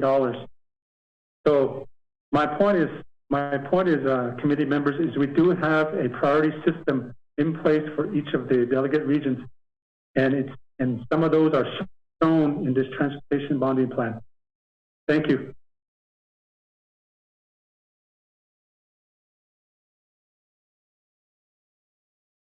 Okay, committee members, with that, Any further questions, comments? Chairman Henry, this is Delegate Crotty. Delegate Ember, Jeff Crotty, go ahead. Oh, yeah, thank you, Chair. I appreciate the facilitation. So, Chair, in understanding that timeline, the long-range plan was approved in 2016. I think if the oversight wanted to review that long-range plan, I respect that. And so what I did was I requested from staff the latest draft of the road bond proposal. And so with that being said, I'm going to request an amendment to this legislation to provide, because roads are, every challenge that Delegate Yellowhair mentioned on this road in particular, that could be replicated in all of the other 23 other districts. And so I wanted to provide the amendment Legislative Council has sent out to the committee. And if I could have Ms. Nakai read that into the record, I'd like to motion to have this amendment to at least provide road transportation assistance to all of the districts on the Navajo Nation. And my understanding and working on this listing is each delegate had an opportunity to work with staff to finesse. And so I'd like to offer that amendment, sir. Thank you. Okay, that there is a motion for amendment number 1. Peggy, if you would read the amendment to the committee. Okay, Chair, can you hear me? Yes, I can. Okay. This is amendment to legislation number 0313-20 by Delegate Amber Crotty. 1, page 1, line 10 through 16, insert the following language. An action relating to resources and development, budget and finance, Nabikietke committees and Navajo Nation Council, allocating $19,500,000 in citizen funds to the Navajo Division of Transportation for the N8031/N4 road project. And then new language, allocating $112,080,000. I read that right? In citizen funds to the Navajo Division of Transportation for Earth Road Improvement Projects, approving, and then existing language, and adopting the N80331/N4 road project, new language, and the Earth Road Improvement Project. Existing language is expenditure plan, and an F is added pursuant to 12 NNC section 2501 through 2508. 2, page 3, line 24, insert a new paragraph G as follows. New language, G, NDOT has prepared a, quote, list of proposed Earth Road Improvement projects by agency, end quote, attached as Exhibit E. Each delegate's district is listed with a total of $4,670,000 as the cost of various Earth Road Improvement projects by district. The total cost for all districts is $112,880,000. Excuse me, $112,080,000. 3, add to the, quote, list of proposed Earth Road Improvement projects by agency, end quote, as new Exhibit E. 4, page 3, line 25, add the following. Section 3, approval and adoption of expenditure plan, and there's an S at the end of the word plan, so it becomes plan. 5, page 4, line 1, insert a new paragraph C and D as follows. New language, C, the Navajo Nation hereby approves and adopts the Earth Road Improvement Project expenditure plan as shown in Exhibit E. D, the Navajo Nation hereby approves and adopts funding for the Earth Road Improvement Project expenditure plan in the amount of $112,080,000 from the Navajo Nation Citizen Fund in accordance with 12 NC Section 8205A. 6, page line 1 through 5, insert new wording in paragraph C as follows. C, the citizen, this is existing language, the citizen funds allocated for the N8031/N4 road project. New language, and the Earth Road Improvement Project. And then existing language may be further leveraged by bond or loan financing pursuant to the Navajo Nation Bond Financing Act 12 NC Section 1300 as such as amended using citizen fund earnings for repayment and financing costs upon the recommendation of the Budget and Finance Committee and approval by 2/3 vote of all the members of the Navajo Nation Council. 7, page 7, add the following. For approval and adoption of expenditure plans, add an S at the end of the word plan, administration. 8, page 4, lines 9 through 10, add the following. The Navajo Nation Council hereby approves the administration of N8031-N4 road project. New language, and the Earth Road Improvement Project expenditure plan has an S added as follows. 9, page 4, lines 11 through 13, adds the following. 1, the Navajo Nation Controller shall determine whether the source of the annual allocations from the total allocation of $19,500,000. New language for the N8031-/N4 road project and $112,080,000 for the Earth Road Improvement Project. Existing language will be the citizen funds principal or income or a combination of both. 10, page 4, lines 14 through 18, add the following. 2, the funding for the N8031/N4 road project. New language and the Earth Road Improvement Project. Expenditure plans with an S at the end of the word will be the Navajo Division of Transportation within 10 days after the effective date of this legislation. The Navajo Division of Transportation shall be responsible for administering the project in accordance with the N8031/N4 road project expenditure plan described as Exhibit A. New language is a comma and in accordance with the Earth Road Improvement Project expenditure plan described in Exhibit E. 11, page 4, lines 19 through 22, add the following. 3, the new language, $19,500,000 in funds is existing language allocated for the N8031/N4 road project expenditure plan shall be used solely to design, plan, and or construct the N8031/N4 road project described in Exhibit A. New language, the $112,080,000 in funds allocated for the Earth Road Improvement Project expenditure plan shall be used solely to design and or construct Earth Road Improvement projects described in Exhibit E. Existing language, any and all cost savings shall be returned to the citizen fund once the project is completed. 2, page 12, page 4, excuse me, lines 23 through 29, add the following. Did someone say something? Okay, so continuing the reading, and this is on 12.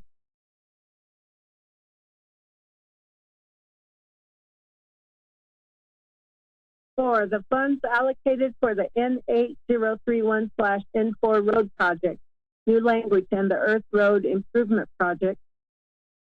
Existing language expenditure plan shall not lapse on an annual basis pursuant to 12 NC Section 820N. However, any funds not spent or encumbered within 36 is overstricken and 60 months.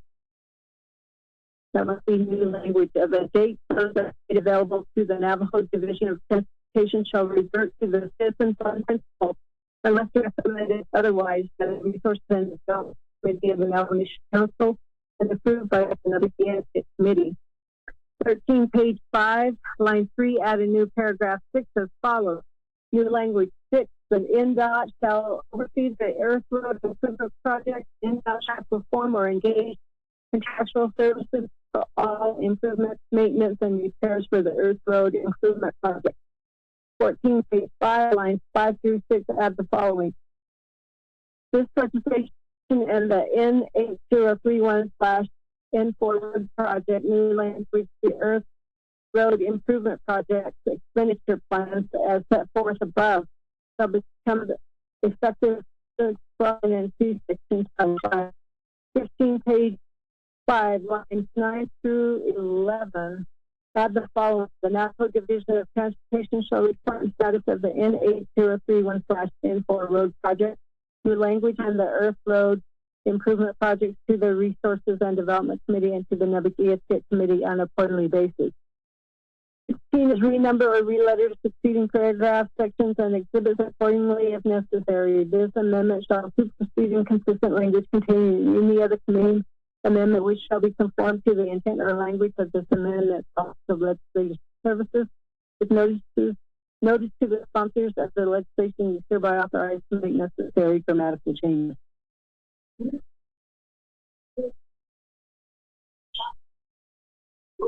Okay, thank you for that reading of the amendment number 1.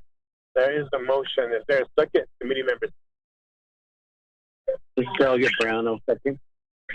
Okay, so Delegate Nathaniel Brown seconds that. So amendment number 1, we do have it on the table. Committee members, any questions or comments on amendment number 1?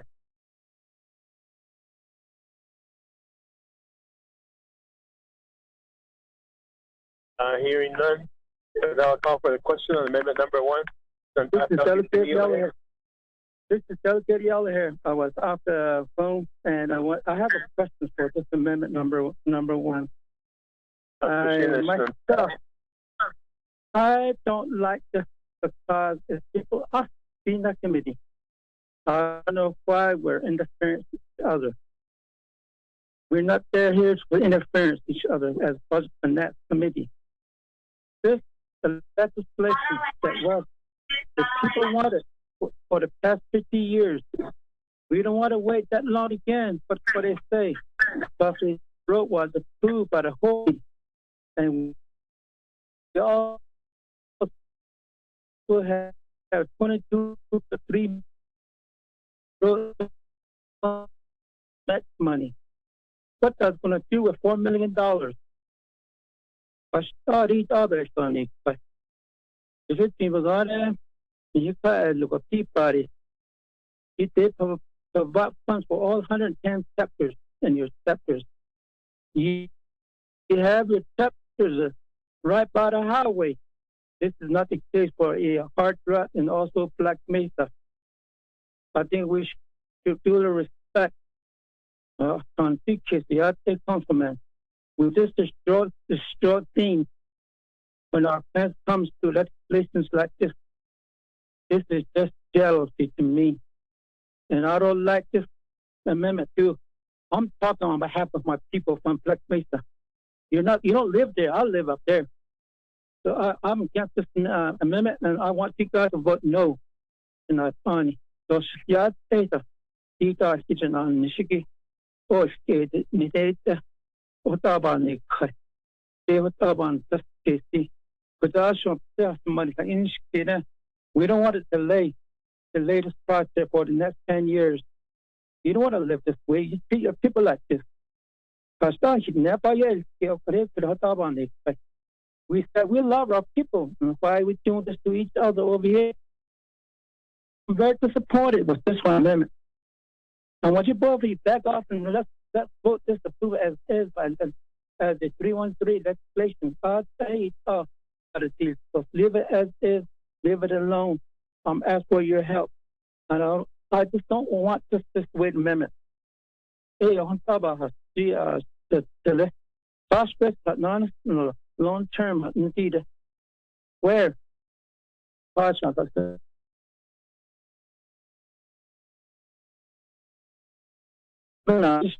Compliment as priority. I beg you guys to vote this as is 313.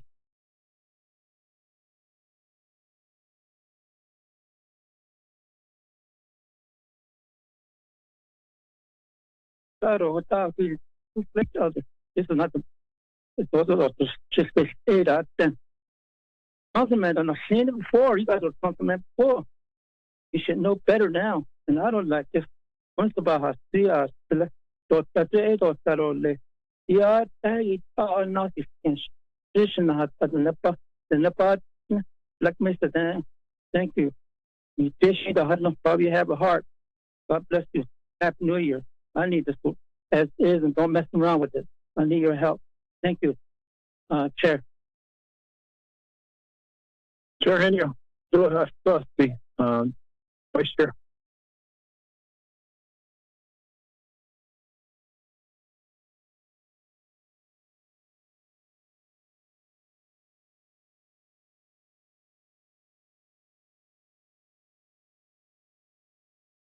I think we lost Chair Henio again. Taylor pro temperature.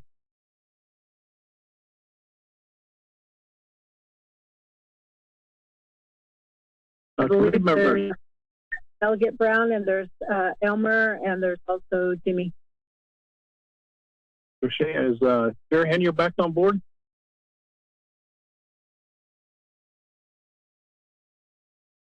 We have Amendment 1 in front of us, Commissioner. First, I have a question on this legislation, or this Amendment 1, so I'll like to turn the floor over to Shada. Is my Shada there? This is Doug. Yeah. I'll turn the floor over to you temporarily. Shanaida Kidhulla, pro tem deeply. Shanaida Kidhulla, Shada. Okay, Don. Go ahead, Vice Chair. You have the floor now. Okay, last. Adot Shmayaj for the amendment. Adot Honorable Brown for seconding this amendment. Sheban this decide. So it's been based on when they la a bit of water. Akunde later Chicheya had 3 Beno Nishigi. I state that the meal so when they la I da but Jaliala. Okay, Sheban this decide. Chiche is going to win out on this one.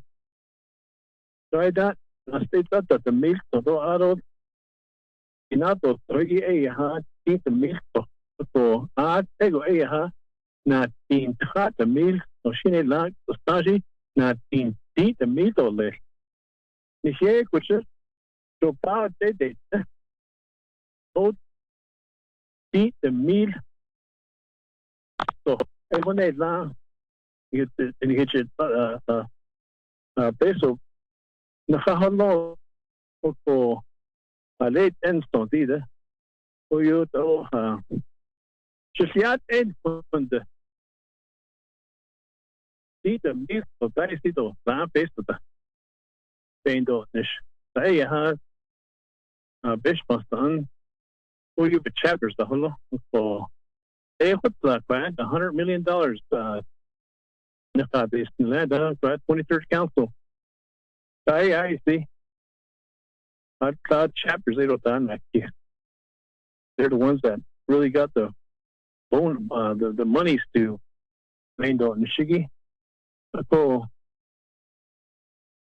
I don't know what the amount of the dollars are. So I think we have like 400 Kushi to meet. So I'd like to have that information.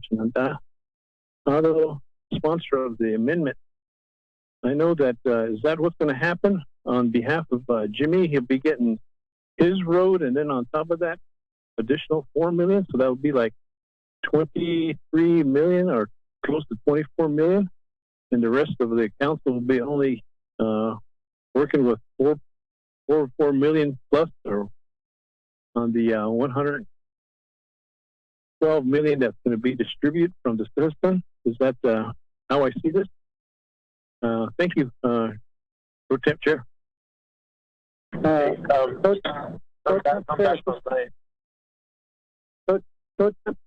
Not just this is here.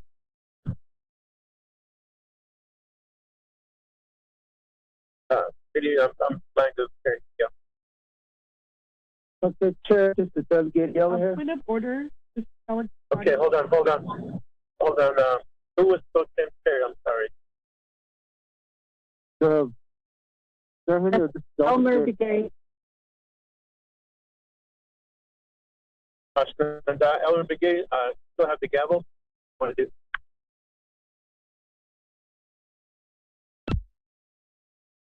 Julio, are you back?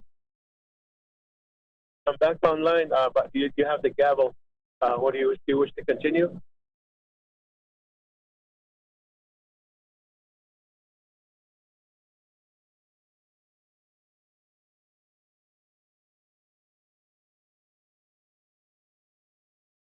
I was on mute. Go ahead, Julio. I'm just saying that committee members, I don't know what's on my connectivity here, but I keep going off answer of the legislation, Delegate Yellow Hair, and then also a comment from Vice Chair Smith. I believe I need to go back to the sponsor of the amendment, amendment number 1, Iggy, Delegate because see if you have a response to amendment number 1. Thank you, sir.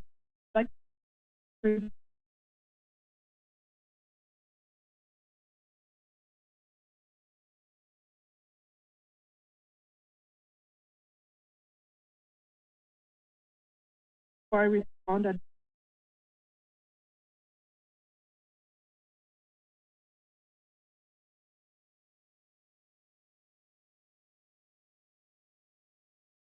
Committee members, did we lose Chair Henio again? No, I'm here. I'm here. It was okay. Delegate Member Friday, are you still with us? Yes, Mr. Chair. Able to hear me? We can barely hear you.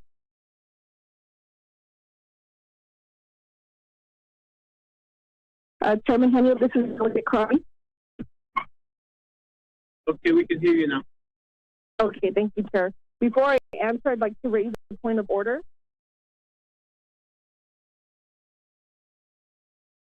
Thank you, Chairman. I'd like to go to our committee rules and ask that the chair or pro chair remain to keep the integrity and decorum of the meeting.